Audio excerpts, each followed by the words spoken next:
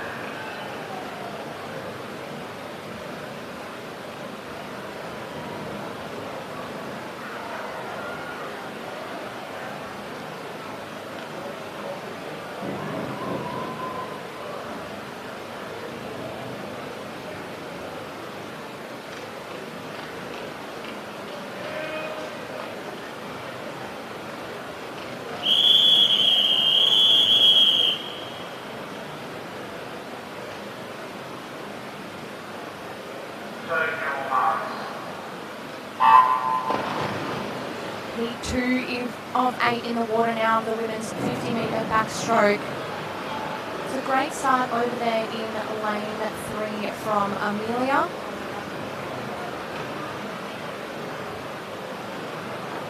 Coming into the wall, it is Sarah in lane 7 who is leading the way.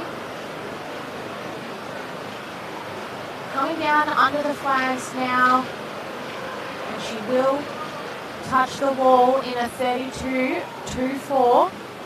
Sarah Cartel from Caulfield Aquatic there, and in second in lane 9 was Charlotte Anderson.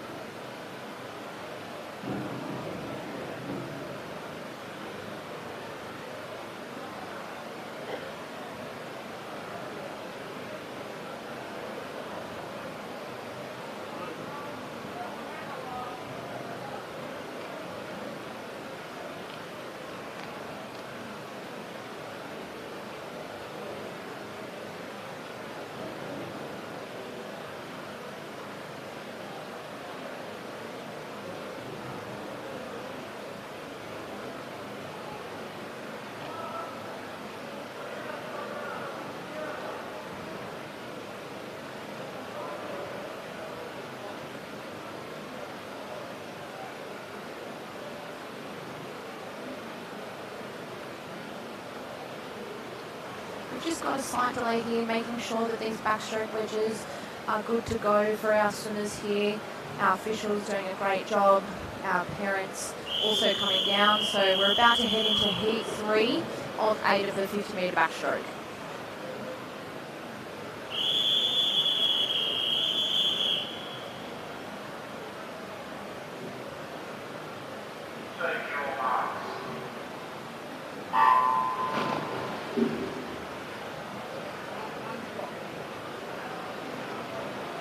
So this is your event, one of your events, Sean? It is. I've got Sam here with me now. Good morning.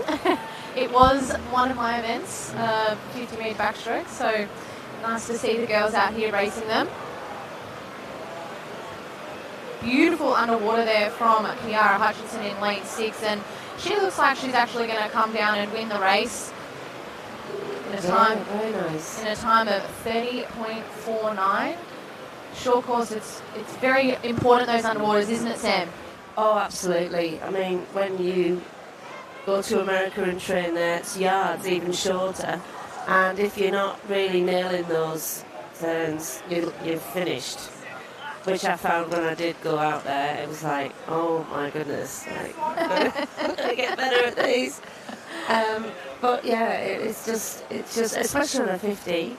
I mean, really, you've got 30 metres you can spend underwater over 50 metres. You've only got 20 metres to swim, haven't you? Yeah, definitely. And what we want to see from these girls this morning is using those underwaters to the absolute maximum, so they can only go 15 metres off each wall, 30 metres, as Sam just said, and we want to see them capitalise those underwaters as much as possible.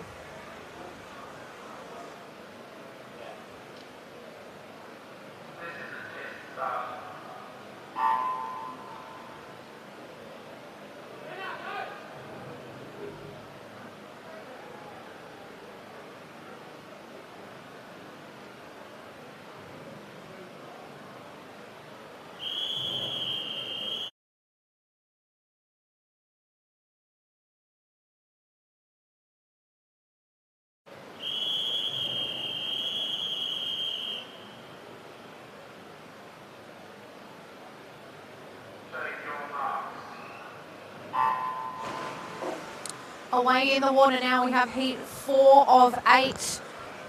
Really working her underwaters there, as we mentioned before, lane 7 all the way to the 15-metre mark.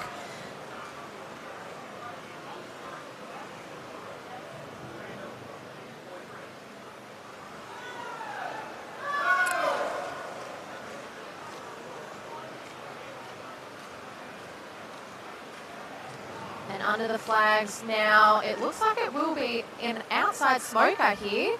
Caitlin Ord in lane 0, 30.66. That's pretty good time, isn't it, Sam? It is, yeah. I've been looking at this week. I've been able to coach Caitlin. She's been in the state squad at Caulfield. We've all shuffled up because our coach Kendrick, he's with 3 swimmers on the Gold Coast, training for on a camp for the Junior Pan Packs. Yeah, that's great. She's obviously been working hard. Yeah, she's very hard worker, Caitlin. Yeah, always leading the lane, she's, yeah. And I don't think 50 back's kind of her best event. I think she's pretty much, that's just like, a bonus for her. Again, just making sure those ledges are perfect for these swimmers. We've got our parent volunteers down here this morning, making sure that they're all ready. Best seat in the house. It definitely is down here. We're down on pool deck, right at the starting line. So, best seat in the house.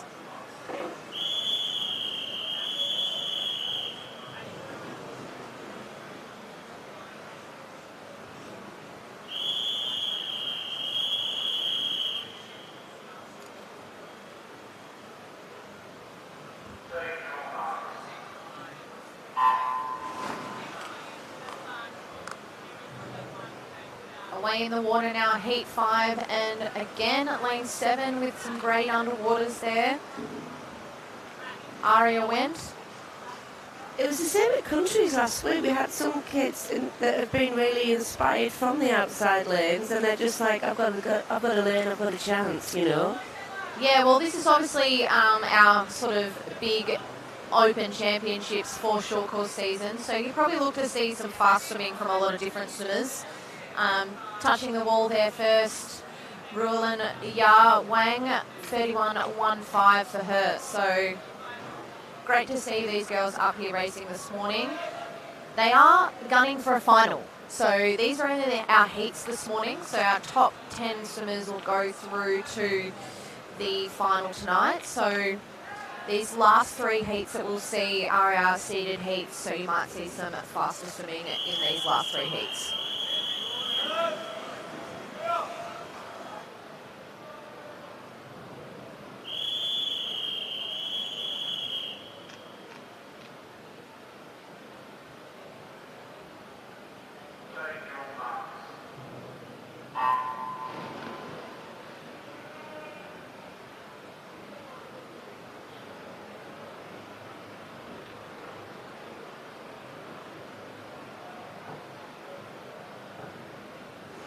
All right, this is our first of our 3 seeded heats in the water now, heat 6 of 8.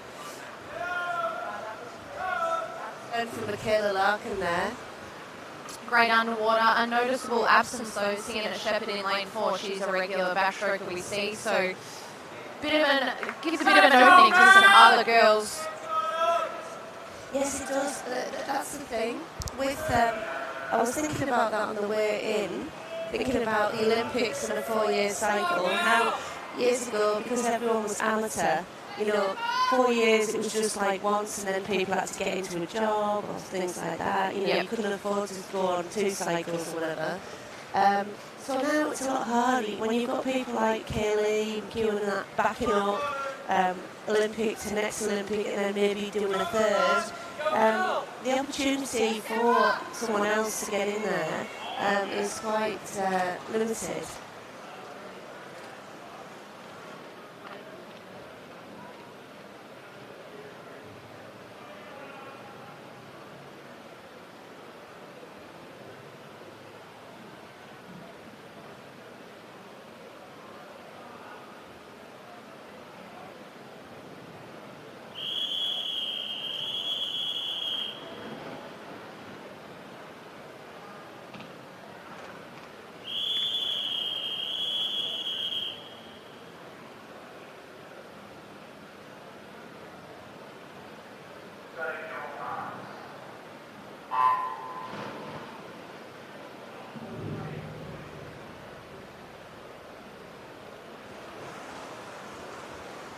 We have in lane 9 here, Azia Fong Sutton. She was at Countries last week. An up-and-coming young swimmer from Bendigo East. She's only 13. 13, that's young, isn't it, Sam? It is, and she swims very maturely. She's got lovely body position. But there you go, Nona Wadding, Semra Alongway. Takes her out. A very seasoned professional swimmer, Semra. She's been at St Peter's as well, hasn't she? Yep, 28.50. That's the fastest time we've seen so far this morning. So these girls in these last heats are really out there swimming fast and trying to put their hand on the wall into the top 10 for the finals tonight. So some great swimming there from those girls. 3 swimmers have had some in this next heat. Tani Cronin, she goes to Drumana Secondary College down on the peninsula. Sarah Provley, I coached at Sales, and Bella Mert, she used to come down and swim with me at Yarworth from the NLC, so.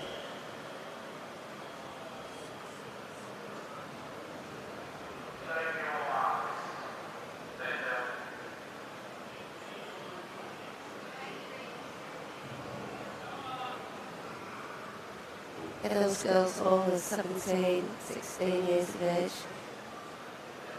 It used to go quite quickly, doesn't it? Well, when you're my age. Yeah, no, we have some very seasoned backstrokers in this race.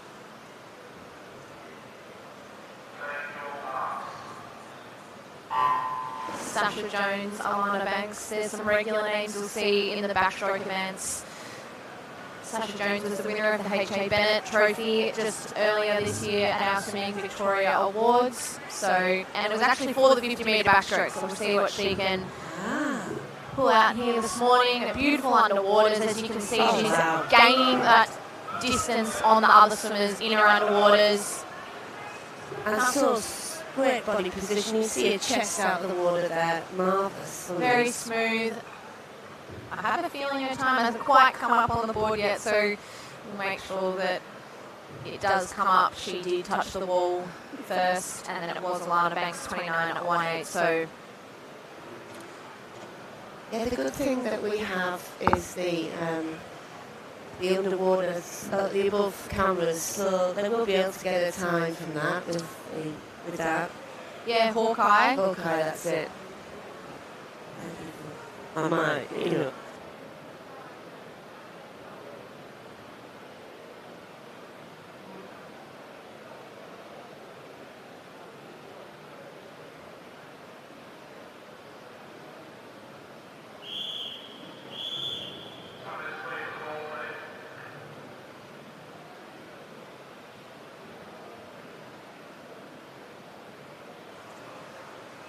Our next event in the water is event for women 100 metre freestyle multiclass. So these athletes are all in different classes here. They will swim, you know, it's not the person who touches the wall first necessarily, it's they're trying to get as close to the world record as possible to gain the most amount of points. So this is always a great race. I love watching these girls, and we're in for a good one, I think.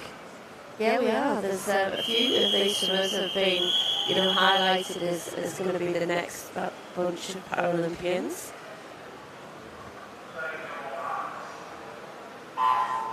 I know that Kira Warwick in lane 1, she's one of those. She's at S6 and, you know, has been highlighted to perhaps, you know, go up to training camps at Spartans. USC Spartans, where they have a programme there. Ruby Storm was from Traralgon, she's up there, you'll see her coming up at the Paralympics swimming.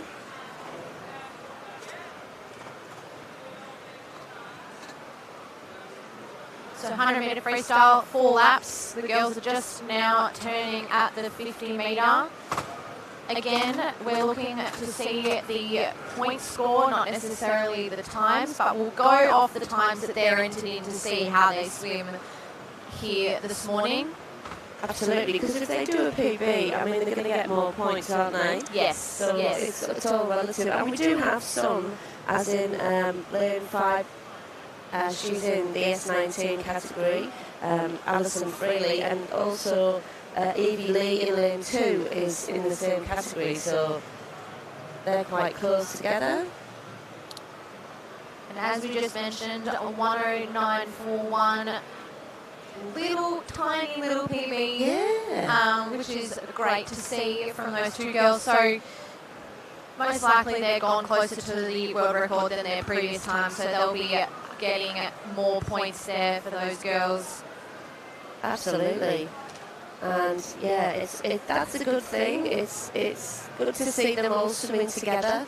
But because we don't own, and Kira Warwick just did a full into the 139, so that will be a lot of extra points for her.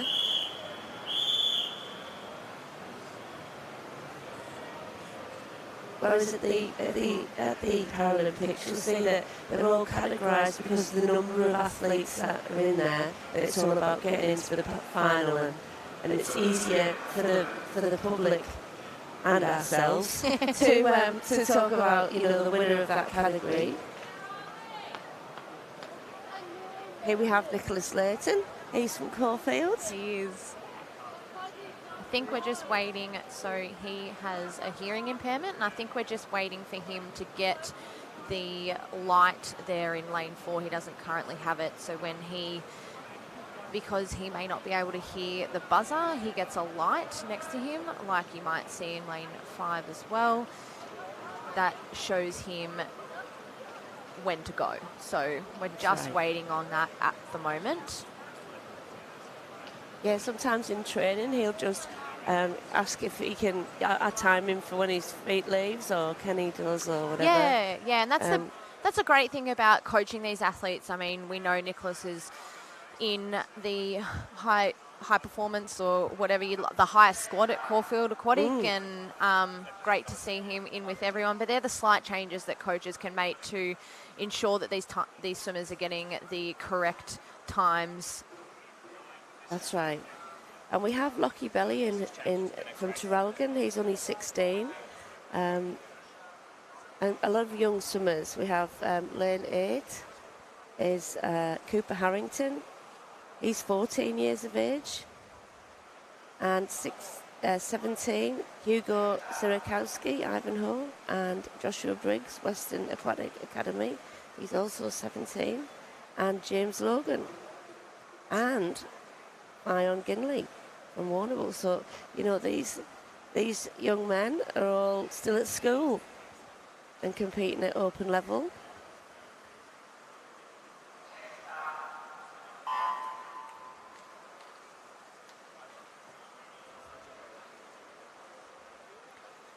Again, we just got a slight delay here, just ensuring that those lights are going off for our hearing impaired athletes.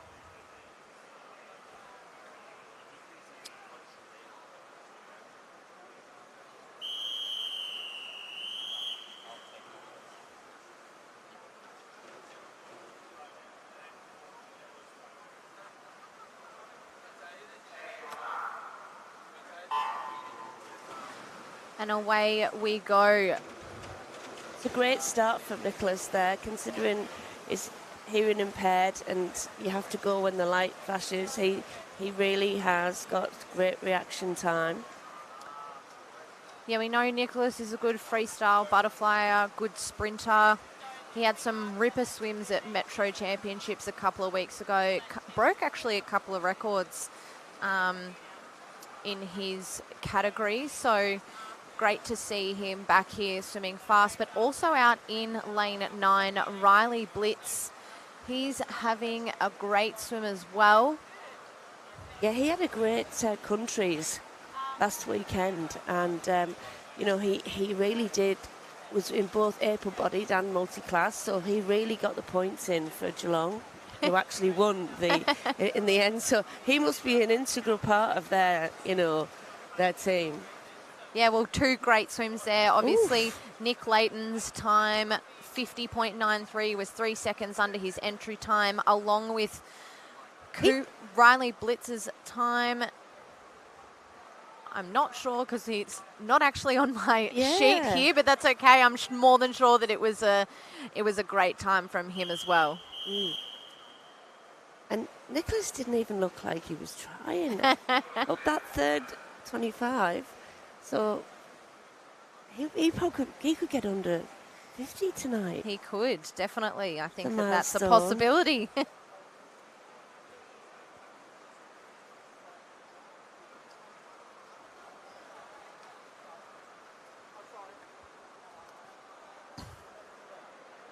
I have to ask him, Sean. You will ask him if he's been ever under 50. I don't think he has. Yeah, I used to swim with Nick Layton, and he's been doing really, really well recently. So great to see him out here this morning, putting in a good morning swim. That's what we want to see. We want to see swimmers coming out, giving it their all, so that they can come back tonight.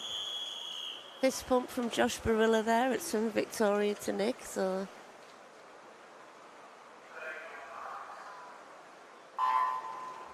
Really nice to see the camaraderie.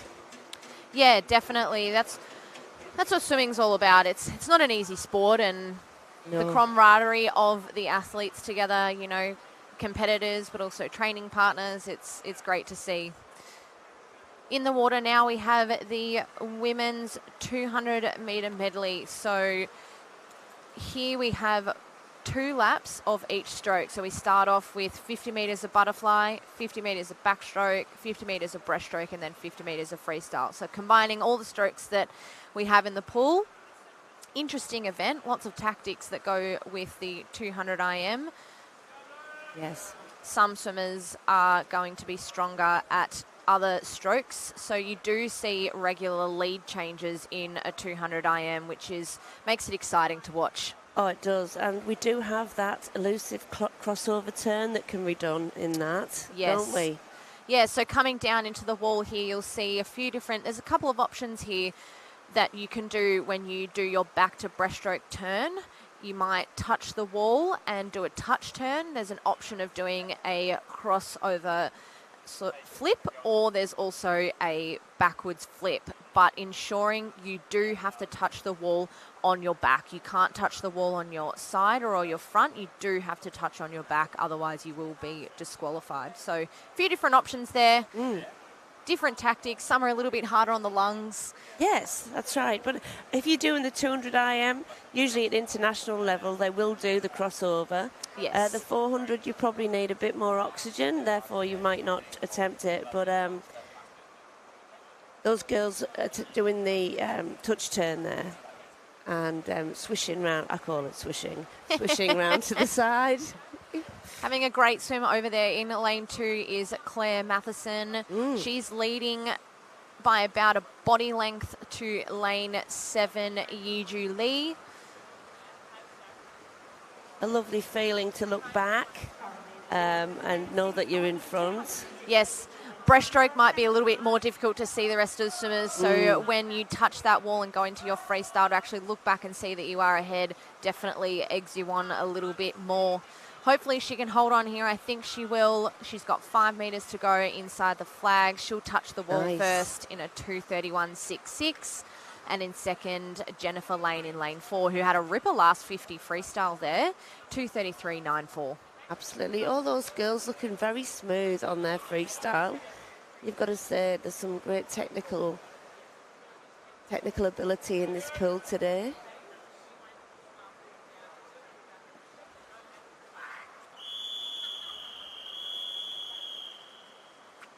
Nice to see 7 heats of this.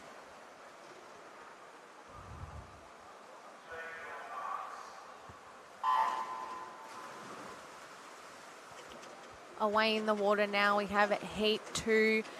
Middle lanes really staying underwater there, capitalising on their underwater, which is super important in short course. You know, you got a lot more turns, a lot more walls, a lot more opportunity to stay underwater for longer. We know that that's the fastest point of your swimming is underwater. So to capitalise on that, to stay underwater, you can go to 15 metres. So yeah, and my advice would be, you know, some people aren't that great butterfly swimmers and they always think, oh, butterfly, first off, you know, the block. You know, if you're good at your underwaters, you don't have to swim that much butterfly in an individual medley. So, you know, if you concentrate on that short course, then, you know, it's a way of cutting down on the amount of swimming you have to do. Having a really great backstroke leg here is lane 4, Zoe Jennings. She's got a lovely smooth backstroke there. We'll see what type of turn she's decided to do. The touch turn. Coming down to the breaststroke leg now. Lane 6 and 7 have attempted a good crossover turn. So we've got Mason Smick and Leona Lowe Hermans there. So well done, you girls.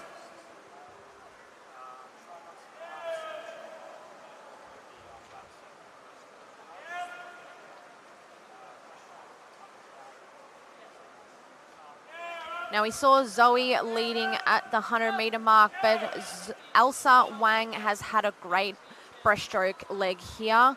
The great thing about leading in the breaststroke is you do get that little bit of a benefit coming into the freestyle leg. We all know that freestyle is faster than breaststroke, so if you can touch the wall first, you get that advantage off that turn, and it looks like she's really used that along with lane 1 Tess Flanagan. She also had a good breaststroke leg, so we'll see who can hold on here. There's a lot of kicks going. They're really Lucy Reid as well. She can look across. I think she sees she's in front over here. I don't know whether she can see right across. But yeah, they're fighting it out down this last 50, which is good to see. Very nice. Touching the wall there was Elsa Wang. Her 50 breaststroke leg got her there in the end, 2:32.37. Yeah, Elsa only 13. 3 13-year-olds in this. And that's the beauty about open swimming, is that you do have the 13-year-olds versing against 20, 21, all the way up to however old you want to be. Yeah, that's right. And I think, you know, the good thing is that it's not age grouped, so it's swimmer against swimmer. It is, yes. So, and these girls are fighting out here this morning for the final tonight. So the top 10 will go through to the final tonight.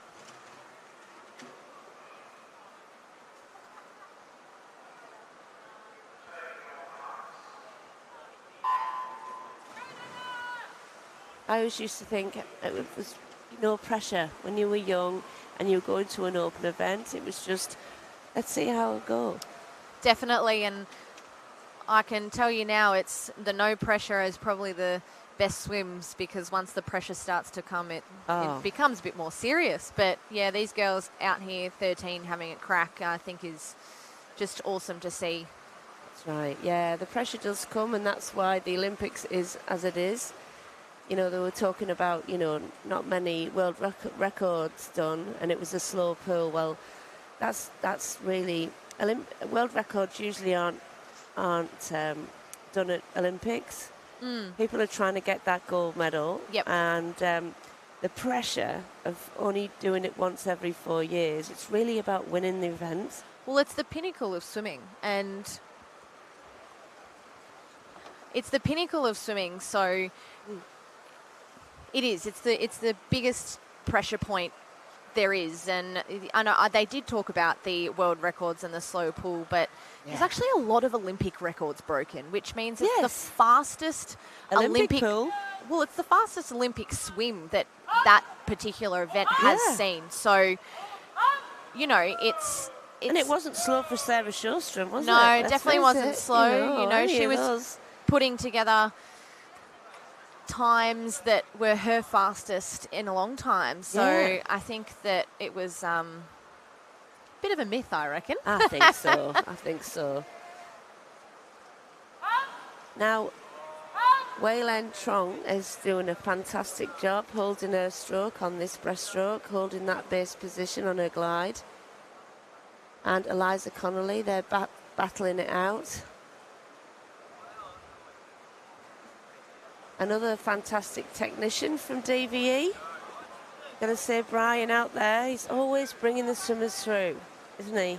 He is, yes, and these girls coming down to 25 metres to go, they've had a great swim and they're having a great battle, but Eliza Connolly just had that better of a turn and coming into that last 10 metres. She's a little bit ahead here. It was off that turn there. She gained a lot, and she will touch the wall in a time of 2:30.63, just ahead of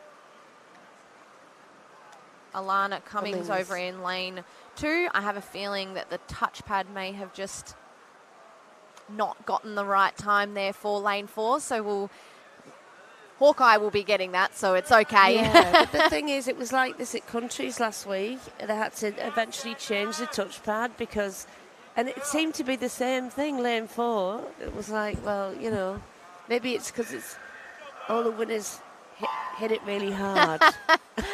Well, we are taught to hit that wall hard, so. We are. They take some hammer, those touchpads, don't they?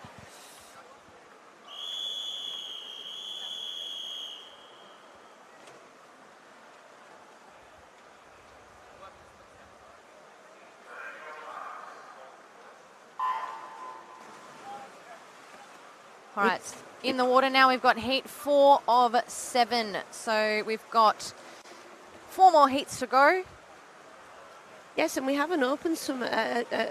Well, because it's the Vic Opens, it means that people can come from another country. So we have a Japanese swimmer, Ikua Akahagisi. I don't know if I've said that right. that was a good attempt there, Sam. Thank you. For someone with a Geordie accent, you've got to say that's a bit hard. But she's also a multi-class, so she's competing in the able-bodied open event here. But very smooth with a great head position. Lane 4, we've got Bethany Forster from Swimland. Yeah, and that's what you want to see in a backstroke stroke. You want to see the head staying still, the body sitting high in the water. She's picking up her stroke rate now into the wall, which is good to see. Heading into that backstroke to breaststroke turn, she does the crossover turn and does it really well, actually. So, and then out, I wonder if she can see Skylar Hay there from Surrey Park out in lane 0. You can have a sneaky look when you're doing your underwater pull-out. You can have a sneaky little look. I don't know if the coaches would like us saying that. I don't think so, no. It's a little bit slower, but... Yeah, as a coach, I would be, what are you doing? But then, as a swimmer, you know... You want to know where you are. Yeah, you do, don't you? You do. You can't help it. You have a bit of a... Sometimes you think it's your eyes, but it's not. It's your whole head turning. But yeah, Skylar's got to that breast to free turn first, which is an advantage because freestyle's a faster stroke, which means that if they're still coming in on breaststroke and you're already on freestyle, you get a little bit more advantage.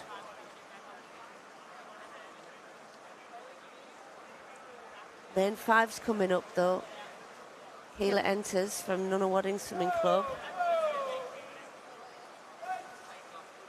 Yeah, she's only 14, she looks young. But fighting back. Lane 4. Bethany Forster gets second. Skylar Hay gets under that 2:30 mark.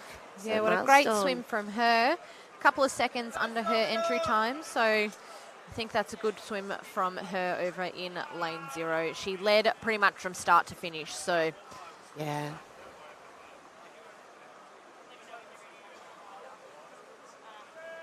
Sometimes it's great to be brave. Just test yourself in these heats. You know, you never know what you can do. Definitely, and I think if you're sort of in an outside lane, not in a seeded heat, there's a little less pressure on you. So we're talking about the pressure beforehand, and these girls are out here fighting for a spot in that final, and over in lane 0, Skylar has given herself the best shot. So good to see. 200s, obviously a bit of a longer, sort of our middle distance events. 8 laps, a little bit longer, so sometimes it does take a little bit more guts to get out there and absolutely give it a good shot. So heat 5 now in the water. So this is our first of our seeded heats here. Our top 30 swimmers are all seeded in the last 3 heats. Lane 4 is seeded 3rd, so we'll see some fast swimming here in these last 3 heats, and you can see that these girls are really capitalising on that underwater. Alana Torrance in lane 4 there. She's a regular name that we hear through our age group swimming. Now coming into the open swimming, so 29.56, pretty good first 50, I would say. Absolutely. She looks very comfortable. You can see she's not puffing on or trying to over breathe on her backstroke, so she's still very controlled coming up to this 100 metres. And she's got a very smooth backstroke stroke there, so you can see it's relaxed, it looks easy.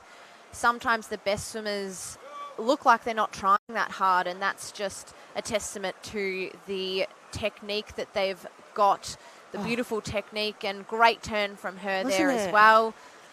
And she comes out in front, only just in front of lane 2, Kira Jeffs, who's a young and up and coming, isn't she? Yeah, she's a regular name we hear throughout age group swimming. She's only 13 years old, but she gets out here and definitely gives the older swimmers a run for their money. So look out for her name in the future. But it is Alana Torrance here in lane 4 having a really beautiful breaststroke leg. We know she's a good breaststroker, so she will have that advantage when she comes into this wall, as we were talking about before.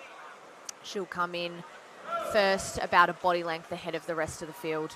Yeah, she looks really comfortable here. It's a battle for third, though. At the moment, it's Riley Cardo. She's turned third from Surrey Park, but these 4 girls could be anyone's, really, because 6 and 7, Lucy Doyle from Nunawading and Farida Tahar from Surrey Park, they're battling it out, and Lucy Doyle did a better turn there, so 2:16.88 there from Alana Torrance. I think that's a pretty good morning swim from her. She'll comfortably progress into the final tonight. Those girls in 2nd, 3rd and 4th also putting good times there to put themselves in contention for that top 10. yeah.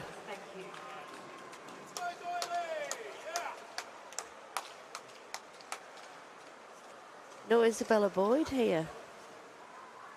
Now, there's a couple of noticeable absences this morning, and Isabella Boyd is one of them. She was ranked 2nd coming into this, so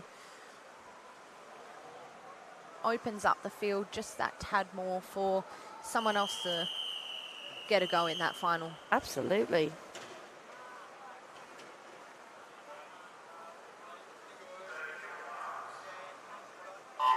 There's an old saying about never giving up your place. Do you know what I mean? Because somebody gets the opportunity then to get a medal, and it does give them a boost.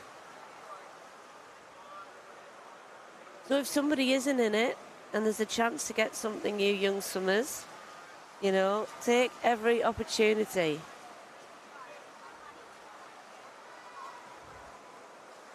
Down to the touch of the first 50, 29.42 from Manna there in lane 3. Again, a regular name that we'll hear, so she's given herself a good first 50. But I think lane 5, Nicole Briscoe, she is just rating that ever so slightly higher than lane 3, so giving her backstroke leg a good go here. Yeah, it is about the rating these days, isn't it, on backstroke? Yeah, you see someone like Reagan Smith, who was giving Kaylee definitely a run for her money over at the Olympics. She's got a much higher stroke rate than Kaylee does, and I know that Kaylee has quite a high stroke rate. So yes, for Reagan, you are seeing the females sort of that high rating, especially in the hundreds and the 50s, you know, trying to get their stroke rate up and holding it for a lot longer, and we're just seeing them progress further and further. I don't think it's very long until they go 56. So yes, that's right. It's definitely working for them. Well, it is, because, you know, it takes a lot of strength to hold the water and have a good hold and rating. So the aerobicness of a high rating would probably be advantageous to females rather than the male swimmers. Yes, definitely. And I know that when I was a swimmer, it's definitely one of my goals to get my rate higher. But in the race now, in lane 8 Farida Taha is having a great swim here. We'll see if she can hold on here with those girls that are in the middle. So the middle lanes will have the faster entry times, which means that they're technically the fastest in the race, but based on the swims that are happening here, it's actually our outside lanes that are giving it a real good go. Nice. It'll be lane 7 and 8, Lucy Doyle with a 2:21.29 and Farida Taha 2:21.38. So hopefully those girls will progress through to the final tonight. We'll have to wait and see what this last and final heat do.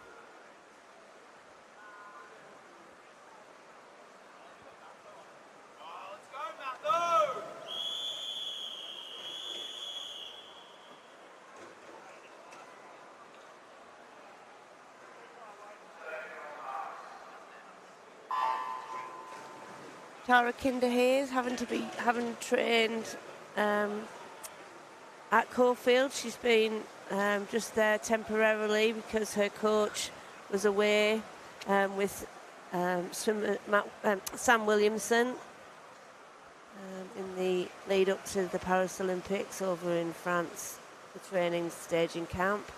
Yeah, we know Tara is a great individual, a medley swimmer. She was a finalist over in our Olympic trials, so we do know that she's strong in this event, and absolutely her breaststroke leg is the strongest out of them all. She's also a breaststroker, a couple of finals also at Olympic trials, so we'll see what time she produces this morning.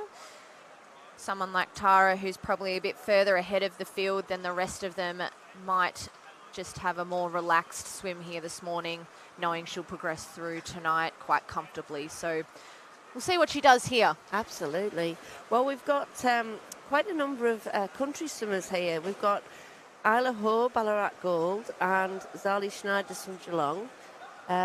They just, Isabel Ray from Albury, who in New South Wales, incidentally, and Sky Loeb from Ballarat Gold. So to see that they had a very busy weekend last week and they're backing it up this week it opens, that's good to see.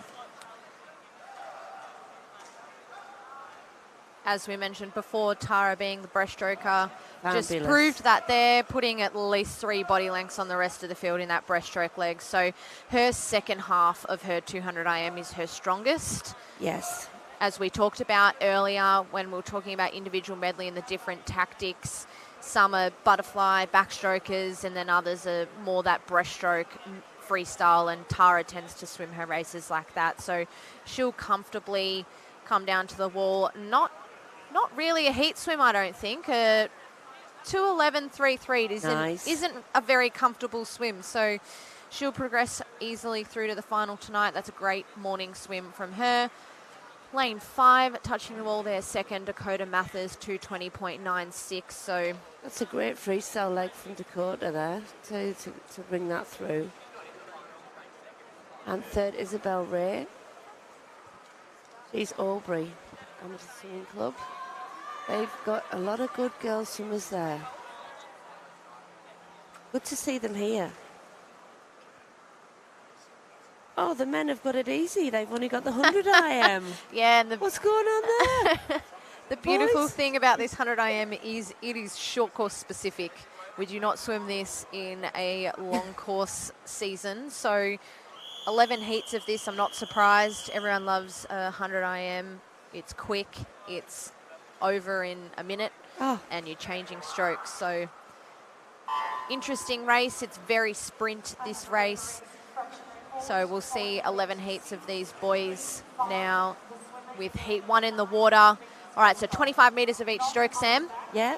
What would you be telling your swimmers as a coach for a 100-metre IM? Because it's actually a hard one to swim. You're changing all the time. It goes so quickly. So what would be your advice to the swimmers? Well, my advice is we practice 50 IMs so that the transition, they get used to that quick transition without the use of the wall.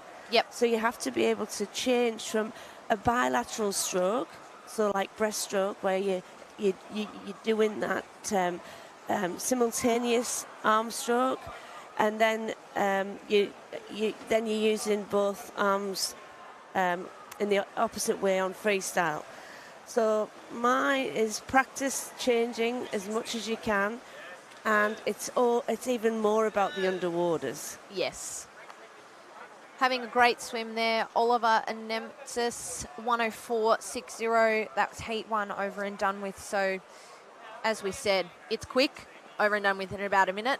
Yeah. Some of the faster boys will be sort of that 54 seconds. So, and if you are that fast twitch type of person and you're pretty good at all strokes and good at your turns, here's an event that just comes around once a year because it's sunny and short course season.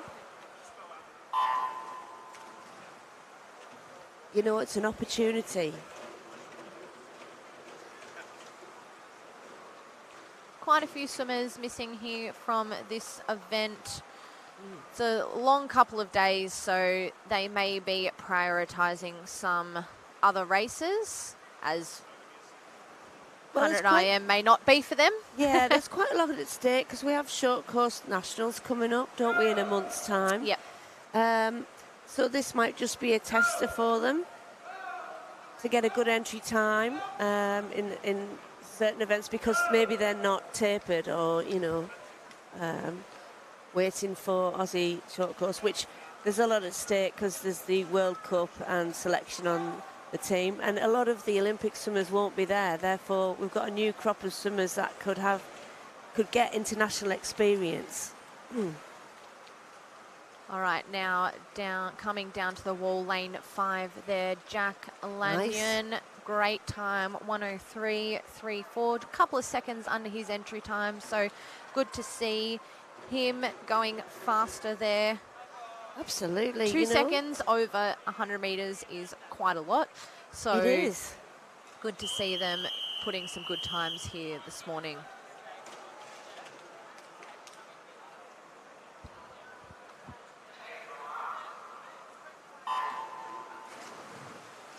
In the water now, we have heat 3 of 11. Really using their underwaters to their advantage was lane 4 there, Samuel Hartley. He will touch, actually it's Harry McCraw over in lane 7 that touches the wall there first.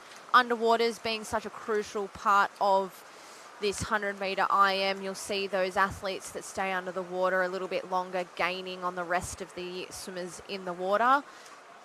Now this is the event where you must be brave and practice those crossover turns. Yes. You really can't afford to be doing a swish turn or anything like that. No, the crossover turn is the fastest option, so if you can technically nail that, it's the preferred option for this event when it comes to speed. And he's basically led from start to finish there, Harry McCraw. He's getting challenged over in lane 1 by William Elliott. So we'll see who gets their hand on the wall first. It is Harry McCraw, 103.37, and then not far behind him, William Elliott, 103.87. Yeah, Harry McCraw there, he's only 13. He does swim very maturely.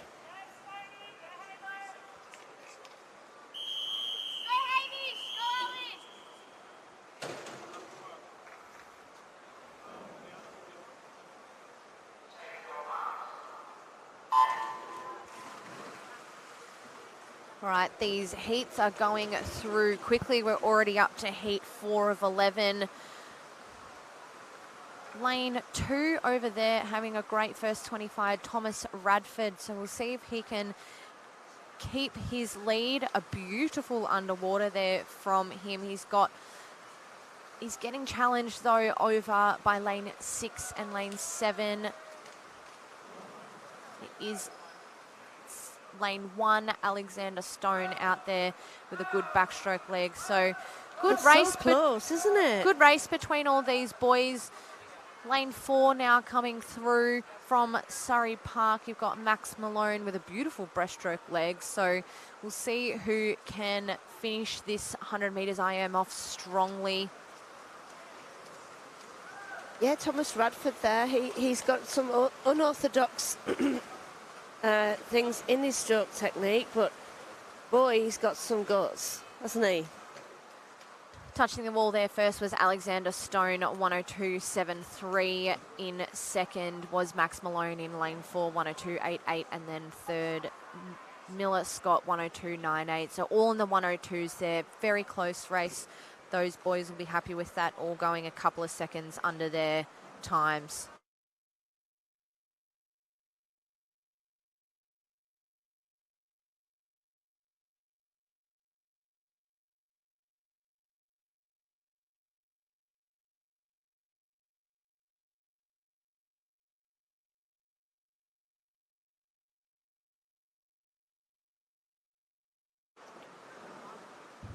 Unfortunately, there we have had someone fall in the water, which means they will be disqualified.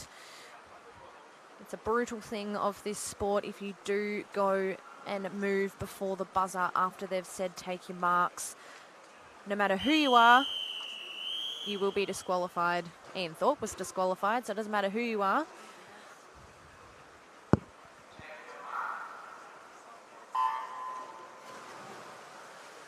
Okay, after that unfortunate little disqualification there, we've got heat 5 in the water, and it is... You could throw a blanket over the field. It's so close. Couldn't you, Sean, honestly. Couldn't pick there anyone who had sort of... But I think... Anyone who's got the longest fingernails, I reckon, would have got that. But the beautiful underwater there from lane 8, Austin Bartlett, did put him out ahead of the field off that wall. So we'll see if he can hold his speed now into the breaststroke leg.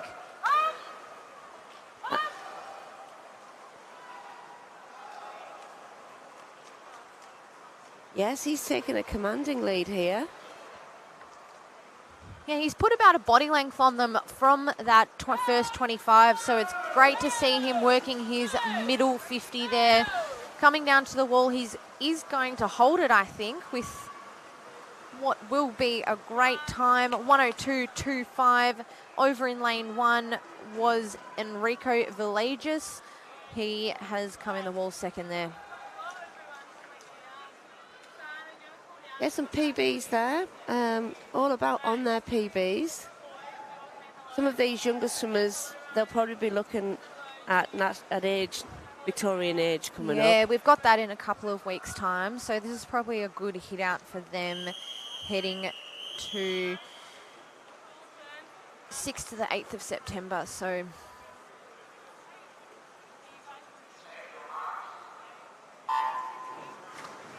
yeah, we have another scratch in lane 4. Come on, guys. The girls did a 200 IM.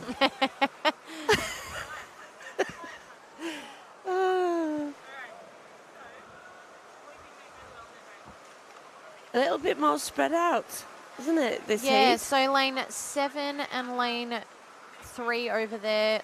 7 doing a flip turn. Jack Sharp, great backstroke leg from him. Yeah, he's from Warrnambool.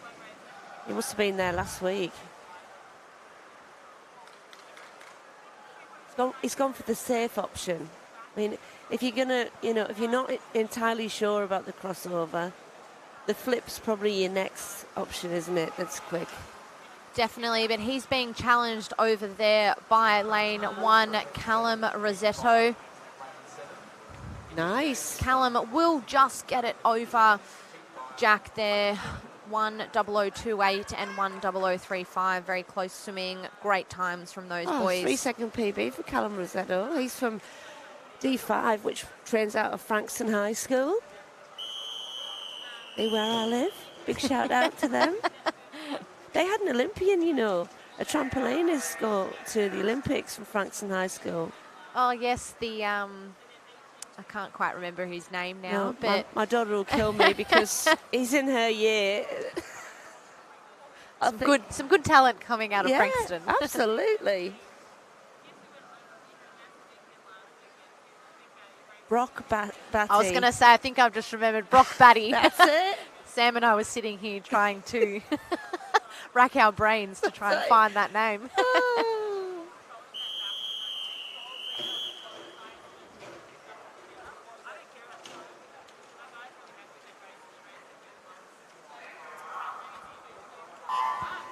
Actually, the pool there is named, it's the Ellie Cole Swim Centre, because Ellie Cole, one of our greatest Paralympians, she, Yep.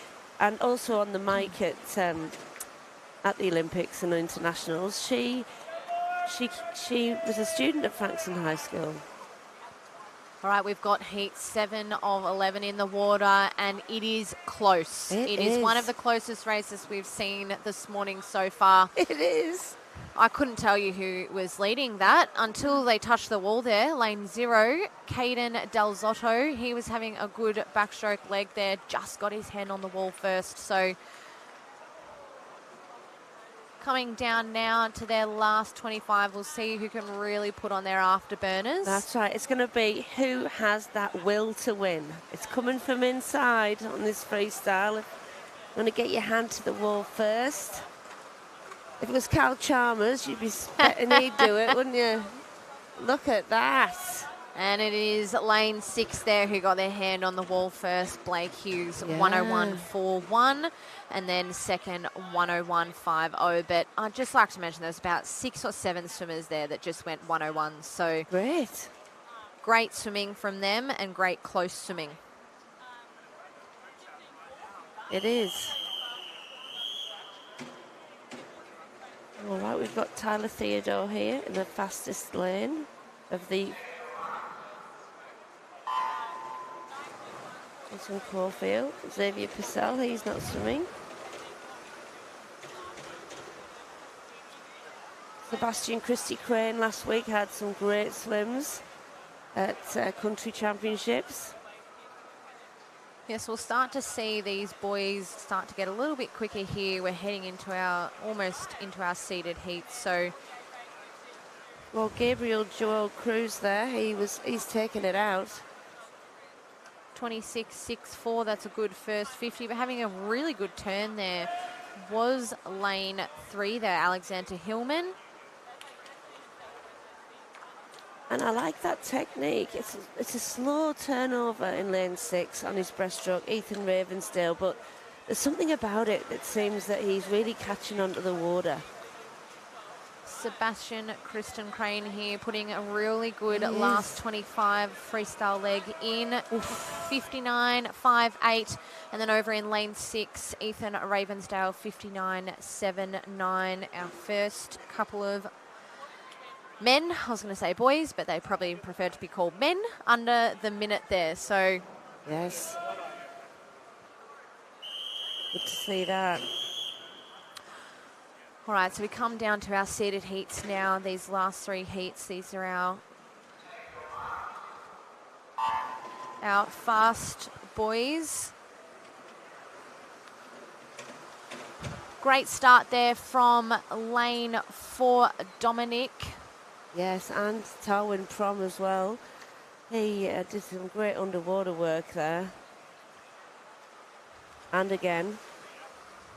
Yeah, you can definitely see that the underwater is so beneficial and important in this short course swimming. It's allowed those 3 swimmers that really pushed their underwaters on that backstroke to come out on top of the rest of the swimmers. So putting in some great swims here.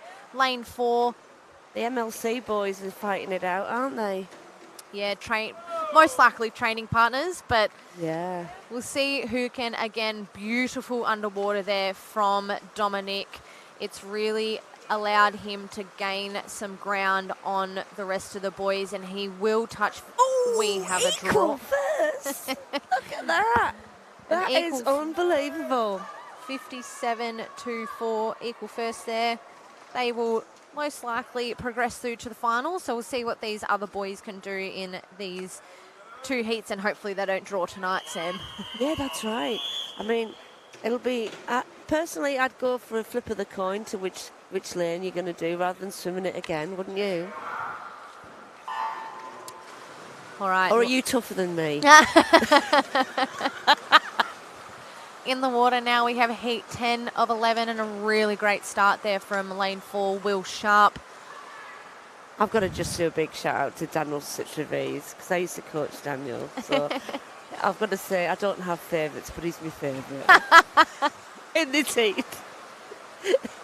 Will Sharp putting on a great swim here. He's turned first by about half a body length, so he will come up against the rest of the boys there, but it's really a battle for those minor placings. Yeah, Will Sharp's a real tough swimmer. He used to swim at Cheltenham, and I've watched him as an age grouper, and he is tough. You know, he's always gives his best. He always has this inner drive. You can tell when he swims. And he'll touch the wall there, 57.23, not far behind him, 57.48. So about equal times to those boys that were in our previous heat, and those boys touching first there. Yeah, so that's 5 of them. So somebody out of that group aren't going to make it in, are they? Well, maybe. And there might be a swim-off between the two guys that There tied. might be.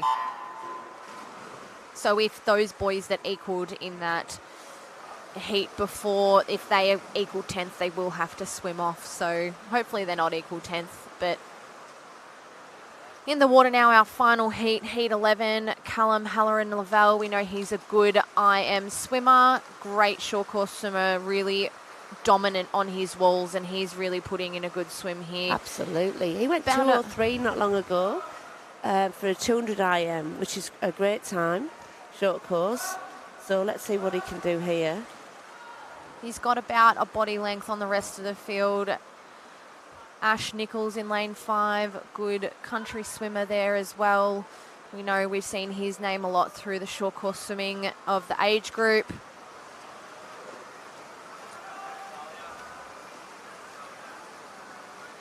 Coming down to the wall now, it will be Callum, 57.45.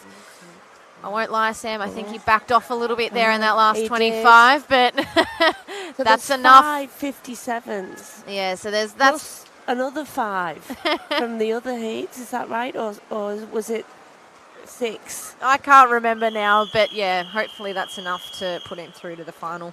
Yeah, but there's going to be a swim off somewhere, or something's going to come on. I can feel it. All right, we now head into event 8, our 50-metre butterfly. Splash and dash for these girls. We've got 7 heats, only 2 laps of the butterfly. So we'd like to see these girls high in the water, using their underwater as well, and a stroke rating high. So, and not a lot of breathing, Sam, do we? We don't see a lot of breathing in this event. Well, we're seeing a lot of breathing from some of these girls, which, you know, it's something they can work on. I mean, they're 12. We'll give them a break. Well, they are, but if they're in my group, which I have been taking Zara, I will be working on that with her. You can give her some of that feedback. Hey, Sam. I will be giving her some constructive feedback. But yes, they're only 12. I mean, you know, you're still learning, aren't you? Yeah, 12 years of age to be up with these older open swimmers is definitely intimidating. So good job to those girls. Yeah, super job that they're bringing it to an open championships at 12.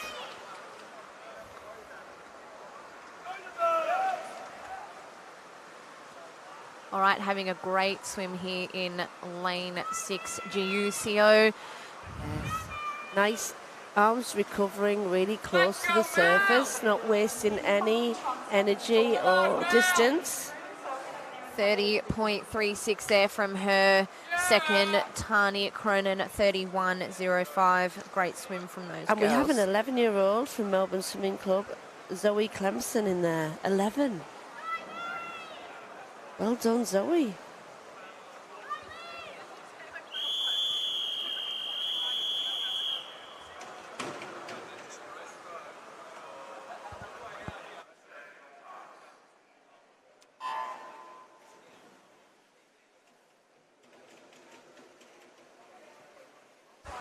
All right, in the water now, we've got heat 3 of 7 of this 50-metre butterfly. We just saw an 11-year-old, which is great. Got another 12-year-old here in lane 8, Aria Went. And we've got a visitor, Zoe Ball from AB Patterson College Swimming Club in lane 2. Putting in a ripper swim here, though, Oof, is lane lane 7. 7. Caitlin Ord, 29.03. Sam, she's having a good morning so far. We saw her earlier. 50 back. Saw her early in the 50 backstroke, winning over in lane 0. So great to see Caitlin there having some good swims this morning. And that smile, do you know what? Money can't buy that, can it? No. You know.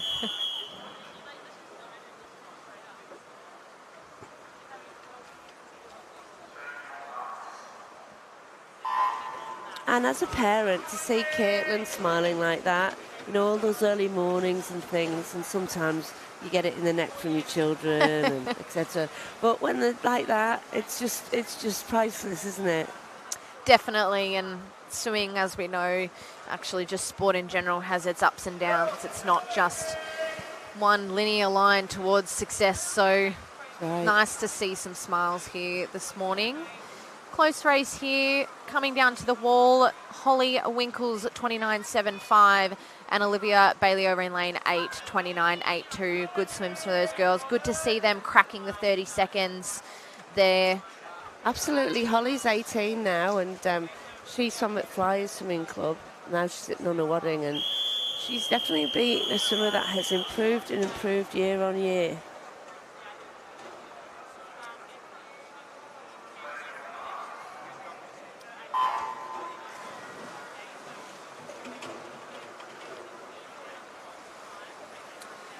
All right, heat 5. We're into the last few heats here. Yeah, you've got to try and finish on a full stroke. So if you in a 50 fly, trying to do the same amount of underwaters, both off your start and your turn, then counting your strokes so that you hit that wall in a full stroke. Definitely, we know that races have been won and lost over the years with the full stroke or not, but winning there with a full stroke on the wall, 28.17, was Rhianna Chan, and in second, Abby Harrington, 28.39. So we're into our last few heats. These girls are entered as the fastest across our 50-metre butterfly this morning, all battling it out to try and get into that final tonight. Yeah, we have Sophie Jacker and Mia Yeo, both from Caulfield. And Mia has had an absolute stormer over the past 2 years. She went 2:12 in the 200 fly a couple of weeks ago at just an open meet. So to see her improve and improve and improve, because we were talking about it's not an easy road, and there was a time there where she absolutely stuck for quite some time, and you know, she's gotten through that and has gone from strength to strength. And it is Mia and Isabella Osborne that are battling out there. Nice, girls. 27.86, beautiful time this morning from Mia Yeo. Again, just that lane 4 touchpad not quite working, so the official results will be taken from our Hawkeye cameras. Yes. You'll be able to check those results out on the official results on Swimming Victoria page or on your Meet mobile. So if you're watching at home, don't panic. Our Hawkeye got the correct time there. That's right. We're so glad of that Hawkeye system. It's been being used now all over the world. So, but really invented and created here in Victoria. So. All right, we're in heat 7 of 7, our last heat of this women's 50-metre butterfly. Again, Isabella Boyd not swimming this morning. Opens up the field slightly for these girls. So touching the wall there first, Alicia Clark, 12.63. Beautiful underwaters from Alicia, really gaining some ground on the rest of the girls. Having a ripper swim as well, though. Out in lane 9, Zara Jeffrey, who... It will be Alicia Clark, 27.92 over in lane 3. But yes, as we said, Zara Jeffrey, 28.41. Beautiful swim there from her. Yeah, I picked Zara out of Learn to Swim. She was swimming with her friend, and I'm like, you two, would you like to come into the swimming club and see her tritons? Because you don't get butterfly like that, you know, very often, you know, and it was like, wow.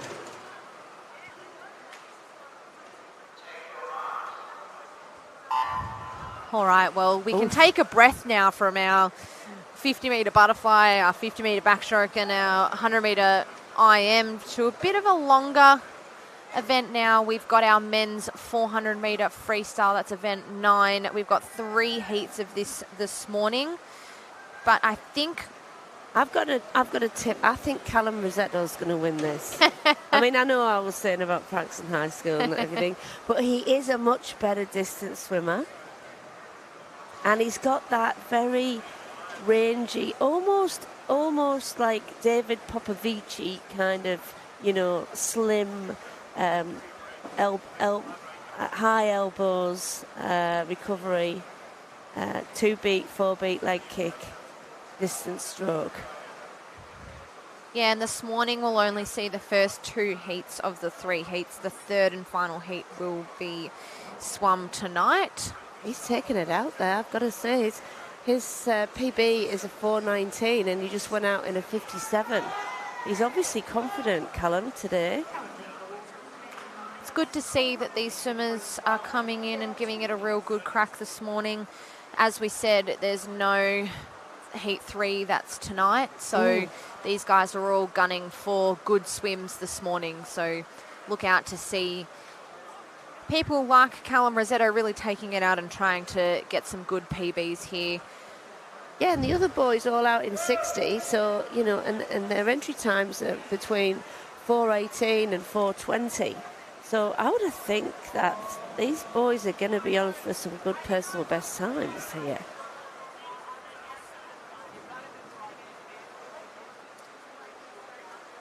Very balanced stroke from Callum Rosetto. He's doing bilateral breathing.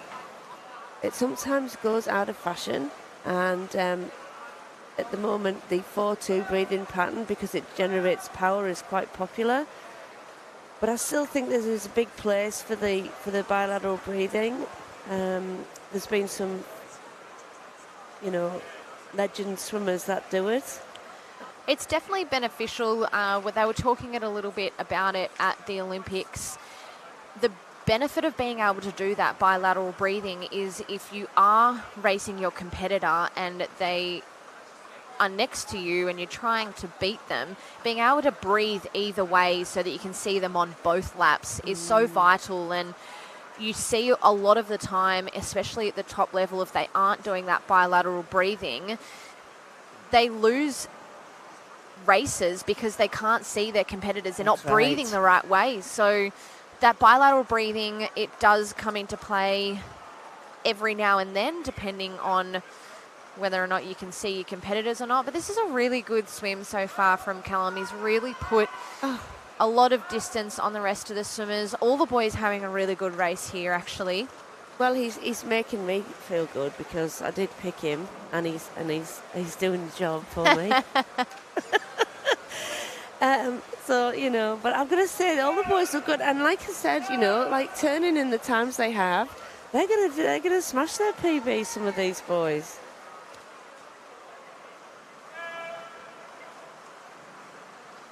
And good on them, because it's a hard event. It's like the 400 in running. It's not really a distance event anymore, and it's not a sprint. So you're in a whole heap of pain for quite a bit of that. You have to go out fast. And it's a very painful event, It is, and we're seeing more and more that our 200 freestyle is starting to become more of a sprint event, and our 400 freestyle sort of taking what was our 200 freestyle. So Callum is having a ripper swim. He's going to come down to the wall, 4:06.78.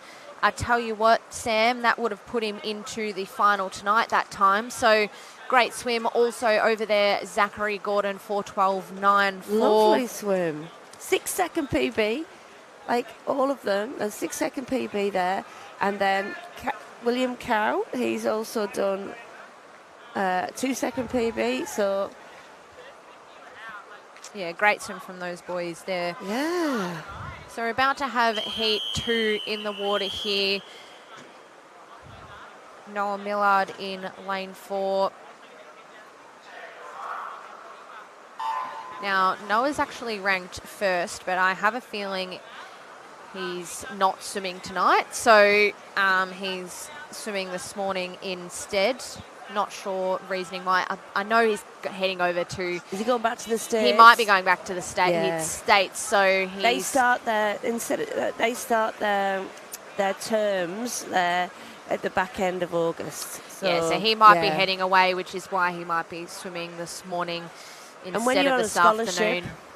You know, when they say you've got to be back by this time, you got to be back. You got to be back. Especially at Yale. He's at Yale, isn't he? He is, yes. So I'm more than sure they're excited to have Noah back. His sister, Charlie Millard, also heading over to the States for college. So where's she great going? to swim. I'm not sure, but great to see some of our swimmers using swimming and the possibilities and opportunities that it creates to go and get a degree. My good friend, he's at the University of Arkansas, Neil Harper.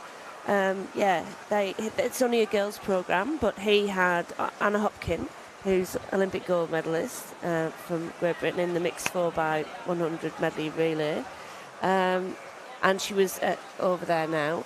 And also, I think another one of my friends is at the University of Florida State University, Neil Studd, and he's one of his swimmers made the final in the 100 and 200 back from Italy. So, and also Bob Bowman, he all his swimmers. Hubert Koch was Hungarian. He swims with him. Now going to Texas. I've just the French guy. You know who won? The Frenchman who won all those medals. Come on, Sam. It's just gone out of my mind. But they all, I mean, unfortunately, it really impacted on the medal tally for the Americans because Bob Bowman, their best coach, is coaching a lot of swimmers from other countries. So it really did impact on their medal tally. Noah Millard having a good swim here. He is being coached by Craig Jackson, swimming partner of Sam Williamson. So he's in the same swimming group, that and high performance. Craig, who did he coach? His main swimmer, 400-metre freestyler. Yeah, Matt Horton. Horton. Noah, you can see his stroke so smooth. He's got a beautiful kick. He's also turns are looking great. So he'll look to go under 4 minutes here this morning. He's right on target for that. In fact, he's probably going to go a hell of a lot faster than that. So Leon Marchand. That's the one, Sam. You got there eventually. Yeah, I did. So a lot of the times in these 400-metre freestyles, you'll see them not underwater for as often. Obviously, it's a 16-lap race here in short course, and it's about finding what works best for you. You might see more of a 2 to 4 kicks underwater, just because you need to try and save that oxygen a little bit more. Yeah, Noah's actually, which this doesn't happen very often, has lapped some of the swimmers. He has, and that probably wouldn't have happened if he was in the final tonight. But no, that's right. Hopefully that's pushed some of our other swimmers through this morning. It's going to be a good swim. 3:47.38. It's a great swim. Yeah. Only a second over his entry time, and we know that swimmers like Noah and in those sort of groups that they're heading towards other competitions like our Australian short course are probably not tapered here today. So that's a good swim for someone who's probably in quite hard work, but not far behind him. Lane 5, Oscar Campbell, 4:09.13. A good swim from him this morning. And then lane 6, 4:11.67. So there's been some great swims in this 400 freestyle here this morning. Yeah, certainly has. Kevin Lang there, he's only 16, so the young boys, 17 and 16 years of age, have brought that through for second, third and fourth.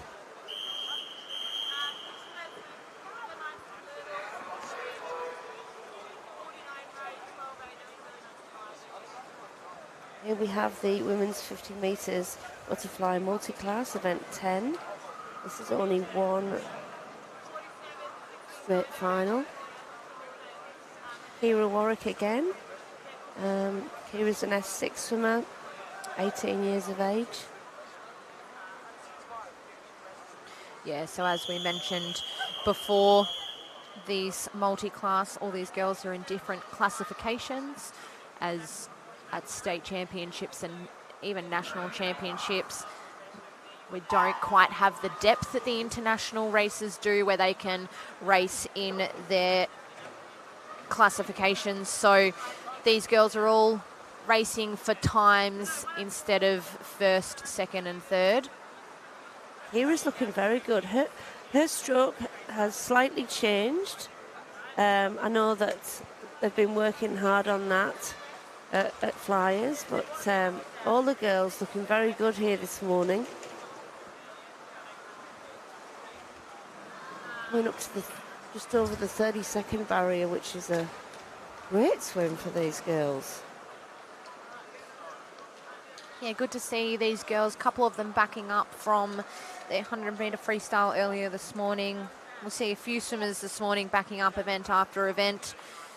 It's only 2 days worth of racing, heats and finals here, so lots of racing for all the swimmers here today. We've got 585 athletes competing here at the UNCLOUD Victorian Open Short Course Championships at MSAC, 58 clubs, and we have 2,125 entries, which means on average each swimmer's swimming about 4 events. Yeah. And so 4 events, heats and finals, is huge. Up to 8 swims over 2 days it's just great to see. It means that everyone's here swimming fast and doing multiple events. Yeah, and we're tough as swimmers. You know, it's just Definitely. not a one-off, is it?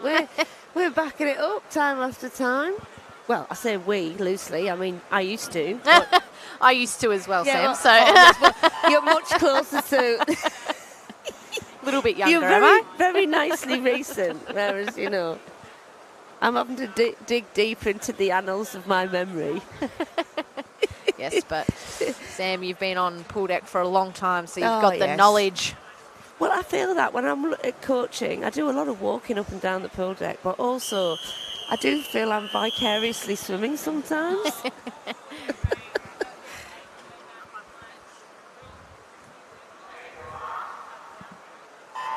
All right, in lane 4 here, Nicholas Sladen. We just saw him in the 100-metre freestyle. This is one of his main events, the 50-metre butterfly. So look to see a really strong swim from him. See, not breathing. See that? There's been none. Yeah. He took a sneaky low breath there, and then another one, and that'll be it. Yeah, and that's what we want to see. And we see these from Beautiful. our older, sort of more seasoned swimmers. We see them not breathing and doing the best that they can to capitalise on their technique and their skills, and that is a skill, to not be able to breathe. Yeah. I mean, we train it, but it's definitely a skill to have, and Nick Layton's done well there, as well as the rest of the field there. We had multiple swimmers there, and the official times and placings and points for them will be on the Swimming Victoria website and Meet Mobile.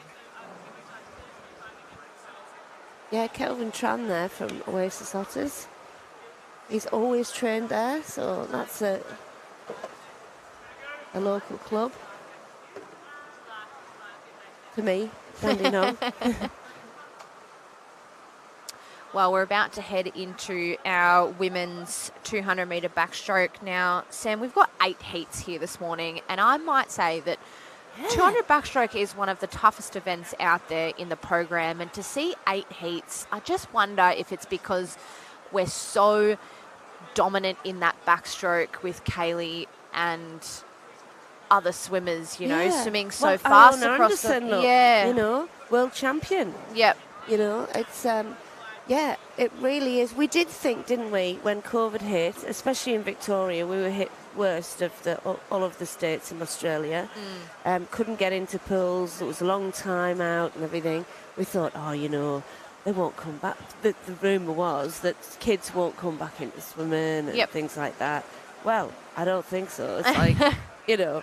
No, we were talking about this a little bit at Metro Championships a few weeks back. We had some very, very fast swimming there, lots of PBs, and we were talking about how finally we've been able to get back to where we were before COVID, and we've had a few years now to get our fitness back and things like that. So definitely, I think that we're going to see a lot of 200 backstrokes here, 8 heats, and all of them gunning for the final tonight, so the top 10. So lane 4 here,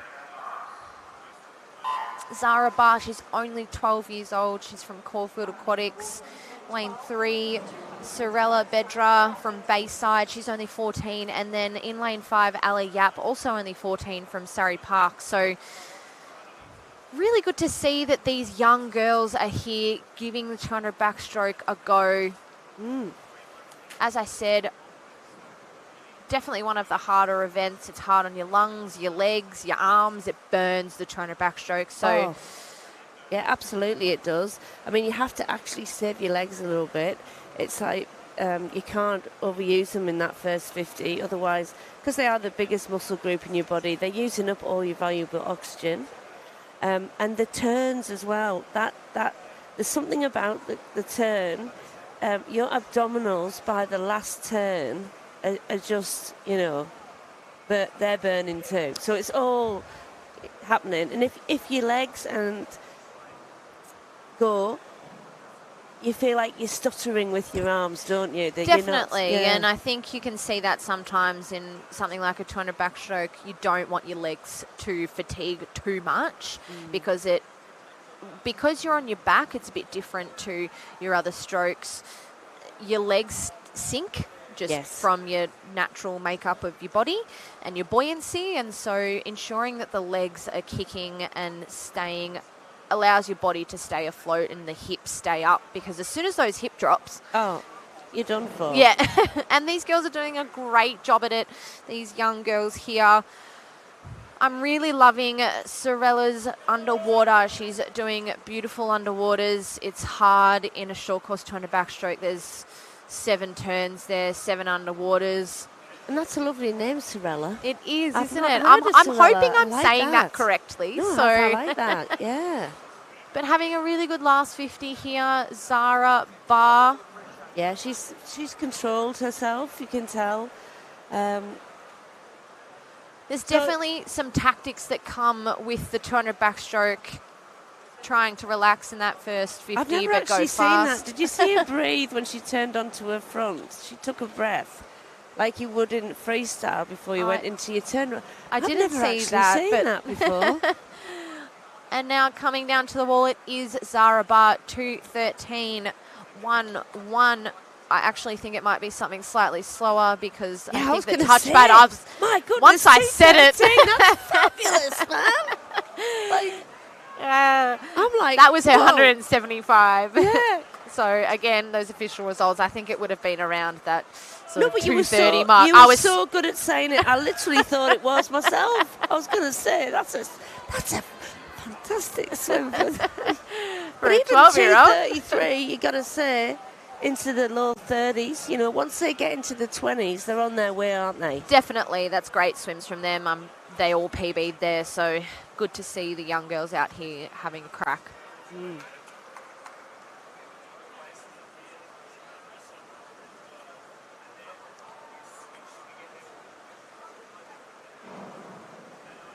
Just having a little adjustment of the ledges. So we've got our backstroke ledges. When the swimmers do their start, they must have a part of their foot on the touchpad.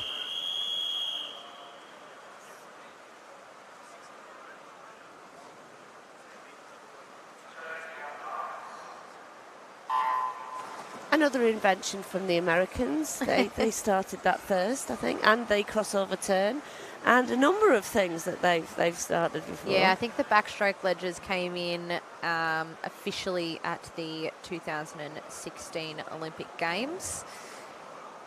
I definitely remember through my swimming career transitioning from just the wall to the ledge, and it's definitely beneficial and stops you from slipping. It allows you to get a little bit more height I definitely went from not clearing the water completely to completely clearing the water when I did my backstroke start. So it definitely gives you just that little bit of an advantage to not slip on the wall, put a little bit more body weight on the balls of your feet to propel you into the air and get some more distance when you enter the water. Lane 6 here, Zoe Macaulay having a really good start. We were talking a little bit before about the tactics of 200 metre swimming and especially in 200 metre backstroke. So there's a few different ways that you can look at swimming it. It's a bit of a longer race. I know some people will try and relax that first 50, have some easy speed, build that second 50 and then really go in that third 50. Other people will head out and a little bit faster. Yes. And try and hold on. So there's some different tactics that we see internationally, nationally, and at state levels. Yeah. Zoe's only 12, so she's got a great body position. You can see that. She looks very light in the water. She's not going as far underwater. She's kind of getting that oxygen in. That's probably due more to her youth, I would imagine. You know, she's using her advantage of her aerobic ability. Yeah, she's putting together a great 200 backstroke here. She's basically led from start to finish. So we'll see if she can hold on in this last 25 metres. Yeah, we've got Kate Golby out there. Oh, sorry, Lucy Reid out there in lane 1 from MLC. Oh, sorry, Cheltenham. Getting everything wrong. Ooh, there you go, under that 2:30 barrier. Well done, Zoe. Lucy Reid did get second. And third we have Yu Lee. She's from Laverton Wyndham. Now, I've just been notified that Nick Layton earlier in that 50 metre butterfly actually broke the S15 world record. So congratulations to him. That's a ripper swim. So world record we've just seen here. And let's say Kendrick Monk, you have got yourself a new world record holder that you caught. So yeah, in his S15, so in his classification there. Well, that's new 1,000 world record. points. That's 1,000 It is points. 1,000 points. So congratulations, Nick. I'm sure we'll see him later on again in some other races. But I just thought I'd I've got goosebumps there. That's fantastic.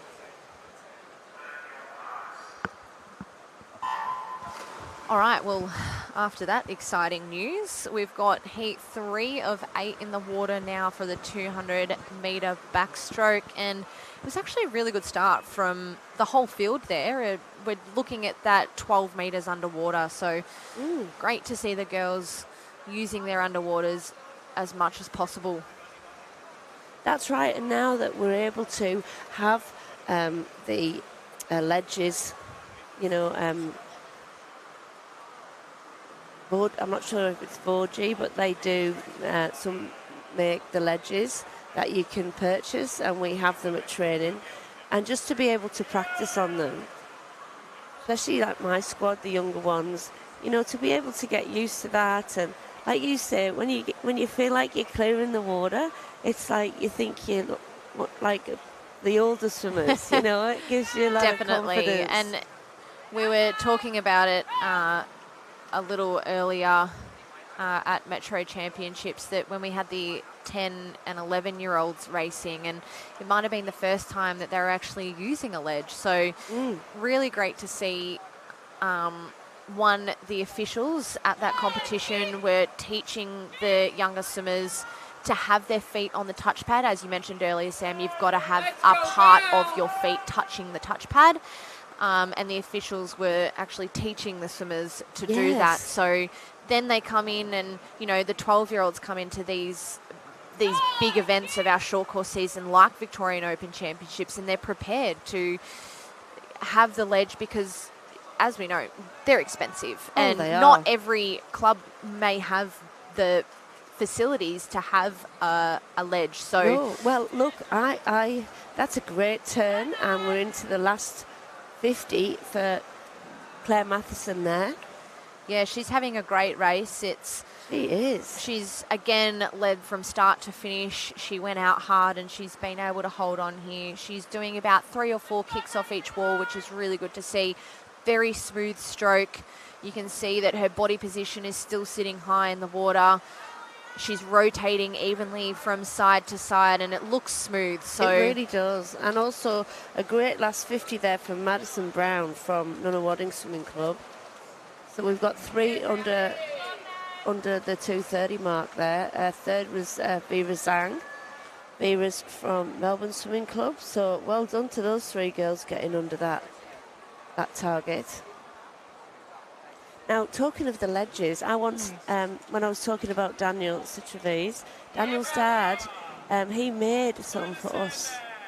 yeah, wow. Yeah, he made them out of, you know, you can get that edging on stairs, you know, the metal edging, and he made some for us. So if there's any good dads out there that are in engineering, you know, create make some cheaper for versions. Yeah, come and make some for your club, you know, for the kids.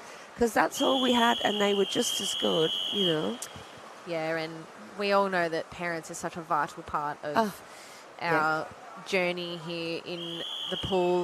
We wouldn't be able to do it without them. So shout out to all the parents that help with running our clubs, running our sport. It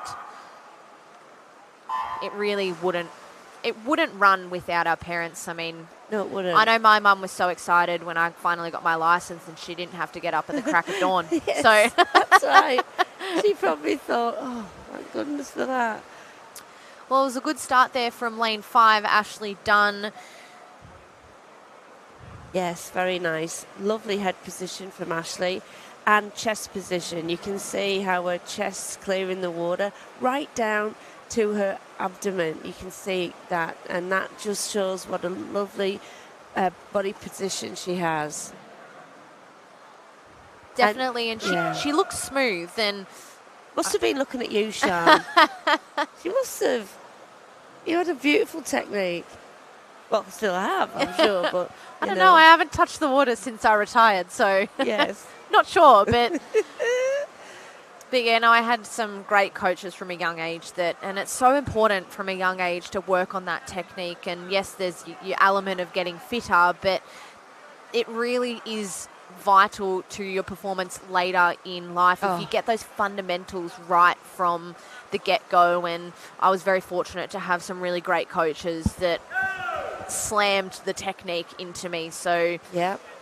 It is important, and as much as the fitness is an element as well, the technique is it's what really gets you over the line eventually. It is. Because the older you get, the harder it is to change your technique. And if you're repeatedly practicing a motor skill that's not going to do the best for you, you're practicing swimming slower, even if you're getting fitter. So, you know, that repetitiveness and doing the right thing, kids out there, if your coach corrects something, really try and do it, because they're doing it for your own benefit. It's not a criticism. They're not being critical of you as a person. They're just trying to, you know, make you the best you can be, aren't they? And Ashley, we were speaking about her technique before. She's led from start to finish, and she's still so high in the water there. Lovely. Finishing in a time of 2:22.37. Great time from her. Talking of trainers, like, Ashley is such a good, solid trainer. She really does always do the right thing in training.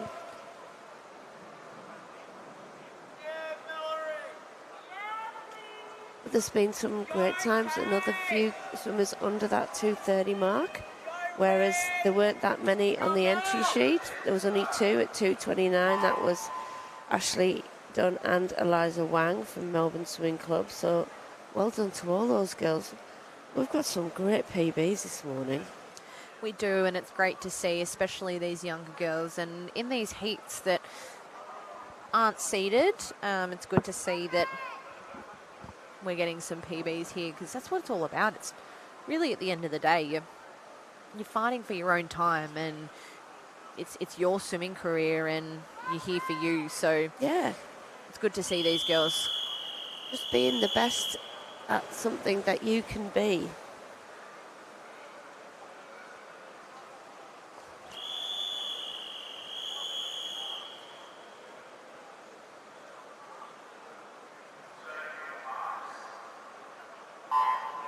You know, if you can go back to your school and be, you know, I was in the Victorian Open Championships, you know, that's a big deal in a school.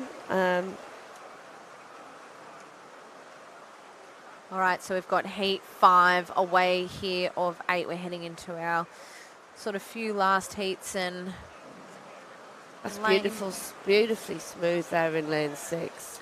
Yeah, that's a great Yeah, stroke there. Well, Lisa Sharp. she also had great underwaters.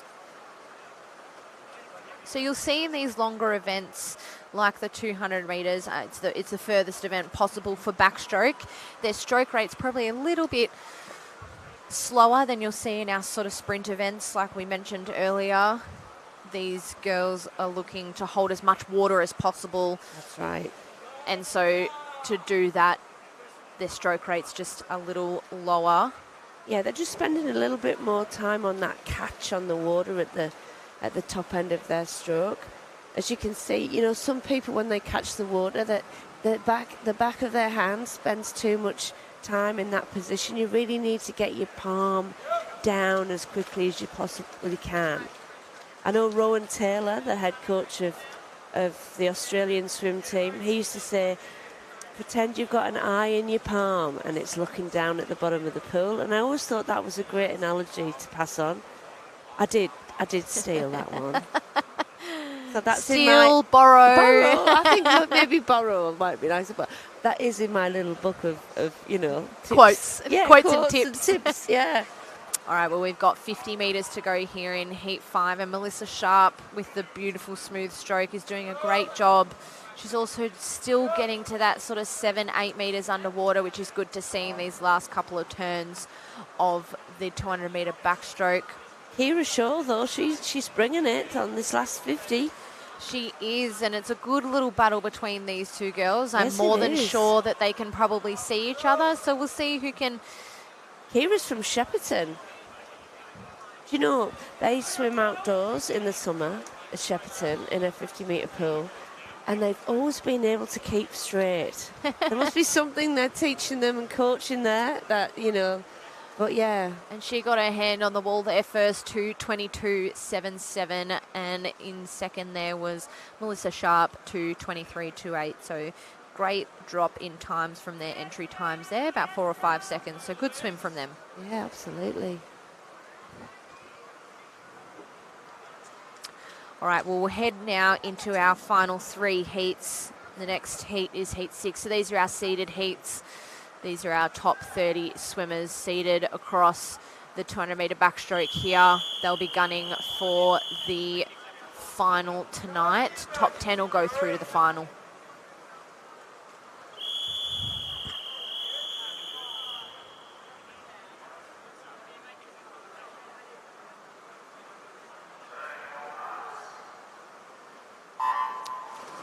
And in lane 4 there, we have Alana Banks. She's a regular name we see in the backstroke events, a really good backstroker. Again, she's got a beautiful stroke. So if you're at home and you're watching, watch Alana's stroke. She sits high in the water. You can see her underarms there out of the water. Her whole chest is coming out of the water. So that's a beautiful stroke there. Oh, it is. Look at that. I mean, her head position is nice and back. She's got great rotation of those shoulders. And she makes it look easy, like she's not trying. Yeah, which, as we know, the best of the best look like they're not trying until you get in there and race next to them and realise that they're actually going really quickly. So yeah, that's right. You know, sometimes parents will say, can you just get your arms to turn over faster? But you know what, when you look at that, she's getting such a lot of water underneath that really to up her stroke rate would take so much energy But she's just doing a fantastic job. And the real benefit about having this live stream is that these girls and these swimmers can go back and actually watch their races, because sometimes when your coach gives you some feedback after your race and you think, oh, but I thought I was doing that, and until you actually see it yourself. And as we know, the sort of the biomechanics comes when you get categorized and go into the Victorian Institute of Sport and you get the filming regularly and things like that. But, you know, until you sort of get to that level, how great is it that they can go back and actually watch their races? So these two girls in the middle, though, Alana Banks, Emily Kearns, they are having a ripper swim here. They've got a few body lengths there ahead on the rest of the field. And lane 3's Sian Kinsett is absolutely coming through on that last 50. And Alana's had the great stroke from start to finish. Oh, yes. Touching there, 2:14.88. That's a good swim from her this morning, along with Emily, 2:16.18. I'm sure that they will comfortably get those girls through to the final tonight. Lovely. And that is the real time, that 2:14, isn't it? See, Sean, because you were faster than that and around that time to, you know, of the teams. You know, when we saw that it was 2:13. Yes. No, but I mean, because you're used to that, that's like a regular time for you. Do you know what I mean? It's like, yeah. And now we're getting to the sharp end, aren't we?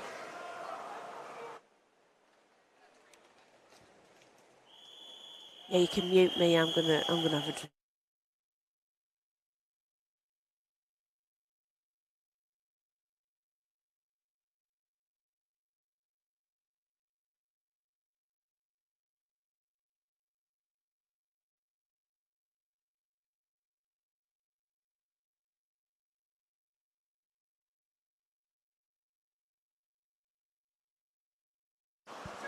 All right, away in the water now. We have heat 7 of 8.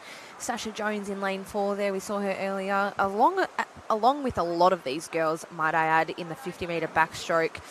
Because we've only got 2 days of competition here, the 50-metre and the 200-metre are on the same day. So they are backing up here, a lot of these girls. But as I mentioned before, Sasha Jones, the winner of our H.A. Bennett Backstroke Award at the Swim Victoria Awards earlier last month. Sasha tends to be more of the sprint backstroke events, but she is ranked second here at the Victorian Open Championships, but having a really, really great swim over in lane 3, Kira Jeffs. We mentioned her earlier on, only 13 years of age in a lot of different events. Obviously, we saw her in the 200 IM, and now she's backing up to the 200 backstroke. So good to see her. She's young. She'll be able to back up race after race. But over in lane 1 and 2, not far behind, are having a cracker of a swim. Sarah Cooper and Misha Nicholson really giving the sort of middle lane girls a real run for their money. So great to see these girls out here giving it a crack. Anyone can make this final from any of these heats. So with 50 metres to go, it is Sarah Cooper, 1:43.09.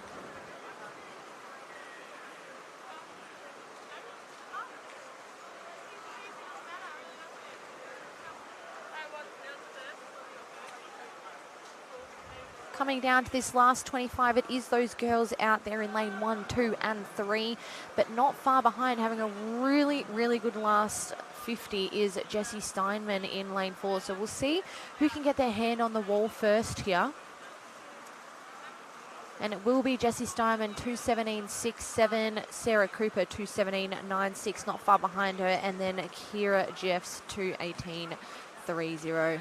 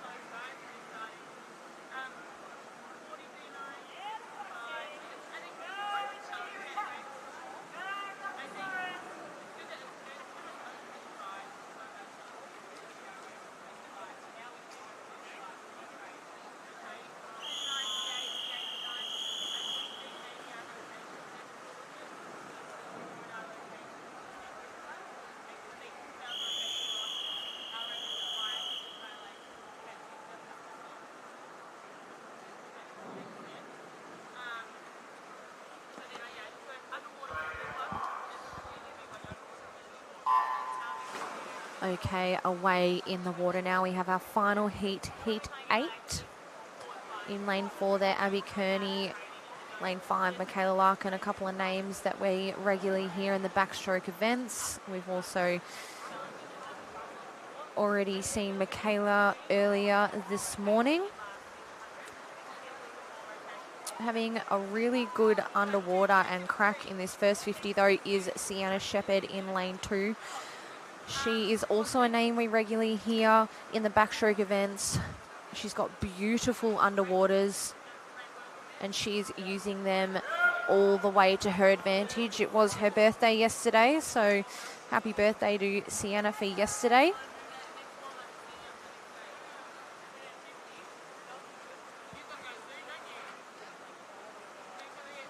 And it's a real battle between the 3 girls there, Sienna Shepherd, Jordan Fox and Abby Kearney, all with really, really smooth strokes. So we've obviously mentioned a lot this morning about the backstroke stroke and what makes it a good stroke, and these girls all have really great body positions. They're smooth, they're rotating, and just having the better of the turns at the moment is Abby Kearney. She's coming out using the 10 metres all the way to her advantage, and you can really see that that's what's gaining her lead at the moment. And we head into our last 50 of this 200 backstroke. Great turn there again from Abby. She looks like she will lead by about a body length heading into this last turn, and you can see that her lead is because of her turns, and she's really using, she's going to about 10 metres, 11 metres, and she can only go to 15 metres obviously, but really great underwaters there. Not far behind her and giving a little last crack though is Sienna. So 2:12.66 from Abby, 2:13.52 from Sienna. Great times from both of those girls, and they'll progress through to tonight's final along with Jordan Fox.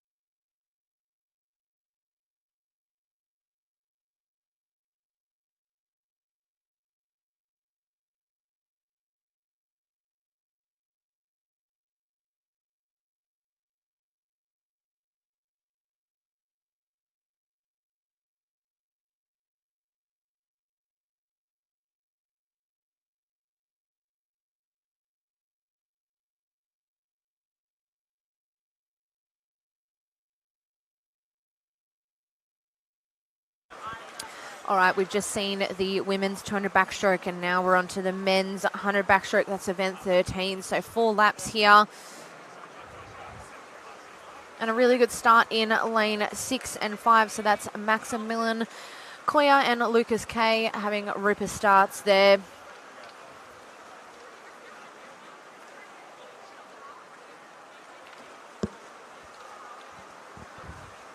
As you can see, their stroke rate's a lot higher than what we've just seen from the backstroke girls, obviously half the distance, and really worked there for Maximilian, 101.44, and in lane 5, Lucas Kay, 102.31.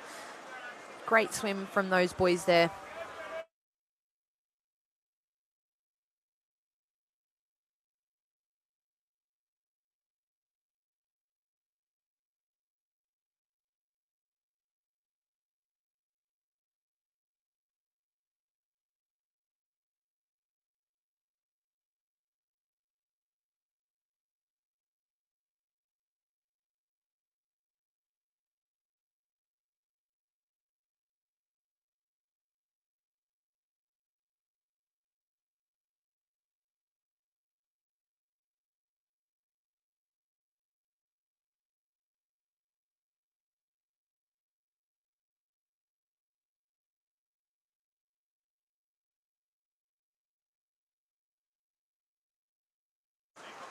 Again, just taking our time here with the backstroke ledges, just making sure that they are on correctly for all of our swimmers.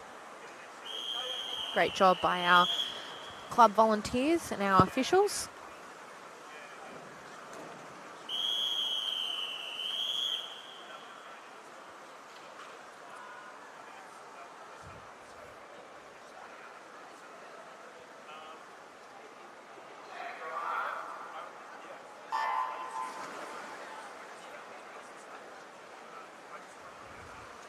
All right, in the water now, we've got heat 2 of 7. A couple of swimmers missing out of this race. Opens up the field a little bit more for our other swimmers who are here today, giving it a red hot crack. Lane 7 and 6 there, having a good start. Jude De Silva Smith and Patrick De Brady. But over on the other side in lane 1, Jack Gonzalez also having a good swim. We've talked a lot this morning because we've had a few backstroke races about the underwaters and how vital they are in short course swimming. But coming through now, really great finish here from lane 4, Zayden Burton. He's had a really good last 25, but it'll be only just Jude De Silva Smith, 102.04, and then in second there, Zayden Burton, 102.11, and then all the way over in lane 0 there, 102.77. So these boys dropping a couple of seconds there off their entry time. Well done to them.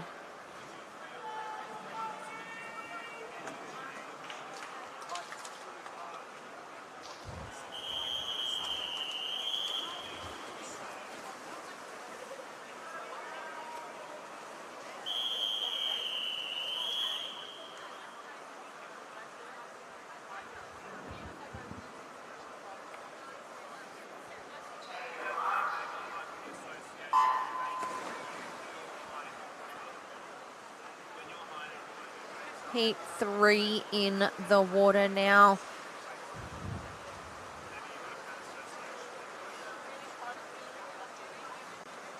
Off and away. They're all pretty even across the field right now, but lane 2 over there, Liam Paulson with a great underwater. Lane 4, Cody Bird from Bendigo East Swimming Club. And also lane 6, all very even across the field there. Lane 6, Matthew Golding. So we'll see which swimmers can back end this race really well. A couple of different tactics here in the 100-metre backstroke. You have some front-end swimmers, tend to be more of those sprint swimmers, and then the back-end swimmers who might dabble in a bit of a 200 backstroke as well, depending on their natural makeup. But coming down under the flags here, we'll see who gets their hand on the wall first. It is Cody Bird, 100.16. Liam Paulson, 100.58.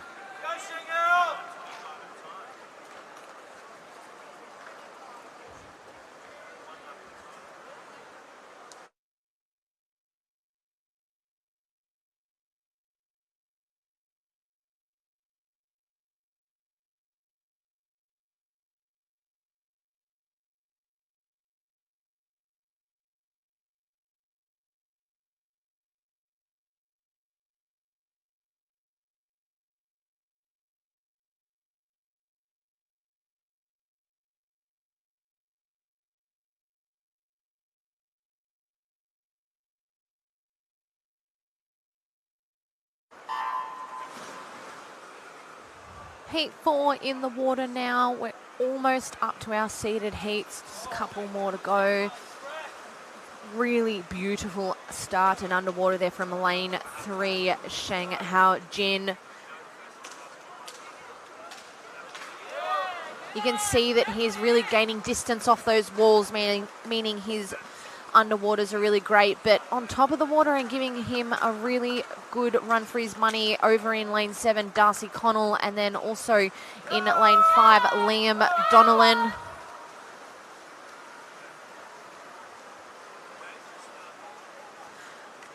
Beautiful high stroke rate from these boys, really sprinting.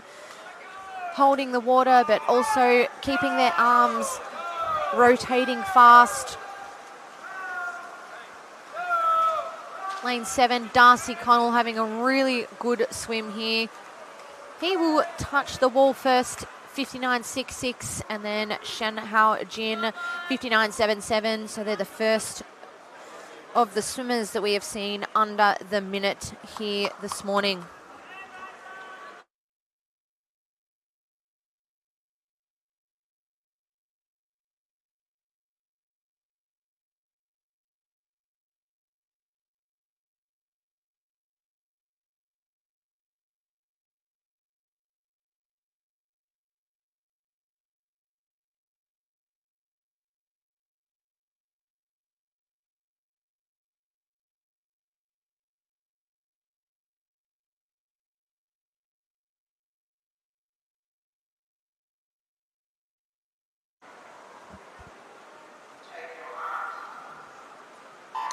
Okay, well, we're into our seeded heats now, heat 5 of 7. So these boys are our fastest boys entered here at the 2024 UNCLOUD Victorian Open Championships. Really beautiful underwater there from lane 2, Harvey Lark. And in the middle of the pool, really giving it a crack, Will Sharp, who we saw earlier in the 100 IM, and Brian Zhang. So it's those three at the moment. But Will Sharp having a beautiful underwater there. Like Will came up first. He just kept under there, kept the...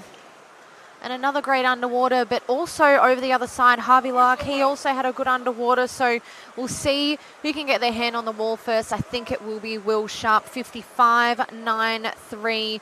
Harvey, 56.61. I think that will get those boys through to the final tonight. Top 10. PBs there. Yep, top 10 go through to the final tonight. Yeah, because there's a few 54s coming up, but you've got to say.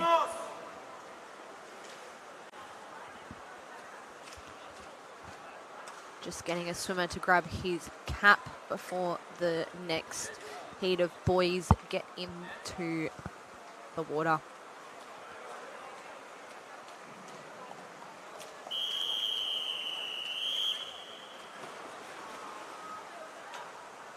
Got a couple of double-barreled names here, Sebastian Christie Crane and Lachlan Jacket Simpson, lanes 5 and 6.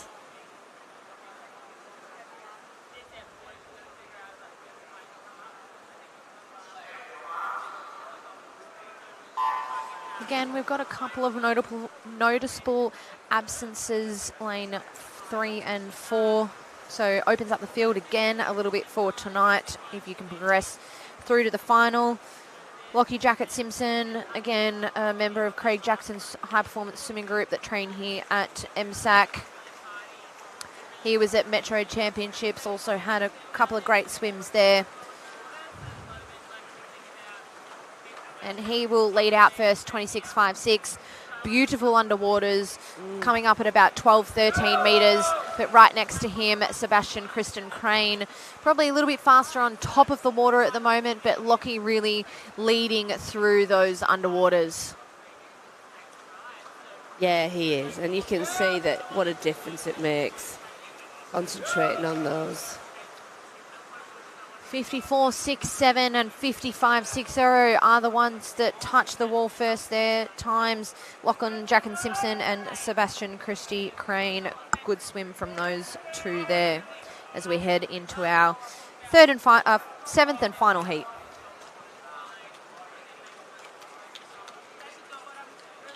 Another couple of double barrels here. Campbell Wilson Moran, 17, Caulfield Aquatics, and Callum Halloran Lavelle from Caulfield Aquatics. There'll be a bit of needle from the same club there, I think.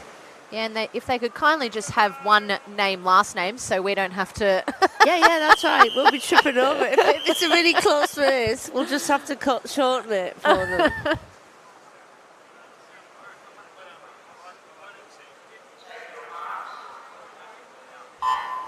Well, we saw Callum earlier in the 100 IM have a good swim there, progress through the final. So we'll see what he can do here backing up. And it's pretty close across the field at the moment. It is. Got a visitor in lane 5, Akalanka Peris. Apologies if I did not say that correctly. Oh, that's right. I think, did he go to Paris? I'm not sure. I think he swims for Indonesia. The boys really using their underwaters to their full advantage there. Lane 4, James Luena. He's leading at the moment from MLC Aquatic. But a really beautiful underwater there from Campbell, Wilson Moran. And we'll see who can get their hand on the wall Look first. at that. Campbell. I've never seen Campbell do such a have good never. underwater. No, literally, talk about us getting onto him. And I said to him at the weekend, I said to him, I'm going to be on the mic, you know. Like, anyway, he says, I said, you're not going to do that save up thing, are you? He said, no, I'm not. And he didn't. Look at that. Well, I mean, he's either had a really terrible finish or he has the touchpad's not quite working. But yes, touching on the wall first there. He may have gone low from 55 us is Akalanka and then James Luena. So we'll see official results later on. Well, he's only 17, Campbell Wilson Moran. He is, and it's and good he was to at see. the pool last night doing water polo for Haileybury, and now he's back at the pool this morning. I said, what time did you match? He said 8 o'clock. I said, what? Yeah, good to see these boys backing up. Yeah. Representing their schools and then coming and representing their clubs the following morning. We know that they've all been working hard, under hard work at the moment as well, so good to see them all producing some good times here. See, the thing is, you've got to just convert these short course times. You've got 9 months until it really counts, and so trying to get into the long course with your short course times, that's what I always used to aim for. All right, we've got another 100-metre backstroke here, but this time it is our multi-class women. A lot of these girls doing multiple events this morning in these multi-class events. It's just phenomenal. It is. I mean, talk about backing it up. They're going from 100 IM and they've already done 250s and now they're in the 100 back. I mean, they are toughening themselves up, aren't they? Definitely. And if there's any more people that are from other states, you know, that want to get a bit of multi-class racing in, come as a visitor. Come as a visitor and, you know, back up like that to get really, you know, tough racing. I always say you can't do a quality set in training like you can do racing in a race, you know. No, definitely. And obviously training, we're trying to practice for our races and we train hours and hours on end just for a 1 to 2 minute race a lot of the time, sometimes just a 20-second race. So it's really beneficial to work on your race skills in training so that it's easy when you get into the pool and race, because it's completely different. Once you don't know until you come out here and race. No, you don't. You don't know how you're going to go. And also, sometimes you can come to a swim meet and you're just on. And then you've got to really just take advantage of that. I say to swimmers, if they're swimming well, don't worry about it. You're swimming well. Don't overthink it. Get in there and do what you do best, because training is the place where you think, oh, I've got to do this with my turns and I must do that. But when you get on the blocks, you've got to clear your mind and just do what comes naturally, which is even more important. So to be able to do that, you must practice everything well in training. So it becomes... Yeah, I can tell you now, if you're not doing it in training, you won't be doing it in your race. No, you won't, that's for sure. But those girls, look at them all, backing it up there. Another hard race. They're a little bit off their PBs, but you've got to say they've just been race after race after race this morning with not a lot of time between, really. Not a lot of time, no.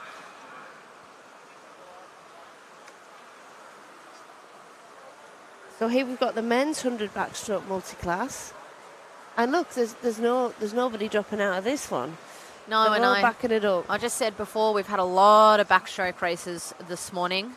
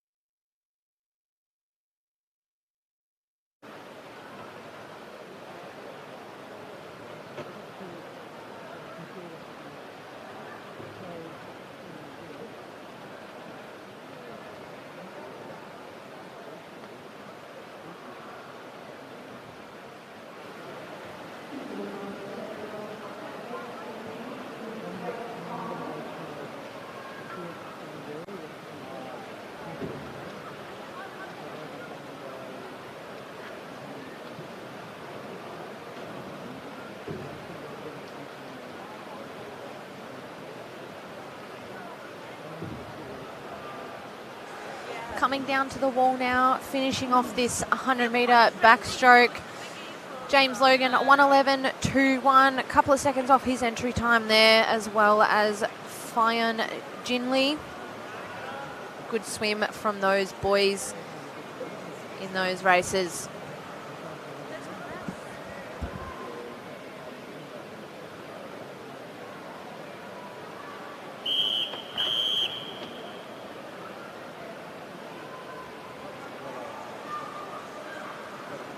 Oh, 53.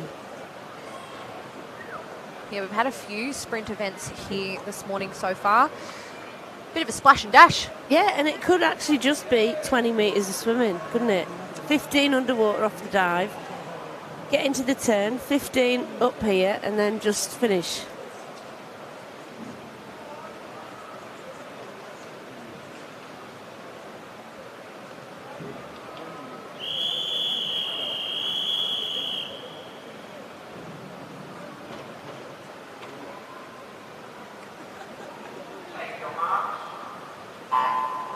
All right, well, we've got 10 heats of this, and this is heat 1, so it'll go pretty quickly.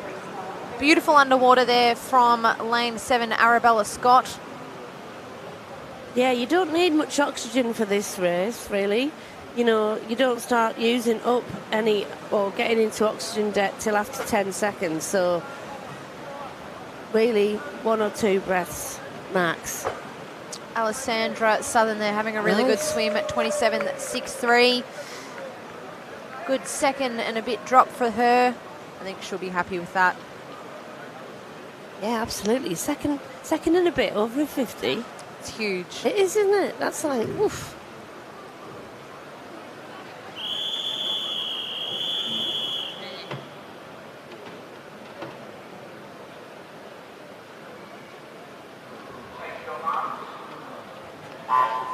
Here's Mia Mifsud from Caulfield Aquatics. She's a little pocket rocket. Great fly swimmer, very hard trainer. She's in the top squad. She's only 14 years old with Kenrick. But a great turn there from Abby Harrington. She comes out ahead, has a PB of 28.82. And also down at this side in lane 9, we have Sophia McEwen from Yarra Plenty Waves, also a 14-year-old. But third was Emily Tulloch from Melbourne Vic Centre. Great swim there by Abby Harrington. 27.4. That turn was just fabulous. skills. It's the 5th stroke. Starts, turns, finishes.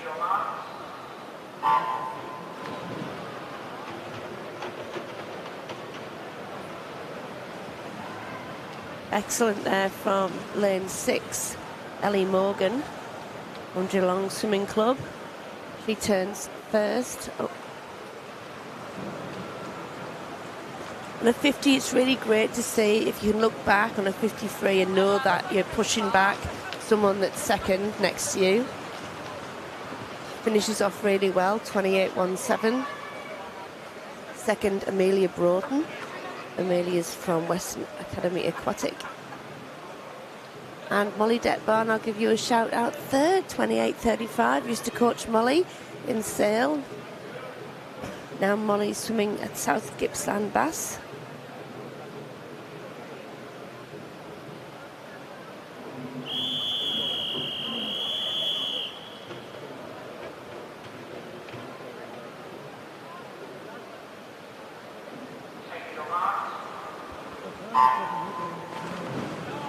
Well, Sam, these are going through pretty quickly, aren't they? We're already up to heat 4 of 10.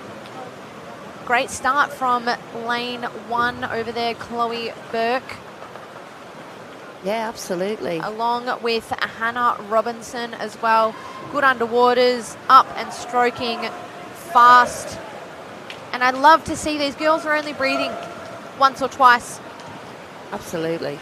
And she will come in first over there, Chloe Burke, 28.15. Yeah, like if you notice, at 20, they have to be there at 25. You're not going to come back, are you, on a 50? You're not, and it's the 50 is one shot at your dive, one shot at your turn. It's over so fast. There's just no room for error. So people think that sprinting's easy, but it's actually very difficult because you do have to practice on getting it right from the get-go. You have to be on everything.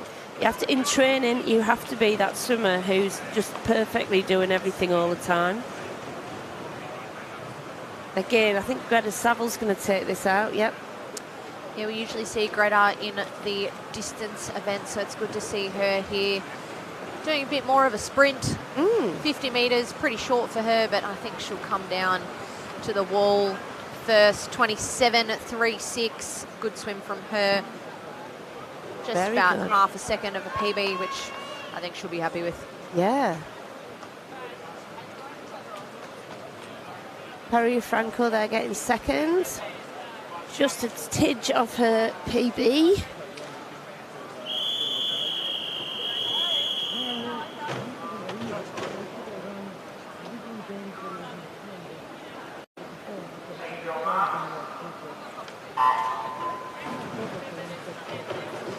It's 6 of 10 in the water now.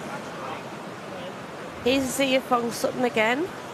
I've got to say, you know, she's 13, but she swims with great technique. We've also got a 12-year-old in here over in lane 1, Jemana Fumi. Great to see her. She And I turned tell you what, I think she's going to win it. I think she is. What a great time from her, 27.22. And look at 12 that. years old and... Nearly a second PB. Yep.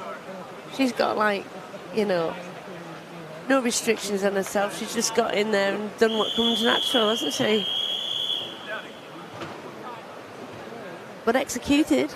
Very good start, turn and finish.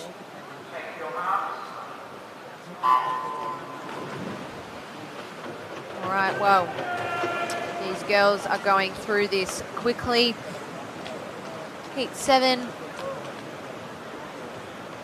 And it's not much between any of them at the moment. Melissa Sharp turns first, but a great underwater there from lane 1 and lane 4. Melissa just had a really good 100 backstroke there, a 200 backstroke, so she's backing it up, look. And she's backed it up beautifully with a 27.55. Stephanie Moran in lane 3, 27.60. Great times from those girls. And a shout out to Alia Wong there in lane 8. Used to coach Alia.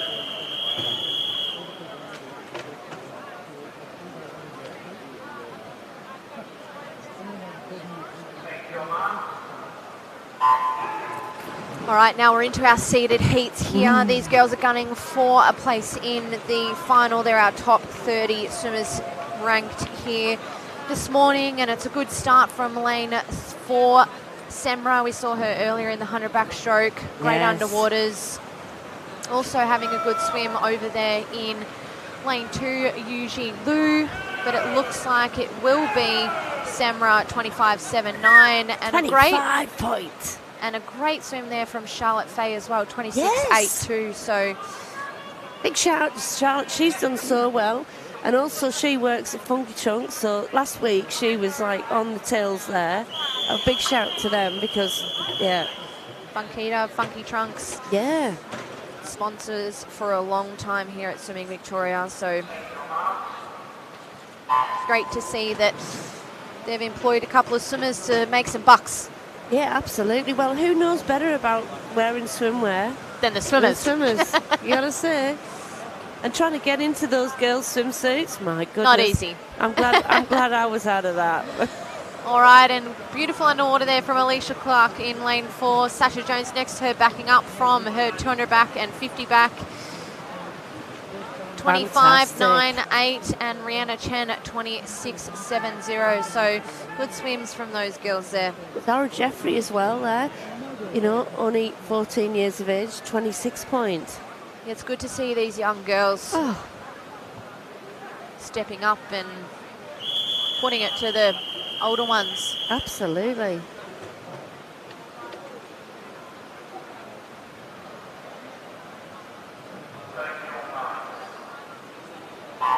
We've got Arabella Tomlinson in lane 1. She's 15, Caulfield Aquatics. Oh, look beautiful at that start Kenny from will her. be happy, won't he, eh? Beautiful start from her. She'll turn first. A fantastic 200 metre swimmer too, Arabella. She's really been bringing her times down. She has 2 brothers, Freddie and Toby. So they're going to be quite the family. 26.74 from Arabella over there in lane 1, and then PB. touching the wall not far behind her. Apologies if I get this wrong. Naja or Nazia in lane 5 there.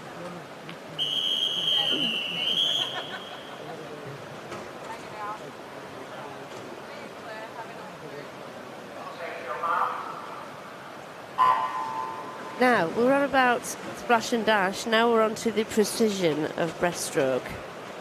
No room for error. No, and it's our first breaststroke race that we've seen so far in the events this morning. So we're starting off with the 200, 8 laps. Very hard on the lungs, isn't it, Sam? Oh, yeah, forearms and your shins, having to turn your feet out. You know, whole heap of pain in those areas that only have fine muscle groups. Yeah, and I always love watching the 200 metre breaststroke because a lot of the strokes, they're so smooth, they're long, the glides are longer than you see in the 100 metre and the 50 metres. So I love watching the different techniques and the different strategies when it comes to the 200 breaststroke. Me too. I mean, it was my worst. And the thing is, I love watching it now because, you know, you do appreciate how much it takes to be able to do that. And sometimes breaststrokers, they are born and not made, you know, but you can make Definitely. you can make a natural breaststroker so much better. And that's why there's such variation. You can't say that sometimes something that looks a bit odd maybe isn't on top, maybe isn't right. No, if they're doing the timing correctly for them, you know, if they're streamlining properly and have the basics right, it can just look a bit different to everyone else. Yeah, no, definitely. And I think we saw that, you know, when Adam Peaty came onto the scene. He had a bit of a different breaststroke to what we had seen in previous years, and it worked for him. Absolutely. I can tell you that much. Yeah, certainly did. 154.36, that's a good turnaround there. I think these boys are looking like they're going to go lower than the 139 entry times that they've got. Yeah, definitely. They're putting on a good show here in this first heat of 7, and I'm so pleased to see that we have, 7 or 8 heats of these 200 main strokes, form strokes. It's really great to see the depth that's coming through. I mean, all these young boys, 13, 14, 15, 16, so the depth that's coming through is really, really great to see. And that's what we need. If you look at that Xin Yang there, as he's coming into that finish, his leg kick there was getting him such a lot of distance. Definitely, and he touches the wall. Yi Xin, 2:35.04. Second there was Zhuan Ji Song, 2:37.40. Yeah, James Clare there from Western Melbourne Propulsion. Those are young boys, 13 and 14 years of age. And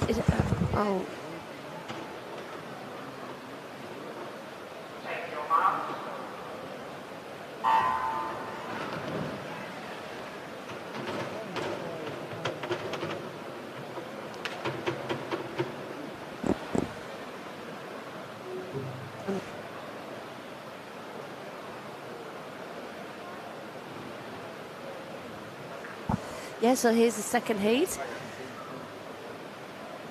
Again, we're looking at keeping that base position. The base position on breaststroke is the arms together at the top, and when your legs finish off, that's called the base position. You have to hold your glide. So even though you feel you want to rev up, sometimes it doesn't get you any faster. You must spend the majority of that time in the base position. This is the most streamlined. Lane 5, Thomas Radford taking out this second heat. He's from Doncaster Templestowe. They train outdoor 50 metres sometimes. They've got 2 pros, indoor 25 at Doncaster and outdoor 50. And they still train during the winter here in Melbourne outdoors. He's turning in a 1:11. His entry time's a 2:38, so I think he's definitely going to do something with his PB here. Second, we have Luke Gallagher. He's out in lane 1. He's from Ballarat GCO. And then it's pretty close between the rest of them. That's lane 7, Ryan Martin from Nunawading. Nunawading, a great history of breaststroke swimming and IM swimming. Will Petrick went to the Olympics this year. 100 and 400 IM at his strokes. Also, he is a very good breaststroker. And before that, Brendan Smith, bronze medalist in Tokyo in the 400 IM. So they have a good history of having breaststroke swimmers and IM swimmers from there.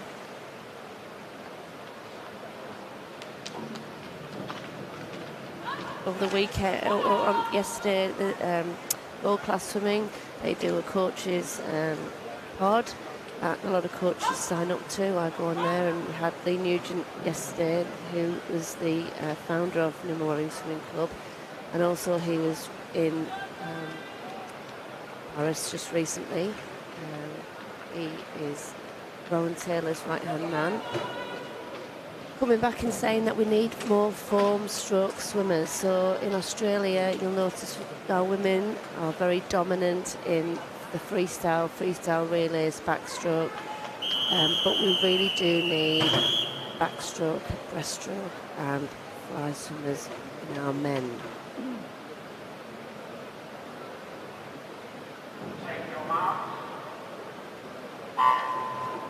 So if you've a young boy, coaching young boys that are good backstrokers, breaststrokers and fly swimmers, there's a lot of gap for those.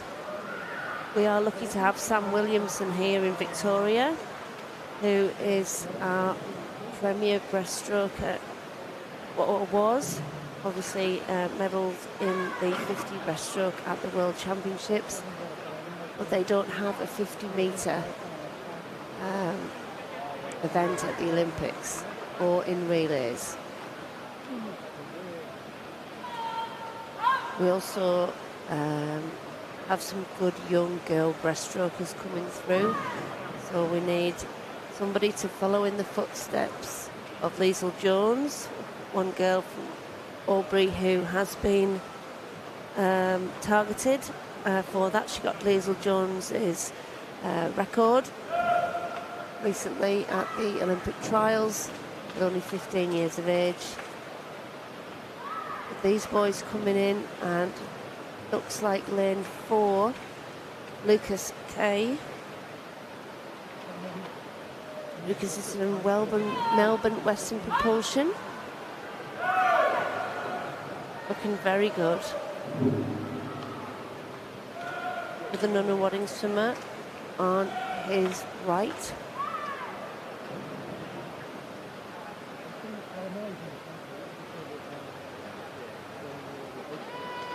Yeah, in lane 4, Byron Jeng, 14, swimming very maturely. And also Jared Wakefield coming up from Melton. Looks like Jared has left it to the last 50 to make a charge. And it's between those two and lane 5, Xavier Lai from Melbourne Swimming Club. These boys are all 15 and 16 years of age, 14. And this is what we need. We need these boys to be trying to aim to get under 220 if they can at that age. 229.95. It's a good swim. So they all have improved their personal best times. So this is where we'll see the future. Lee Nugent, who is the main stay behind the youth team. They're always looking out for those young form stroke swimmers to be able to go encourage their coaches.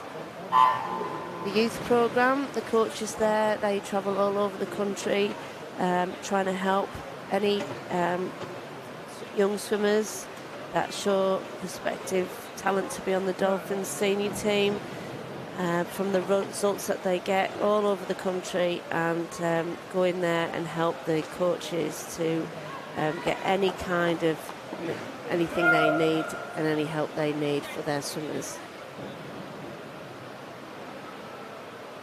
So this first 50, we've got Henry Kirsoglis. He's from Cheltenham. Next to him we have Nathan Nye. He's from Melbourne Swimming Club. And then in third, Ashley Lansbury from the DVE Swimming Club. DVE Swimming Club has produced a lot of really talented swimmers. We just heard about Tara Kinder earlier in the medley. Tara was from DVE. Also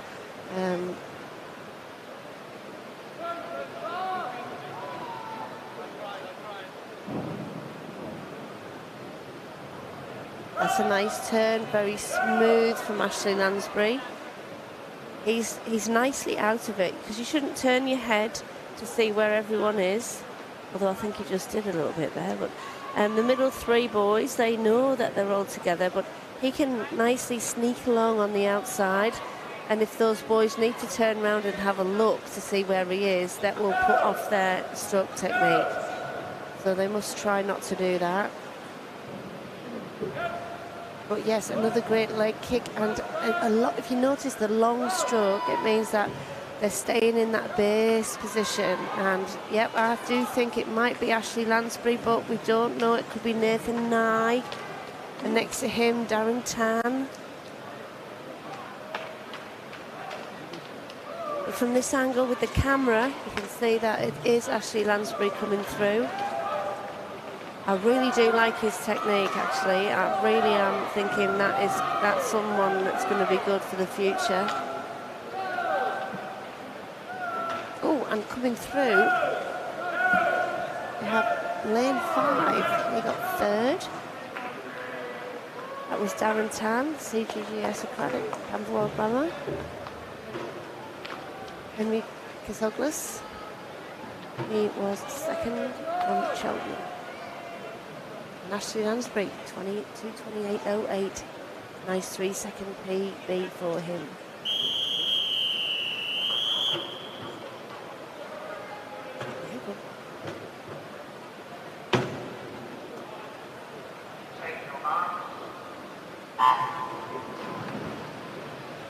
Great reactions from those boys there off that dive.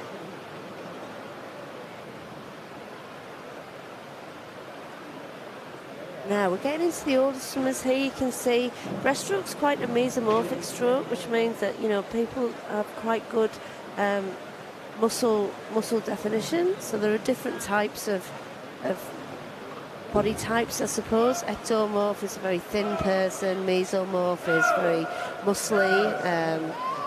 You can see that breaststroke really, especially short course and over the 100, for example, you know, you'll see that the swimmers are very muscular. So we've got lane 6 turning there. Calvin Reid. Calvin's from the Western Melbourne Propulsion Swimming Club. A lot of good breaststrokers have come out of Western Melbourne Propulsion. And then we have Dale Thomas from Furbank Aquatics. These two are the same age. They're both 22 years of age. They're sort of crowding out Felix Dressel de Bruin there. Let's see what he can do on this third 50 leading into the final 50.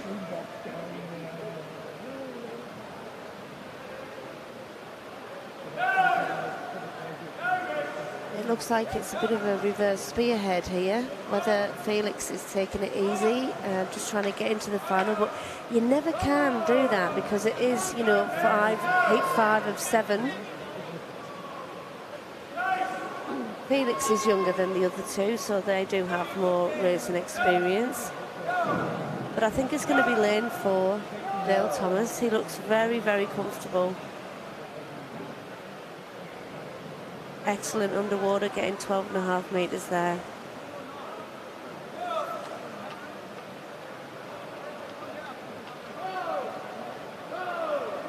Lovely. Well done. And actually, just as an aside, in breaststroke, you don't have, there's no 15-metre rule. It's one breaststroke pull out. That means you pull down with your arms. You can do a butterfly leg kick at any point, either at the beginning of your pull out or at the end. So then it's a pull out with your arms to your hips, and then you can do a butterfly kick then, and then it's a recovery over kicking yourself to the surface. But if you are doing longer than the 15 metres, that's when the 15-metre rule doesn't exist for that, because if you're getting that in one underwater stroke, well, I think you're doing pretty well. They're not going to disqualify you for it. We've had a few pull-outs here in this heat 6 of 7. It's a bit of a shame when that happens because, you know, it sort of sends things a bit askew for the person who's in the centre lane. Usually they'll be expecting that they will be, you know, having a bit of a tussle with the people around them.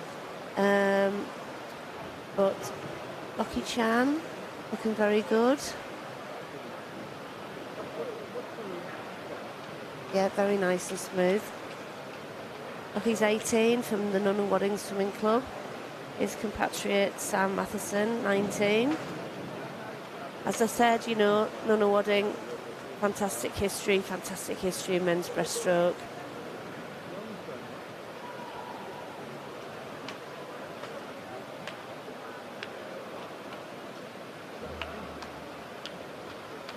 Like I say, they do have Lee Nugent. That goes to the Nunawading Swimming Club, as he was the founder of that club, and what he doesn't know about breaststroke, you don't want to know. He's probably forgotten more than most people know. Stickler for precision and technique, because that's breaststroke. You can't have any bits sticking out, no elbows, anything like that. You know, it takes no prisoners, breaststroke. you're either good technically or, yeah, you're just not gonna get there. So once again, kids, if you are watching this, for any tips, you've got to make sure that you are doing what your coach says, making sure that your hands are close together. You see, in this turn, most of the swimmers here, when they're going into that base position, they haven't got a gap between their hands when they're gliding along. You want the water to go along outside your arms. You don't want it pressing against the central part of your body at all, causing any wash that will disturb the water. Excellent from these two boys. So Sam Matheson and Lucky Chan. I think Nicholas Liu will come in for third place here. Nice. 2:17.76, 2:19.05 from Lucky Chan. And then Nicholas Liu, 2:21.94. So getting down into the teens, that's what they're looking at.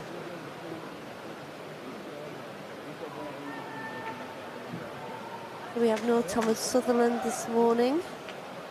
Thomas, who has represented Australia at the junior level.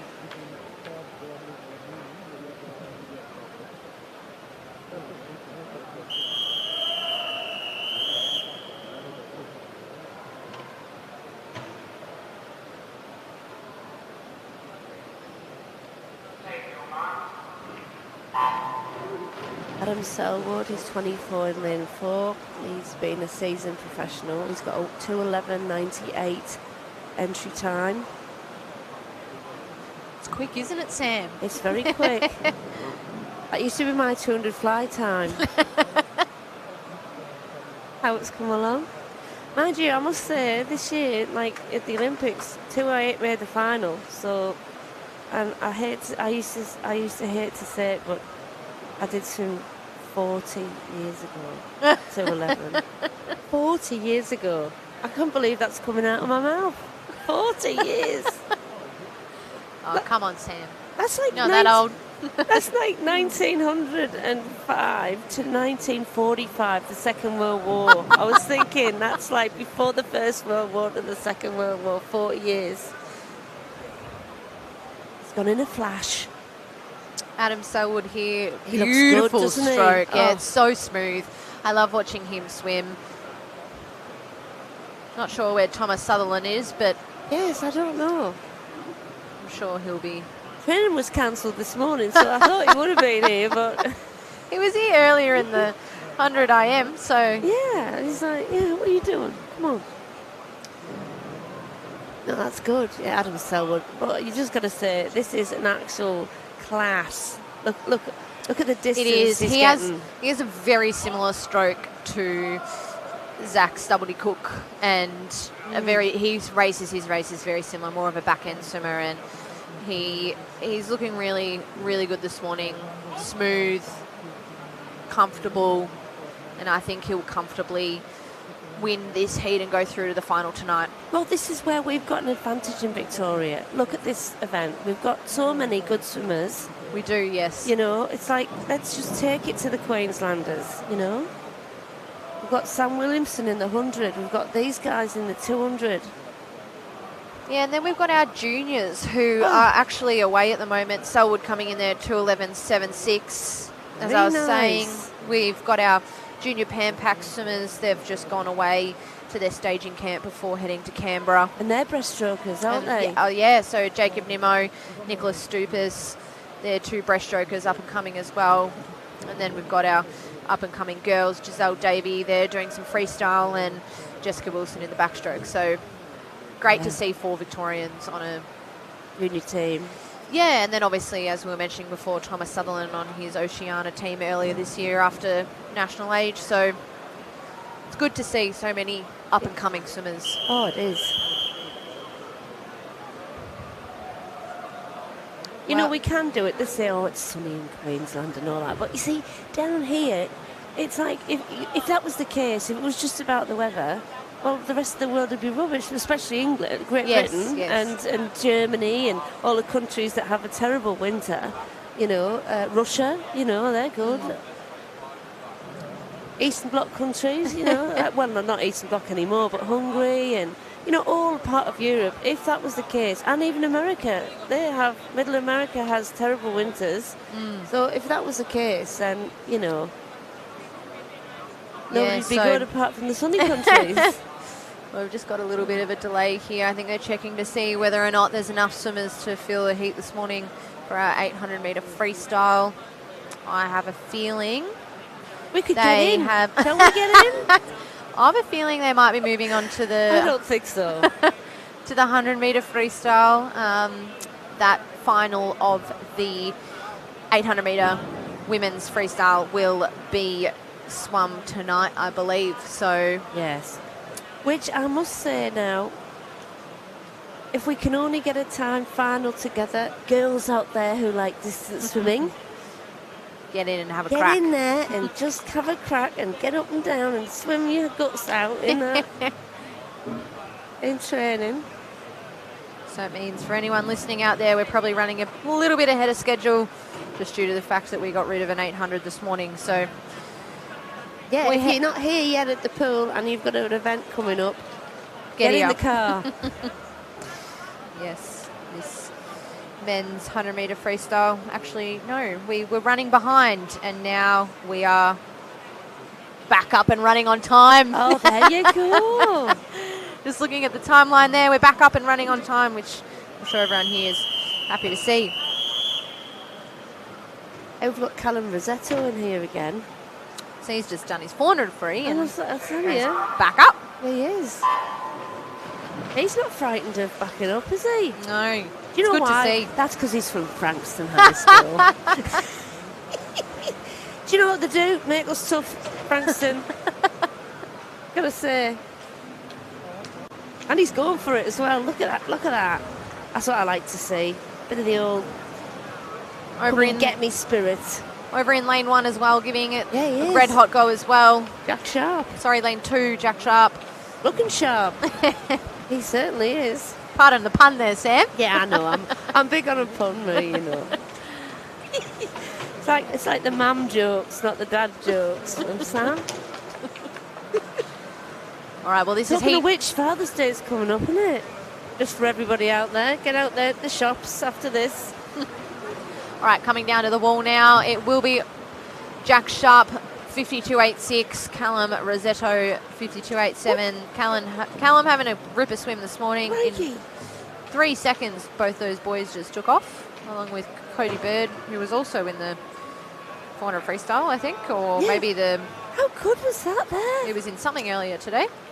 That was insane. Like, they're down into that really great area now, really close to 50 seconds. And they're only young, so 49, you know, it's a milestone, isn't it?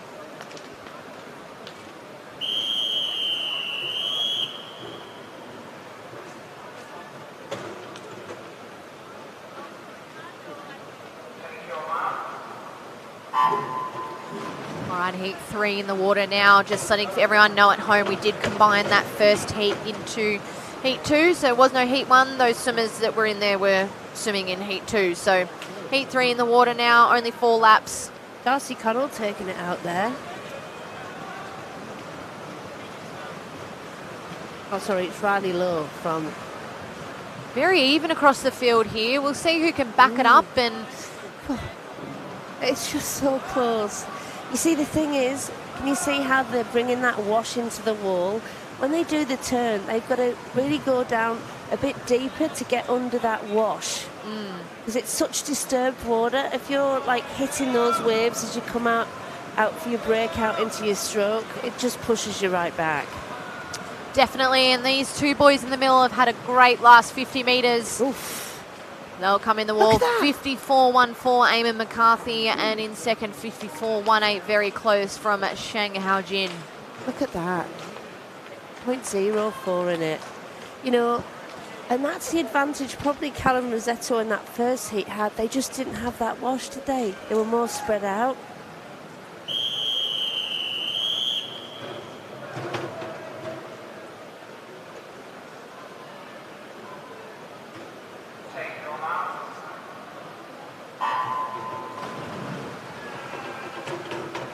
reaction times, we can see that they're shown on the screen and on the board.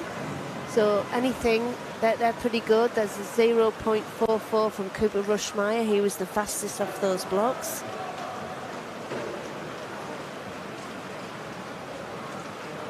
Coming into the wall now, very even. But it will be lane 7. Louis Amorosi, he has turned first, but over in lane 2, Caden Del Zotto had a great turn there. It's nice to see all these boys in here racing, trying to get their hand on the wall first. And they don't care. I've got a lane, I'm going to go for it. You know, never mind who's in the middle or whatever. Like, just... And it is a race. The 100 freestyle is an absolute race. Sometimes it's just like you've got to get out there at 25 and like hold on and just race it. Louis Amorosi there taking out that fourth heat, 53.64, and in second there was Nick Wilson, 53.89. That just goes to show that first heat, how they just smashed They it. were very quick in that first heat. We probably won't see 52s until those final seeded heats. So impressive in heat 1 for those boys to be going that quickly, especially after a 400 free. Maybe they were warmed up. Yeah, exactly. You know, once there's some of those sprinters, excuse me, could you just get in there doing 800 before you get in?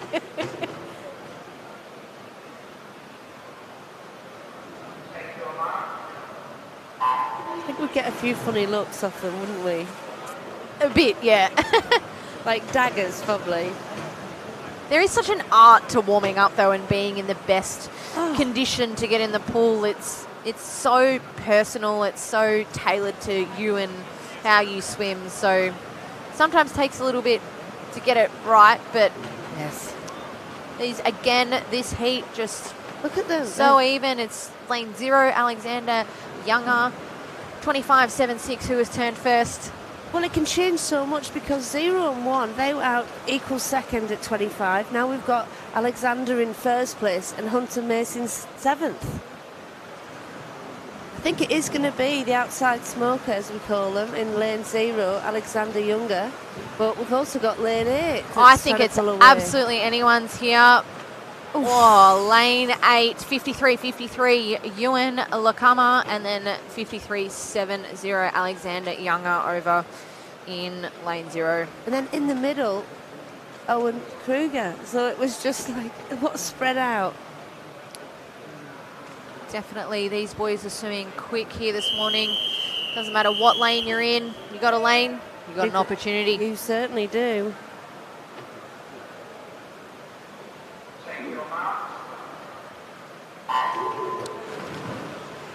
Okay, so we head into our 6th heat here, our first seeded heat.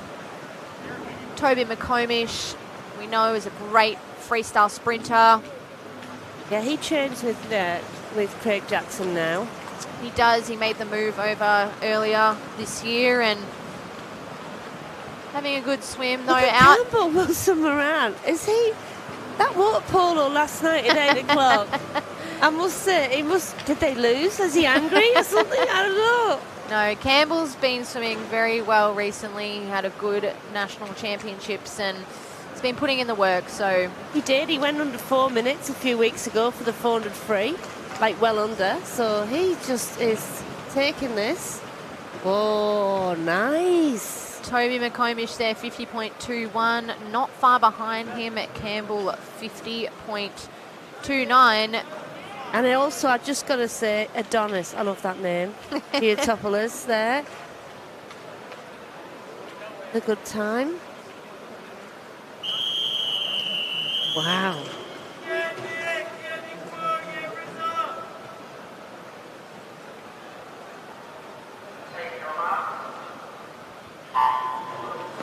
All right, so we're heading into our 7th heat here. Our seeded heats all gunning for that final, obviously 100 metre, short, sharp, quick. You want to be getting your hand on that wall. There's only 10 positions there tonight for the final, so. Yeah, that's getting your feet over first. It's you know, there's no room. And it's a bit like being a racehorse. You haven't got to overthink it. You've just got to go with what comes naturally, and it's what's being done behind the scenes. Lockie, Lockie. Oh, go on, yeah. Lockie Jacket Simpson. Lockie Jacket Simpson earlier today in the 100 backstroke, now in the 100 freestyle. He looks really good. He does. Underwaters are beautiful. He looks smooth, comfortable and relaxed, a whole body length ahead of the field. So we'll look to see him come into the wall in a 49.24. So there goes our first under 50 seconds for the morning. Nice. Might I add that those boys in that first heat, 52s, would have really given it to these boys in this last heat. And I'm talking, we were talking that it must be the Franks. See, I've told you it's Frankson. Sam just giving major shout outs to her home country.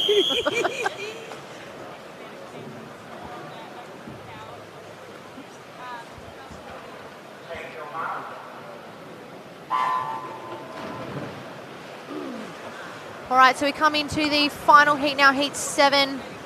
James Ward in lane 4. He's got a college background as well. Beautiful underwaters, you'll notice from him, just from, as we mentioned before, that short course yard swimming, and it just shines when we come down here. We know he's fast. He's been in a lot of different events over the years. This is a masterclass in turns here. You got to say, he is just killing everyone. But also Daniel, whose dad made the ledges. Look, he's in lane 8. Always was a good freestyler. One of the best for his age when he was 14. 48.44 there from James Ward. I love that. 48.44. Xander Coates, 50.42. Good swims there from those boys. Few backing up one after the other. So good to see them in there backing up. Ready for a quick final race, tonight, yes. I wonder if they made it any from 52 seconds there in that first heat. Do you think?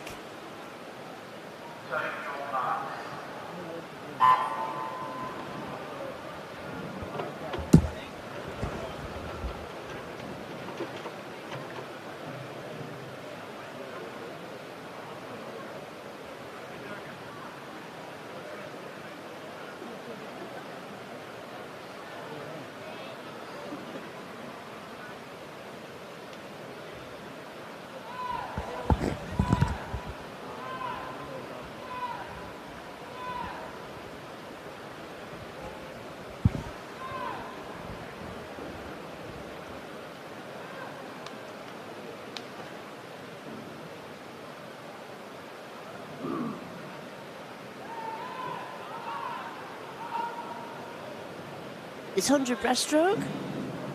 Once again, holding that long stroke, even though it's 100.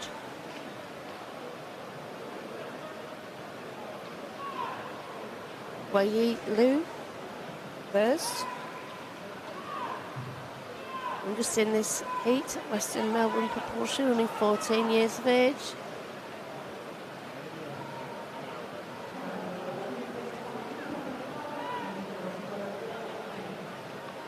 That's fantastic. Under 120. The winner there. They've never been under 121 before.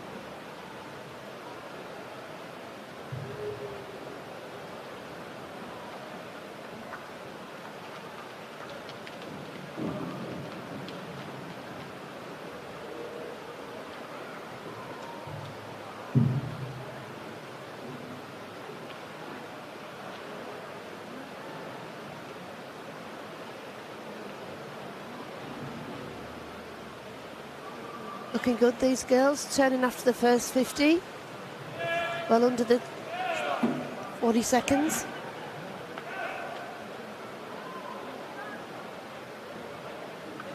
Kiara Hutchinson there, she's out first, 18, Western Melbourne propulsion. As we said, there's a lot of good breaststroke swimmers coming out of that club. Then Ivanhoe Aquapower have 2 girls in here, Ruby Andrews and Amelia Grover. They're pushing on. Yes.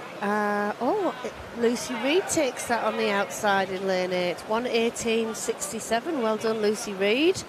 She's from MLC. Second, Amelia Grover from IAP. And also third, Kiara Hutchinson from Western Melbourne Propulsion.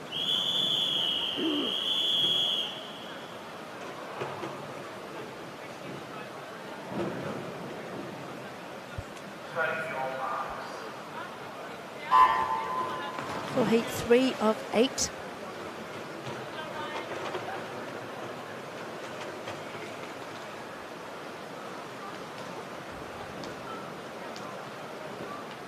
Lee Morgan taking it out Geelong. Also in lane 7 there, Trinity O'Keefe. A couple of good first 25s there from those girls. Yeah, Trinity, South Gippsland Bass. A lot of work has been done by the coach at South Gippsland Bass. He's been changing his programme. He realised that if he had breaststrokers, he had to, train more on breaststroke, and which he does, and you can see it really does pay off. Yeah, I love hearing coaches adapting their training to benefit their athletes. It's really good to hear that, they actually change their ways, and it's ever evolving, this sport. So that's right. And he did. He just thought, I've got so many breaststrokers. Why am I, predominantly, using freestyle in my sets? And it's really paid off. It definitely is. Trinity O'Keefe here coming down to the wall, 1:16.09. About a 4-second drop from her entry time there. And she's 18, so, And when you start getting down into that, teens and low teens, like, you're really getting there then.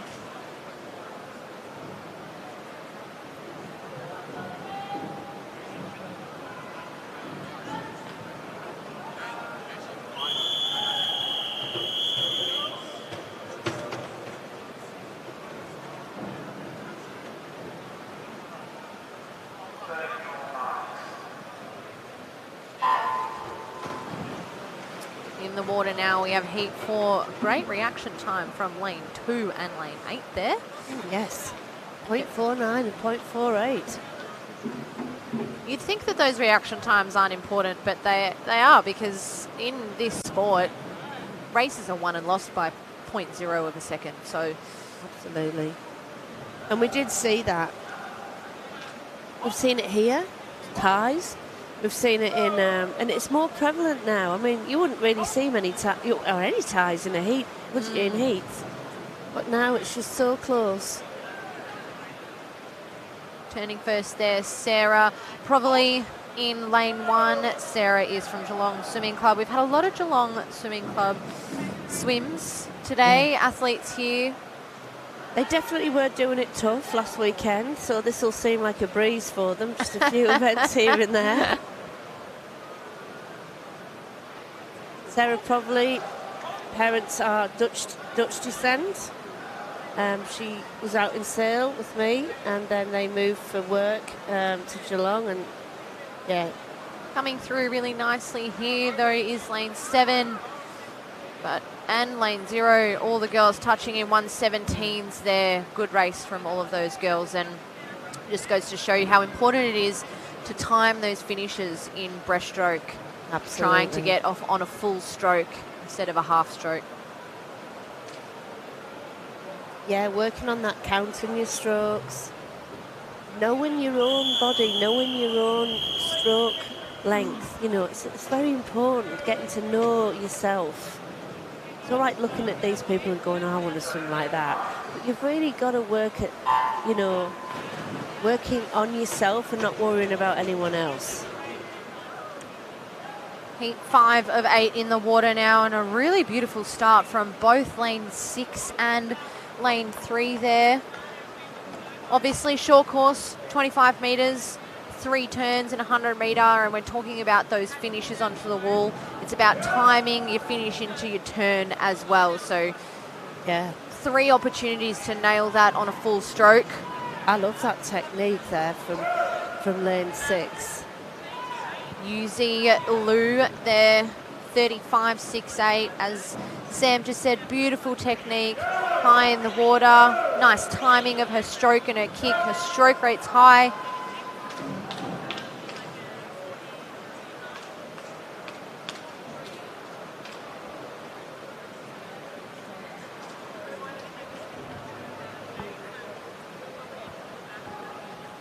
Coming now down to the last 15 metres. And in the end, look, can you see how in the end lane, Chloe Burke has a very traditional breaststroke, but it's still working, you know?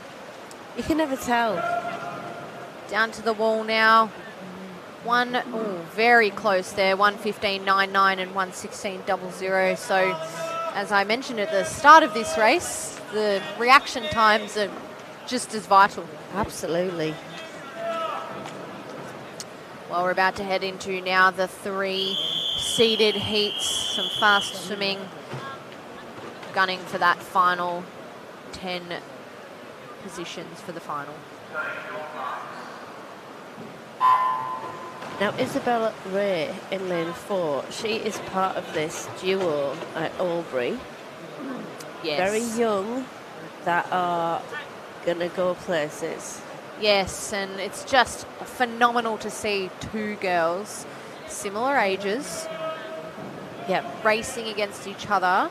And obviously Albury doesn't seem that far away, but it is New South Wales, so she is a visitor here. She is a visitor. But you know, that area also, Albury and Wodonga, has had some great breaststroke swimmers. And a great backstroker, Belinda Hocking, was from Albury. Right. It's produced some really phenomenal swimmers out of the years, especially, you know, great to see coming out of country championships and out of the country.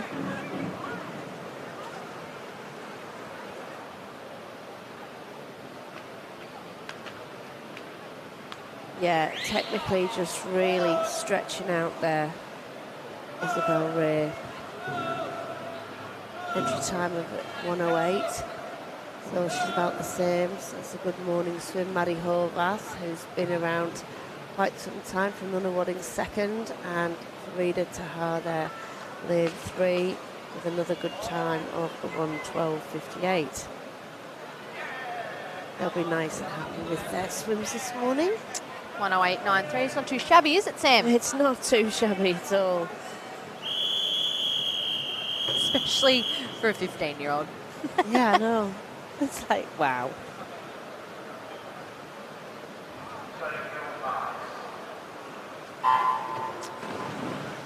Riddell Smith here in lane 4. It's heat 7.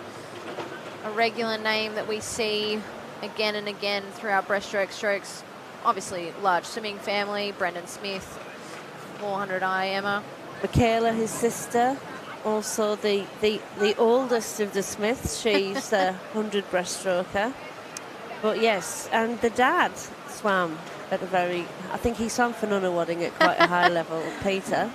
Lily Kosh here, only 15 years of age.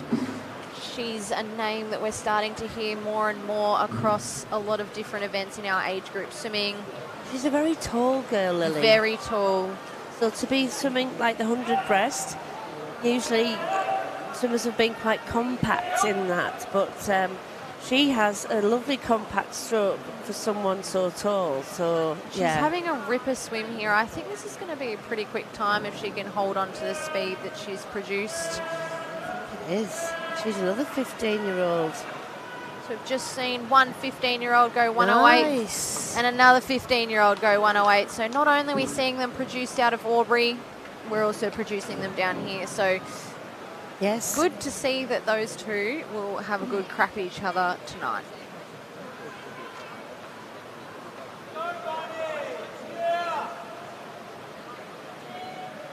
That's some great swimming early on, isn't it? It is, and I'm really happy to see that these girls, even though they might be ranked ahead of the other swimmers and know that they probably are going to get a spot into the final quite easily are still giving it their all in the morning. Yes. Because if you do that at an international level, well, you have to. You've got to go You ain't fast. going to make the semis, are you? No, Yeah. and we see that sometimes. We see swimmers take it easy because they think they can and then they miss out. And, Yes. you know, you've got to learn how to swim fast in the morning to then back up at night.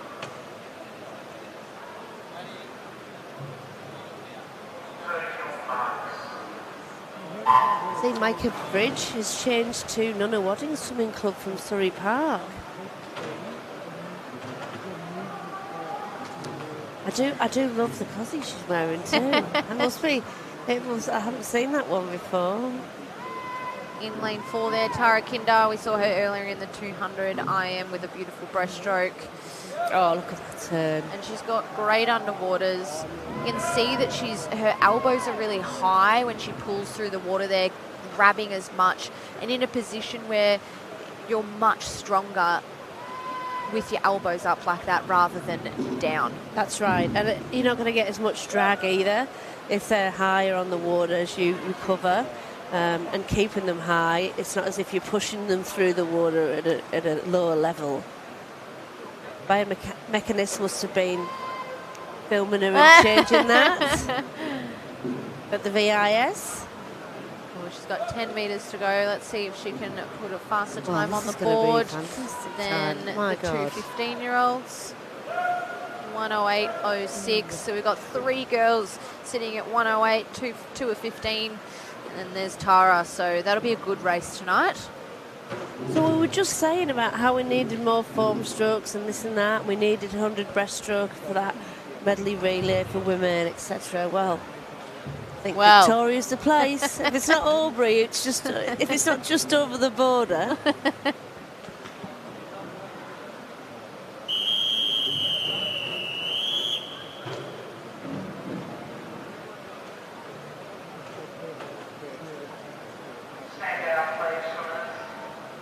Little delay there. Well, we're going from a breaststroke to butterfly. Completely different timing of strokes. Completely different strokes, isn't it, Sam? Yeah, absolutely.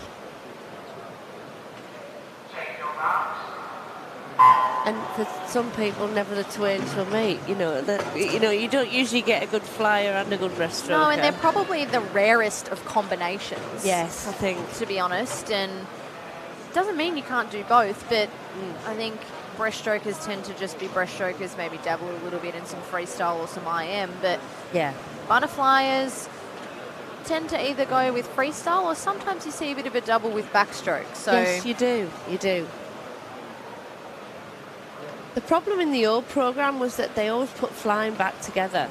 So anyone who was really good at both, they would have to pretty much choose, because you couldn't do the 200 fly and the 200 back at, say, Olympic trials or something.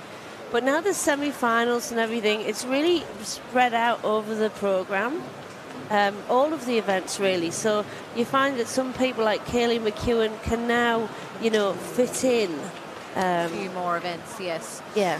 Great swim there from Oliver McKenzie, 58.3 Nice for good time from him, under a minute. I think you'll be happy with that. Oh, I think so.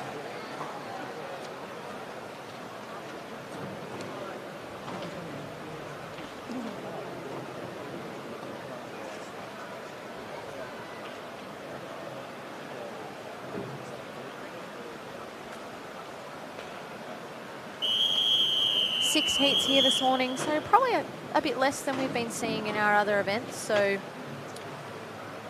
seeing those sort of 8, 9, 10 heats. Yeah. But that's okay. Oh, that's all right. Still a few in there. Well, it's nice to see that actually there's not so many dropping out of this 100 fly. Yes. Or I would say wimping out, because,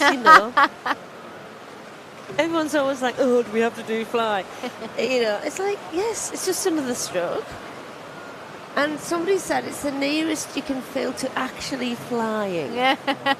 It's interesting because butterfly obviously extremely tough on the lungs and your cardiovascular system. It's reaching out of the water, getting basically half your body out of the water. So It is tough and swimmers tend to not enjoy it, but if you get it right, you get the timing right and the technique right, it's actually not that hard. That's right.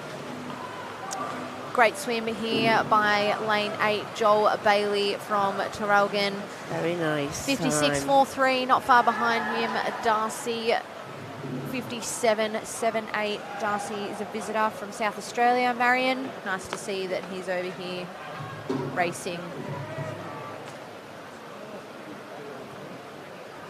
That's right, because it's not much of a flight. What is it? An hour? Yeah, and definitely good competition over in South Australia. I think Victoria and South Australia have been rivals for a long time. Yes.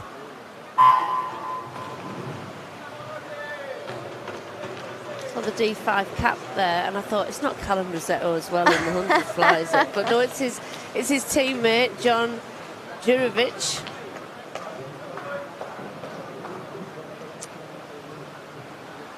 That's good. MSC and DVE leading it out here.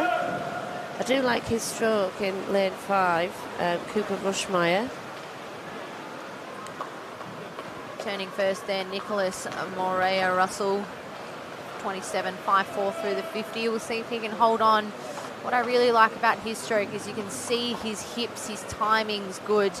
It looks a lot easier than it probably is. Yeah, that's right. Absolutely. Well, I've just got to say, Cooper Bushmeyer's feet, though, they are coming out quite a lot. I tell my kids, you've got to keep them in contact the whole time because it's balance. They're not doing anything if they're out of the water.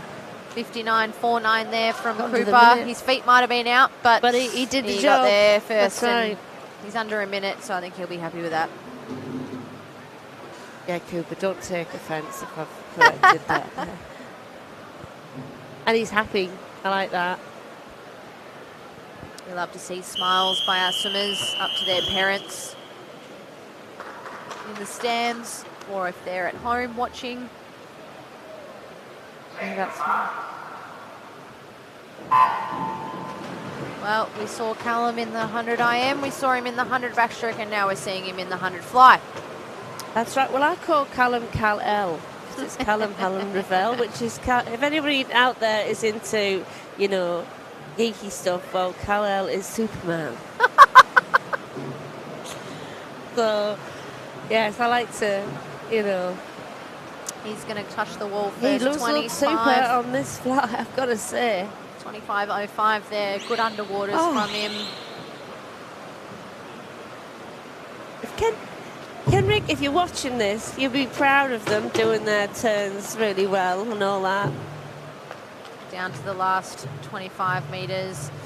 Callum staying under that just that little bit longer. Let's see if he can hold on here, get a good touch on the wall. Nice. 55.52, it's the quickest we've seen so far this morning. I think that'll comfortably get him through to the final tonight. Daniel Citravi's third, 56.12. It's a good time for him. And they've taken it away. I was just about to read out some more there, and it's gone. As quick as they touch the wall, as quick as they get rid of it.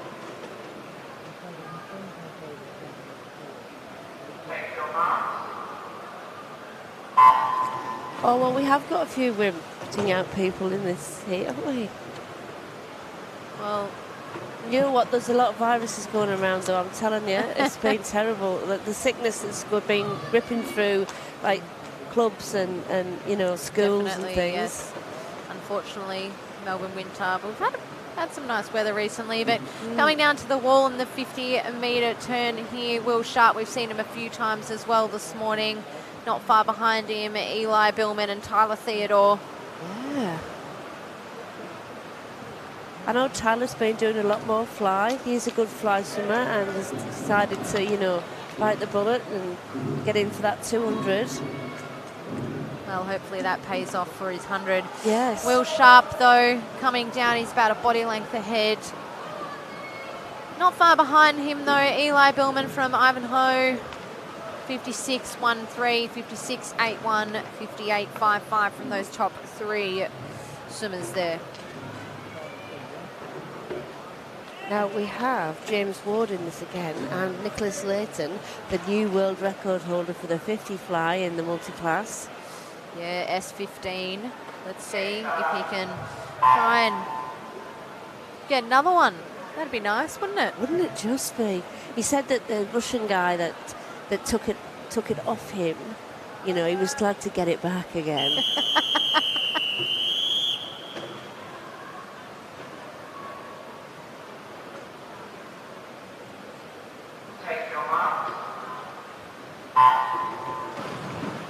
Hey, look at those reactions from all of them. Nicholas, considering he is hearing impaired, he has like a really great reaction. And those boys have gone out fast. 11s.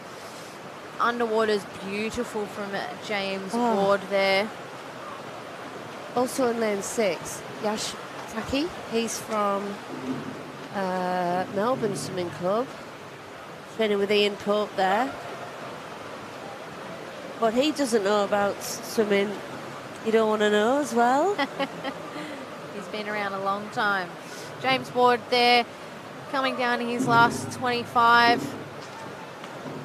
You've got to say, those turns, and he's so low when he breathes. He's not wasting a bit of energy, is he? No, it's a beautiful stroke. 54.81, 55.81, and 56.00 are your top 3 times there. All those boys will go through to the final tonight. Very, very good swimming there. But I've also got to shout out to Harry McGraw, only 13, going 60 point in that final Very heat. good, isn't it? Yeah.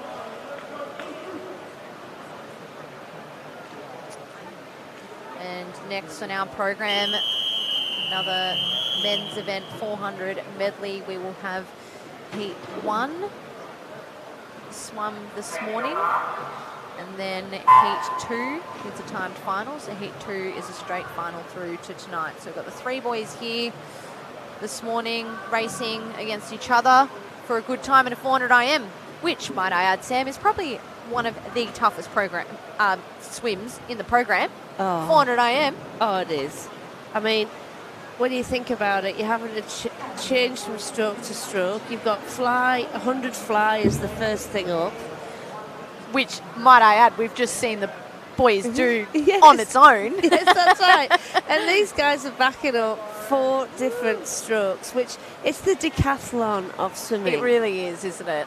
And it's funny when we talk about it, and you probably, for those watching at home, changing strokes is a lot harder than you think. Some strokes use certain muscles compared to other strokes, and you've actually got to change and switch, and especially in a 400 IM, you've got 4 laps of each of them. So, right. Plus the turns. So what we're trying to look for probably in a 400 IM, I swum a few over my time, and you're really looking, especially in a backstroke leg like this, turning into the breaststroke leg with a really leg dominant stroke. You want to be saving those legs a little bit. So throughout this backstroke leg, using your arms, saving your legs is what we want to see. And then also things like building each 50. So you go into each stroke, you want to be building that first 50 of each stroke, and then, you know, almost negative splitting. Yeah, you do. Yeah, absolutely. You know, you can't go blowing it all out in the 100 fly. While they're into their second 50 of their backstroke, they might start to bring in their legs a little bit here.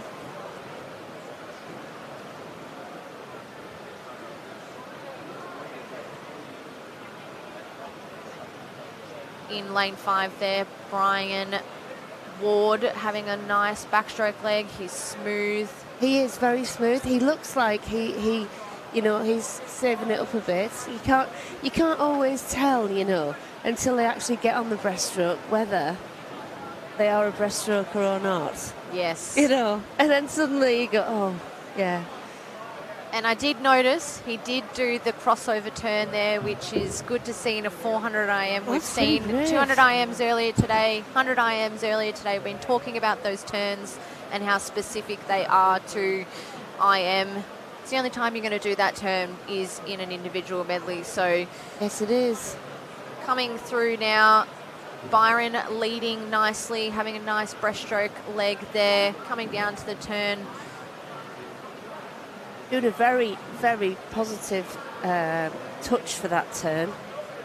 Patrick Forster in lane 4, Jake Hinkson in lane 3. They're also having a really good swim. A battle there for those two, but it really is Byron Ward in the lead at the moment.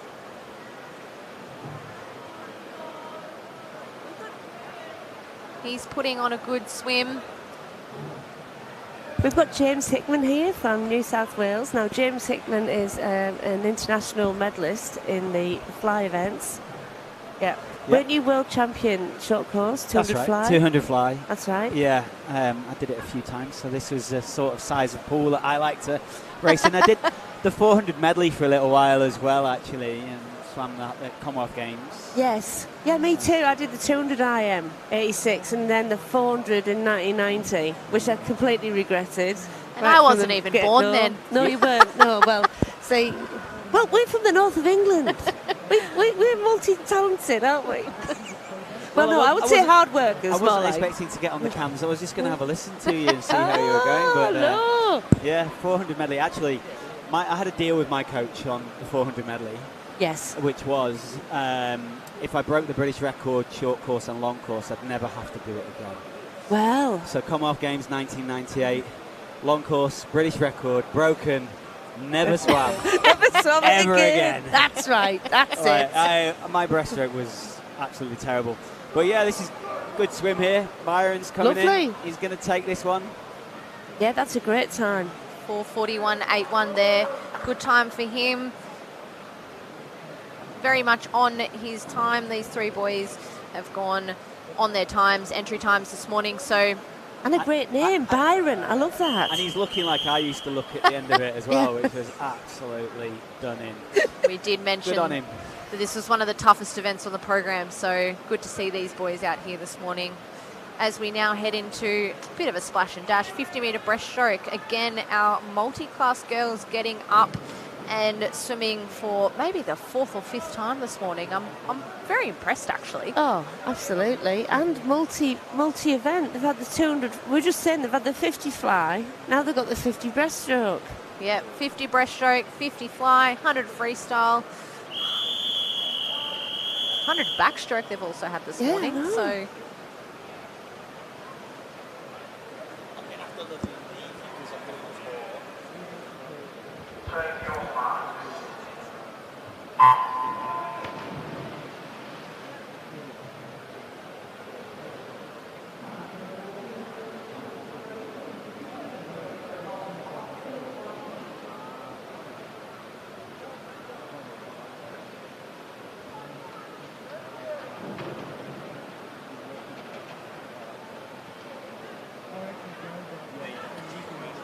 Lane 4 here, Grace Ryder having a good swim. We'll see how these girls go against their entry times to multi-class events. So they're all in different classifications here. So it's the person that swims closest to their world record, 39.12 there from Grace Ryder. Good swim.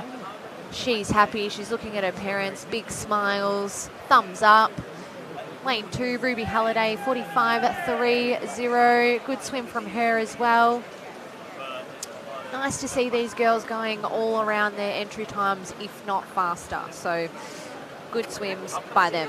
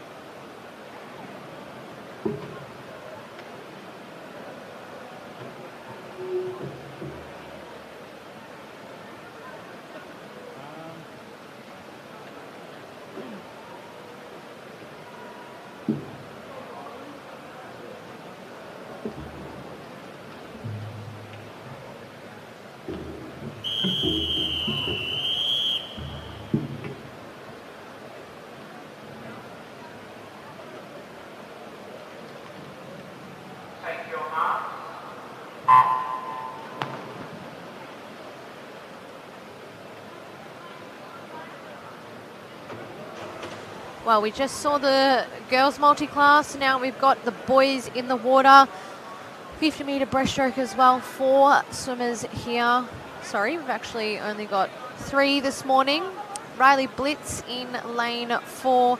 Lockie Bellion in lane 5. And Bradley Doolan in lane 6.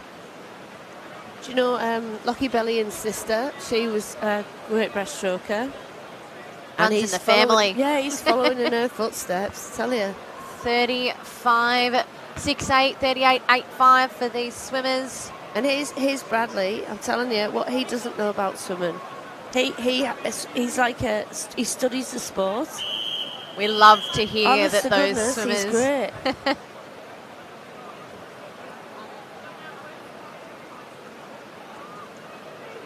Over lockdown, there were Swimming Victoria put on a lot of online sort of information sessions, and the first person would be Bradley. He'd be first on there, like, you know.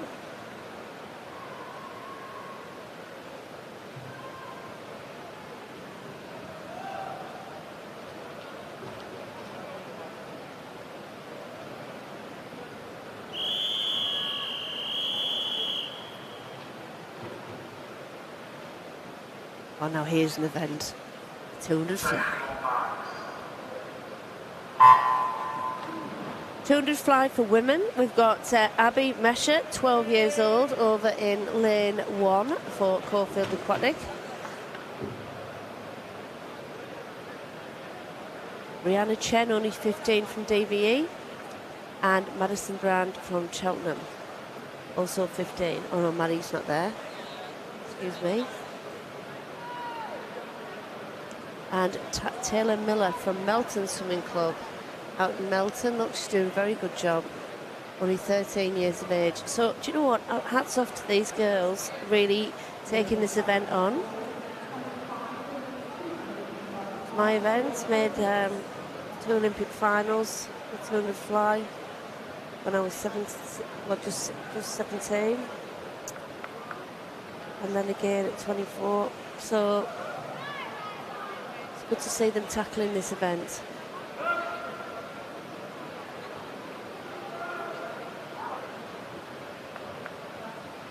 Just swim the stroke, and if you swim it technically well, you can swim through a 200 fly just by swimming nicely with good technique. It will tire you, obviously, but really, if you can technique out a 200 fly, you can always get fitter and better. So, Sam, 200-metre butterfly. Yes. Was this one of your main events? Yes, it was. I just said I made Olympic finals twice in the 200 fly, 5th in 84. So, I mean, you do what you're good at. I mean, I was good at 200 and 100 back, made the European Championship senior team in that. But 200 fly or 100 fly was always my favourite event. Yep. But you get out there and you sometimes think, I wish I was a 100 freestyler. Yep, as a but 200 backstroker, I definitely got in there sometimes and thought, oh, I wish I could just be a sprinter. Right. And you do, you think, but the event sort of picks you, doesn't it? It does. And coming down to the wall now, great little battle there. 2:21.1 from Rihanna Chen. 2:23.7 from Layla Nafau. And you know, it's so good to see the girls, you know, going for it. You've got to really go out and test yourself on the 200 fly. Definitely. And they all have. The problem is that some people are scared because they, you know, you come from behind. People come at them from behind. And we did see that in the men's 200 fly at the Olympics. We did. And it feels awful when you're getting overtaken in that pastime, but it doesn't happen very often. Yeah. And therefore, you've just got to keep doing it. Keep going for it, you know. Those people who want to come from behind, you know, they can try and sneak the odd win in there, but if you keep working hard, you just got to swim your own race. in the pool now. We've got heat 2 of 3 of this 200-metre fly. Yeah, we've got a couple of Mia Suds, 14, Isabella Osborne, who we've already seen in a few events, 17 from MLC, and Jordan Barnwell from Nunawading. And then Kira Carlin, she's from Melbourne Vic Centre, and Matilda Barber from Yarra Plenty Waves. So only 3 heats here. Not as many swimmers as we've seen in other events previously, so a great opportunity for these younger athletes to try and get a chance to swim again tonight in the final. That's what it's all about, the experience for these younger athletes. We've got 14, 15-year-olds in here, and love to see them try and get their hands on the wall and into the final tonight. You know, for the people that have pulled out and everything, like these guys getting into a women's Victorian final. I mean, you've got to say, that's some achievement, isn't it? Definitely, and you even see it on an international stage, and there's certain events that are pretty wide open, and yeah, when you sometimes this one is one of them. Yeah, and Summer McIntosh, for example, you know, she hasn't shied away from all of those events. She's done the 200 fly, the 400 IM, you know. 400 freestyle. 400 freestyle. Even Reagan Smith from America, you know, she does the 200 backstroke and then gets up and does the 200 butterfly. And we were mentioning before, sometimes the strokes going together, and that's an example of it. So Isabella Osborne really putting it in a good swim here before she heads to the final tonight. So she will touch the wall. Nice. 2:15.20 is a great swim from her this morning. Only a couple of seconds over her entry time. Yeah. She will be going for... Well, you know, 200 fly, you go in and you think, I'll just take this easy. It's not easy if you take it easy. It's not. It's so always going to be hard. For it, you know, or not go for it and kill yourself, but you've got to kind of go for it, otherwise it's just as painful going slow. Yeah, it's a pretty similar thing when it comes to 200 backstroke. Yeah. It's going to hurt no matter what, so it's finding the confidence to be able to go out and have a crack at these events.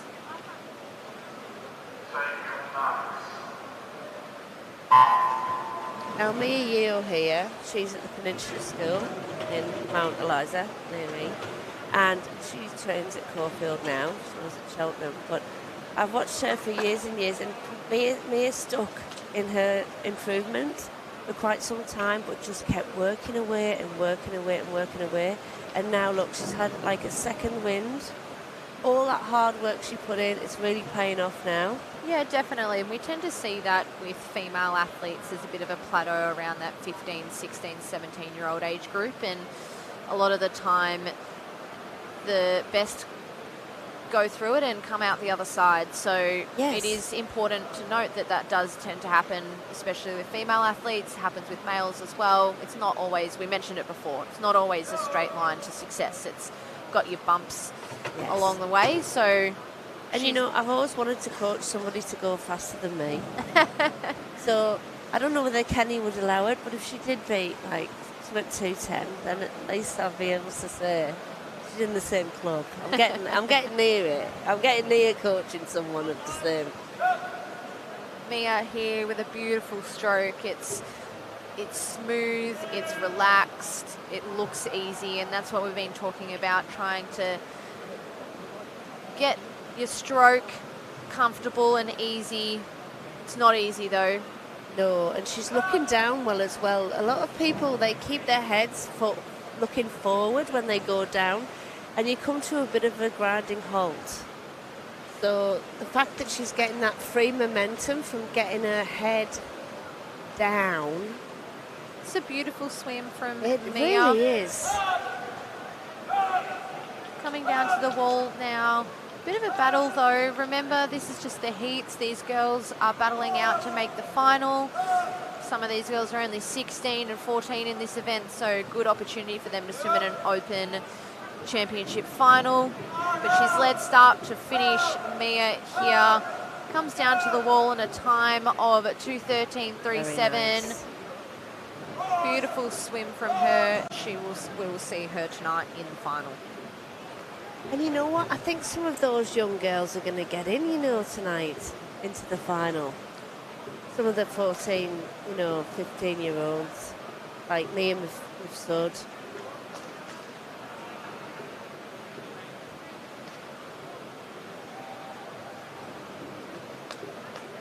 Well done, girls. Hanging over the lane rope like they've done a hard day's work, and it is a hard day's work, it's on the fly.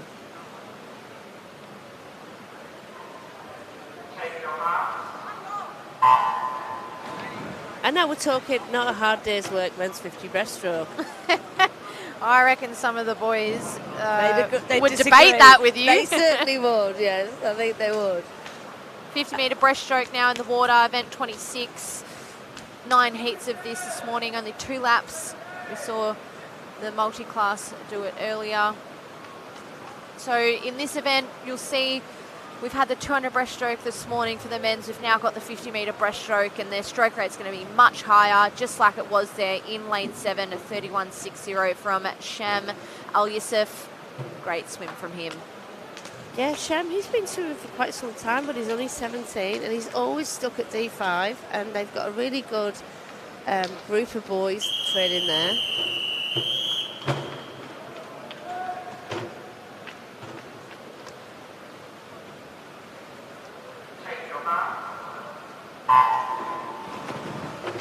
Heat 2 underway now. Split stroke, obviously a bit different in this event. We see a split stroke instead of underwater, and the difference is they're allowed to go over 15 metres in this event. So off their dive, they are allowed to go past 15 metres, but they're only allowed 1 pull through, 1 butterfly kick, and then come to the surface. So very technical, a 50-metre breaststroke. And you just don't get the, they have to be right on their technique. There's nothing you can do if you're not, really on it over a 50. Coming into the wall there first, Lucas K, 32.28, not far behind him in lane 9, James Hu. Now, in this heat, we have Bowie Jones from Caulfield Aquatics, and it's Bowie's birthday. Is it? It is. Oh, happy birthday, Bowie. Not only does he swim for Caulfield Aquatic, he also has just moved to Caulfield Grammar. So it's nice to see that relationship there between the school and the club, supporting our young swimmers to get a really great education as well. Absolutely.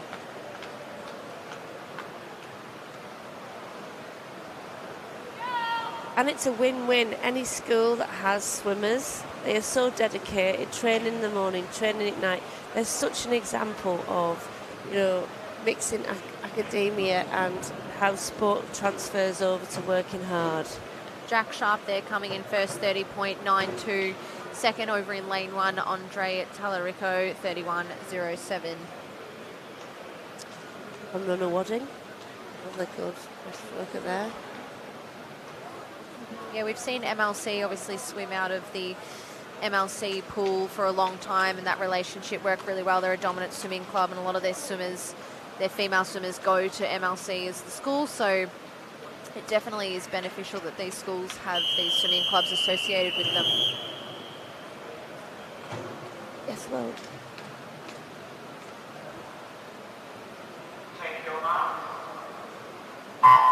At the opening ceremony, Karl Stefanovic mentioned that the Olympians get to have Ollie after their name, and that there's less Olympians than there are neurosurgeons in the world. So it just goes to show how much work. And you think it's a very exclusive club. If they're putting the work in, they deserve the accolades. Great swim here from all these boys. Very Lovely. even. Who's going to touch the wall first? Harry Leo, 30.96 in second. Austin Robbins, 31.30. These shorter events tend to see the field be more of a blanket rather than dominant swimmers, so it makes it just that little bit more exciting to watch. And That's what we're seeing here already this morning. County strokes. I mean, that men's 100 breaststroke at the Olympics. I mean, Adam Peaty, tragic, but it was nothing in it. I mean, it was like Martin Eggy. He normally wouldn't win that, but just fingernails.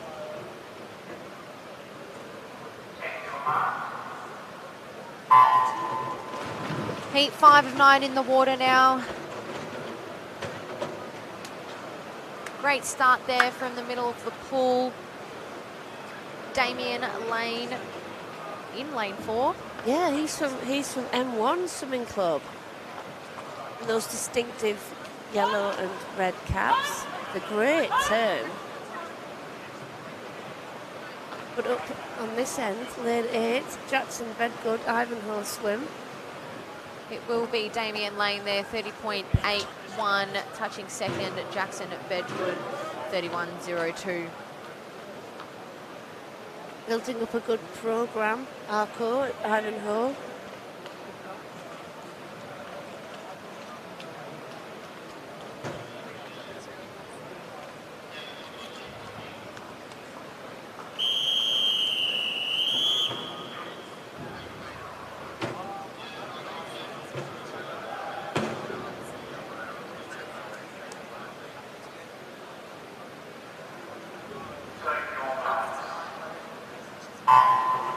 Two young boys here, Colin Trom and Harry Heath, in this 6, 8, 9. They're both 15 years of age and both from the Nuwaring Swimming Club. Also Ben Huang in lane 3, he's from the Nuwaring. But just over in lane 1 we have Alfie Graves, also from the Nuwaring. And lane 2, Xavier Lai from Melbourne Swimming Club. But taking it out is Mitchell Davies. Oh, it's time to come up from it. So it's Harry Heath, I think, 30.26. Going from second, I would say, 30.48, and Xavier Lai, 30.6.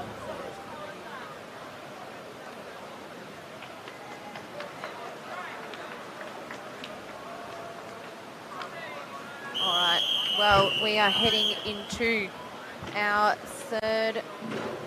3 seeded heats now. All of these boys, noticeable absence there. Daniel Cave, one of our great breaststrokers, he's not there today, but that's all right. Gives an opportunity for the rest of these boys to make or squeeze into a final tonight.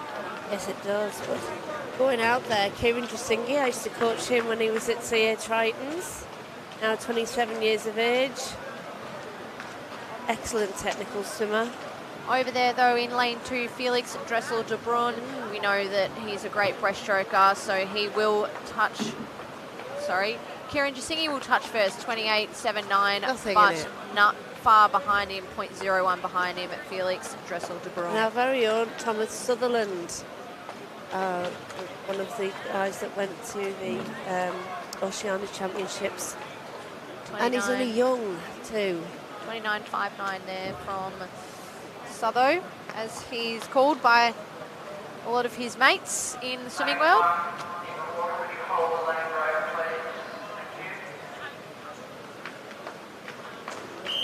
It's an Australian thing, isn't it, adding O to the end? Sutho.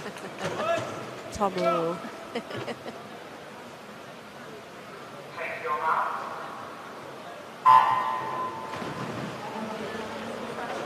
Another absence there in lane 4, so it really does open this event wide up to everyone else. Hey, Cameron Jordan wasn't at Countries last week either. Lane 5, Calvin Reid taking this out quickly. Another swimmer from Craig Jackson's group. We've seen that their skills are great. Over in lane 3, though, Karan Fernandez also having a great swim, but it will be Calvin, 28.31. After that, Karan, and then Yoon Geisler, 28.71. All those boys hopefully progressing through to the final. We'll see what these boys in the last heat will do. Yeah, Karan took an extra short stroke, which think impacted in there. Definitely important in this short course swimming, especially a 50 breaststroke, to nail those touches on the turn and the finish. Well, here we have Callum Home and Rebel again. Adam. Something to his IM back, you know, he swims a fantastic IM, so he will appear in a lot of different events. Yep, and Lachlan Chan in lane 3, Adam Selwood, who we just saw in the 200 breaststroke. Good to see him backing up and doing the sprint as well. So very even with those 3 boys across. I think it's anyone's. I think that'll make for a great race tonight. Oof, Lockie Chan takes it out, 28.17. Maybe you should go and get some acrylics done before tonight's final.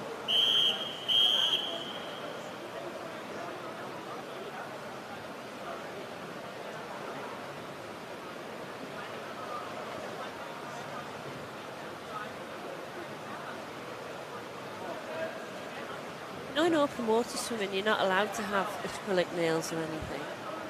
They check them when you're at Aussie Nationals. Really? You have to have them cut down. Well, because I suppose you could jab someone, couldn't you, and things like that. Well, they're a bit closer when they swim in the open water. Here, obviously, we've got our lanes, so... When I swam open water, if you can believe, I was pulled back around the first buoy by somebody. At the time, I was in the 40-something women's age, and then there was a 65-year-old man. And it was some 65-year-old man that just pulled me back. It's like, hey, I thought this was meant to be a bit fun. So here they are, the multi-class girls again in the 100 IM. It's fantastic to see them. Alison Feely's been in, and Sarah Howe. They've already been in like multiple events. Honestly, I'm really impressed by all of them. It's really great to see these girls out here this morning doing multiple events, one after the other. Finals tonight. That's some great backstroke from Alison Feely there. 100 IM, obviously specific to short course swimming. The 4 laps, 25 metres of each stroke. And there too, Grace Ryder. Beautiful still head there.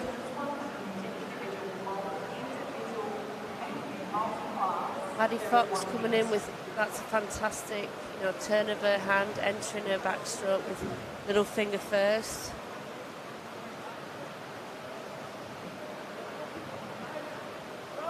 Lane 3, Grace Ryder, what a fantastic glide she's got on that breaststroke. She's taken on a good lead.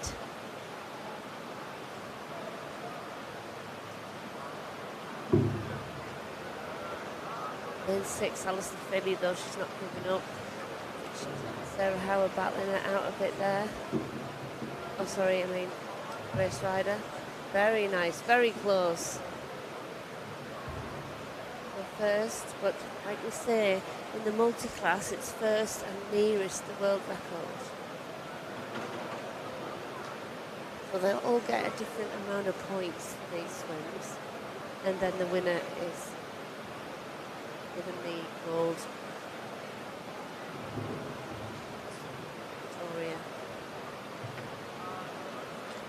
That's coming in now. That freestyle and got under 2 minutes. Well done.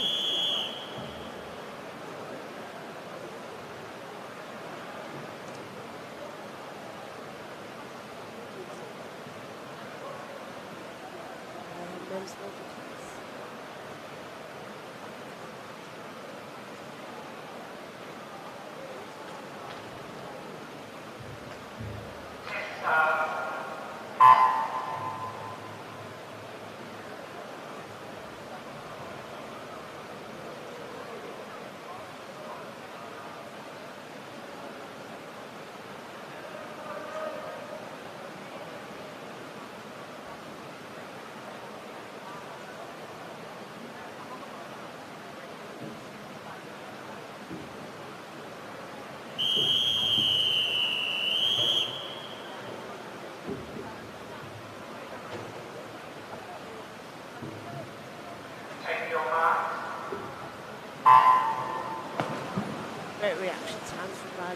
there.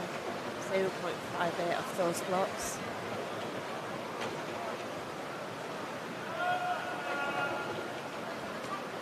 But we said it's a complete sprint, the 100 IM, so these men are really taking it out.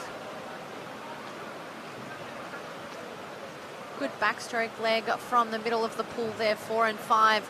Riley Blitz, James Logan. Let's see if they can continue their good battle there into the breaststroke and freestyle.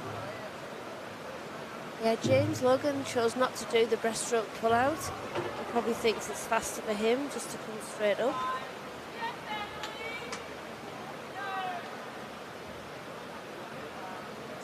Heading down now into the last 25 metres. It's been a great swim from these two in the middle of the pool there. Let's see if they can hold on to their lead. It's going to be a battle right down to the wall, touching their 108.99 and 109.62. Great PBs there from those lads. Well, a PB from James Logan, 109 from a 111.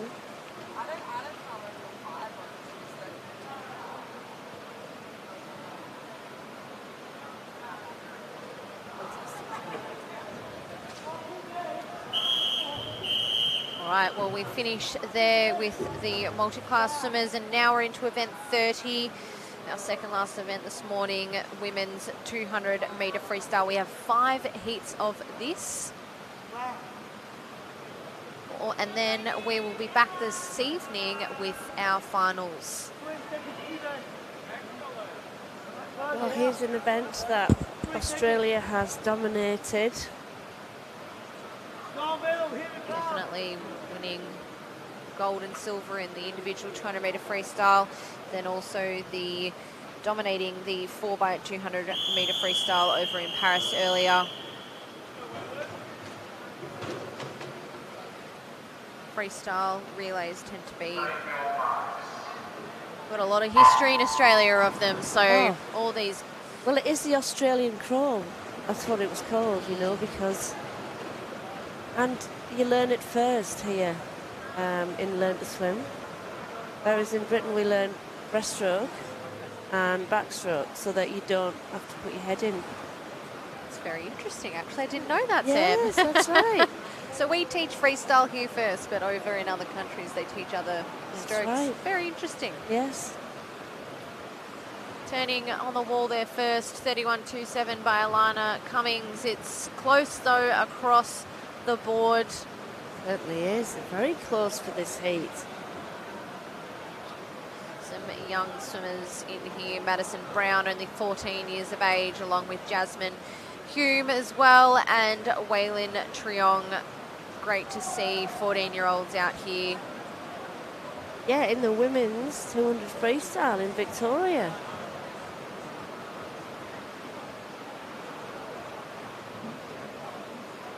Kelly Stubbins, who was a great 200-metre freestyler, now one of our head coaches at Cheltenham. She is the current record holder, 155.34 set in 2009, a long time ago. Hey, absolutely. Like, nice to see her still on pool deck coaching our young swimmers. We've got a few down at Cheltenham, distance swimmers. So, and she's also she was the head coach of the Victorian team, wasn't she, recently? Yes, she was. 50 metres now to go. It looks like lane... Digging in, girls. Lane 2 and lane 5 really digging in here.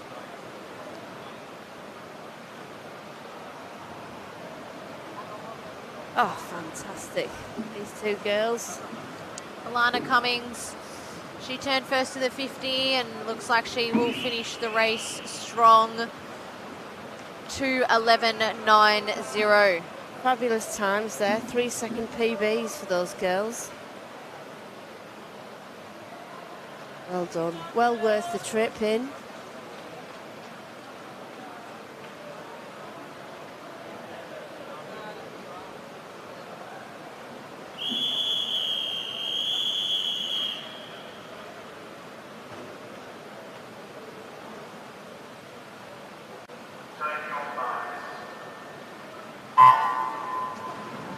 in the water now. We have heat 2 of 5. It's our last heat before our seeded heats come through.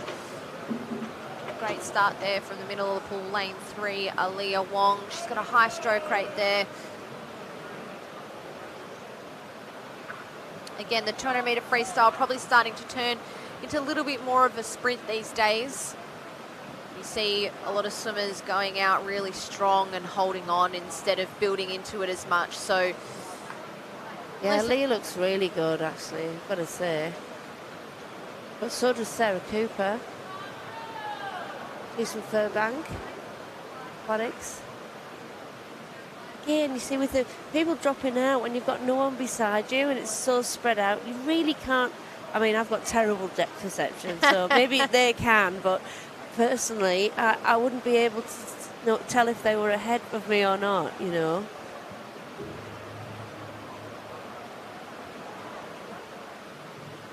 Great 102s for those girls. Yeah, these girls really heading out fast, hopefully doing some PBs this morning. Anyone can make a final, so from any of these heats. That's right, that would be quite the coup, wouldn't it? Getting into a women's final from one of the earlier heats, a bit like those boys did in that 100 freestyle. It's always a possibility, isn't there? All right, 50 metres to swim. She's looking good, Sarah Cooper there. Turned into 1:35.99. Looks like she's heading for a nice PB.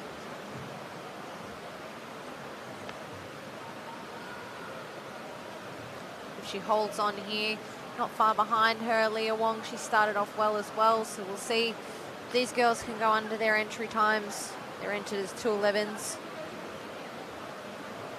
Oh yeah, Sarah Cooper's going to be well under that. Great time from her, 109.19 and 2:12.04 from these girls this morning.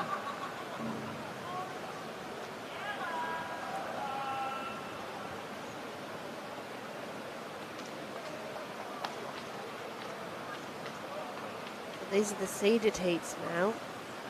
Heat 3, 4 and 5. Wondering if we'll have any men in the 1500.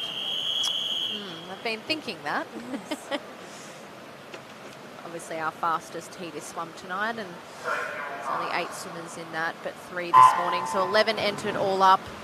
We'll see if we do have a heat swim this morning. Heat 3 of 5, first of our seeded heats. Alana Torrance again. Yeah, she's had a few swims this morning so far. You know, great minds think alike. We were just about to say we that. were about to together, say that. Manna as well and Greta also have had a couple of swims this morning already.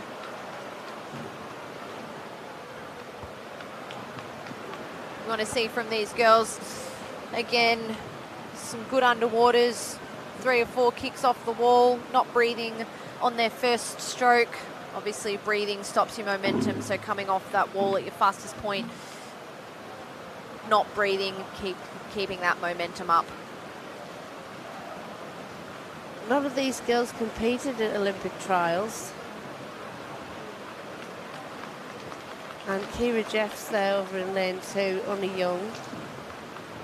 She's still 13 years of age and competed Olympic trials at that age.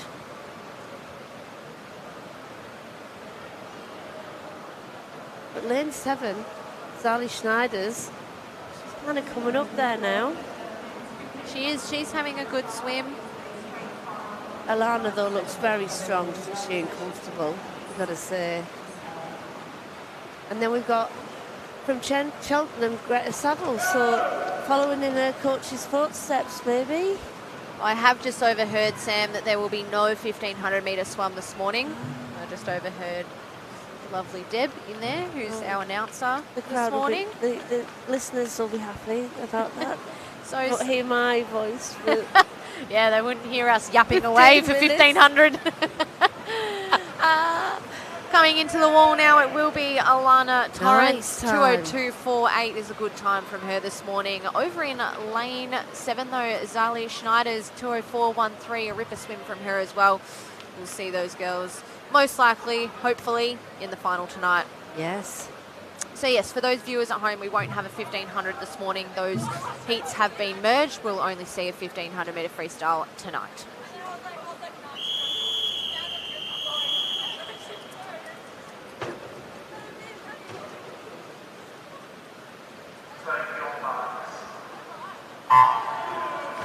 We have Mackie Hunter here. She's 18 from MLC in year 12. She's usually seen quite a lot in the open water events and the distance events. So this is probably the shortest event that she swims. Isabella Boyd not swimming in this. No, I spoke to Isabella before, not swimming here at this competition. Oh, isn't she? Because I just saw her there and she... and I wondered what she was doing, or, you know. Yeah, she's here having a train. Bit of an injury there, so that's all good though. She's all good. She was quite predisposed to injury. I remember when because she was at Carey, or is it Carey, Glamour, and she always used to be taped on her upper back. And Yes, well, our swimmers work pretty hard. Our bodies tend to break sometimes. Yes, they do. In the wall now, 100 metres. Sophia Ballin has taken this out 101.01. She's looking quite smooth and nice here in her stroke. She's from Nunawading Swimming Club there. Sorry, Sophia from Western Aquatic Academy Swimming. Yeah, she's taking this out to them, isn't she? 16 years of age. On the other side of the pool, though, Mackie Hunter, Brianna having a real battle there with 50 metres to go. And they're both distance swimmers, Brianna Burgess. They are. As well. So they know they can bring it home, don't they? They can, and you'll see that sometimes. Molly O'Callaghan does it very nicely in her last 50 metre of her 200 freestyle. So these girls putting in a great last 50 metres. 10 metres to swim now. It looks like Mackie Hunter has just put on her afterburners slightly. See who gets their hand on the wall first. It will be Mackie Hunter in a time of 2:04.43, not far behind her. Brianna 2:04.70, and then Dakota Mathers 2:05.20. So hopefully see those girls in the top 10 in the final tonight. Now, obviously missing are the swimmers that are going to Junior Pan Packs. So Giselle Davey. Yeah, this is her pet event. Yeah. Yeah, we are missing her in this race. She's on the Gold Coast currently in the nice sunshine. So Yes. they're about to head to Canberra tomorrow. Watch out for those guys. They will be swimming. That'll be a sharp change of temperature, won't it? Just a bit. 21st to the 24th of August. Giselle Davey, Jacob Nimmo, Nicholas Stupas from Caulfield Aquatic, and then Jessica Wilson from Nunawading. Excited to see all of those swimmers race. Well, I mean, you know, especially the Americans coming over, they're part of the Pan Pack, so they're Canadians. They're 2028. Yep. Young charges will be who we'll be looking out for in 4 years' time. Be a bit of a rude shock, the weather in Canberra for the Americans coming Will from be, their won't summer. it? Certainly will be. It's like, you know, because especially I think there isn't like a misnomer about Australia that it's always hot, mate. You know, Might be in it's Crocodile Townsville, Dundee but yeah, it's Crocodile Dundee territory, and everyone's wearing a Cobra hat and drinking a Foster's, you know, in the sunshine. But you know, no. Tara Kinder here, we saw her earlier, 200 IM, 100 breaststroke. Now in the 200 freestyle, she's going to turn first with 50 metres to go, 1:29.80. We'll see if she can go under that magical 2 minutes this morning. Abby Kearney, though. She was in the 200 backstroke. Yeah. Bit of a tough double there, 200 freestyle, 200 backstroke. And Alicia Clark again. These girls putting on a good show here. They certainly are. And Arabella Tomlinson from Caulfield. She's having a good swim Yeah, there she too. is. 2 minutes, 0.97, Tara Kinder, she'll go through first there. Lots of 2:03s there. Those girls will all progress through to That's tonight. a good PB for Arabella. I mean, if she can do that in the heats, can you imagine tonight? Well, And Sophie Jacker there, she's just come back from illness, you know, getting these, talking of getting sick after national age, very, very poorly, so she's doing well just to be here, actually. all right, well, that is it for this morning. Thank you, everyone who has joined us for the heats of the 2024 UNCLOUD Victorian Open Short Course Championships. Thank you to Sam, who has also been here this morning, and we will all see you tonight for the finals. Yes, well, I won't. I'll be No, watching neither it will from I, home. but we'll see you tomorrow Well, but morning. you see you guys out there. So, All right. all right, good. Thank you all. Bye.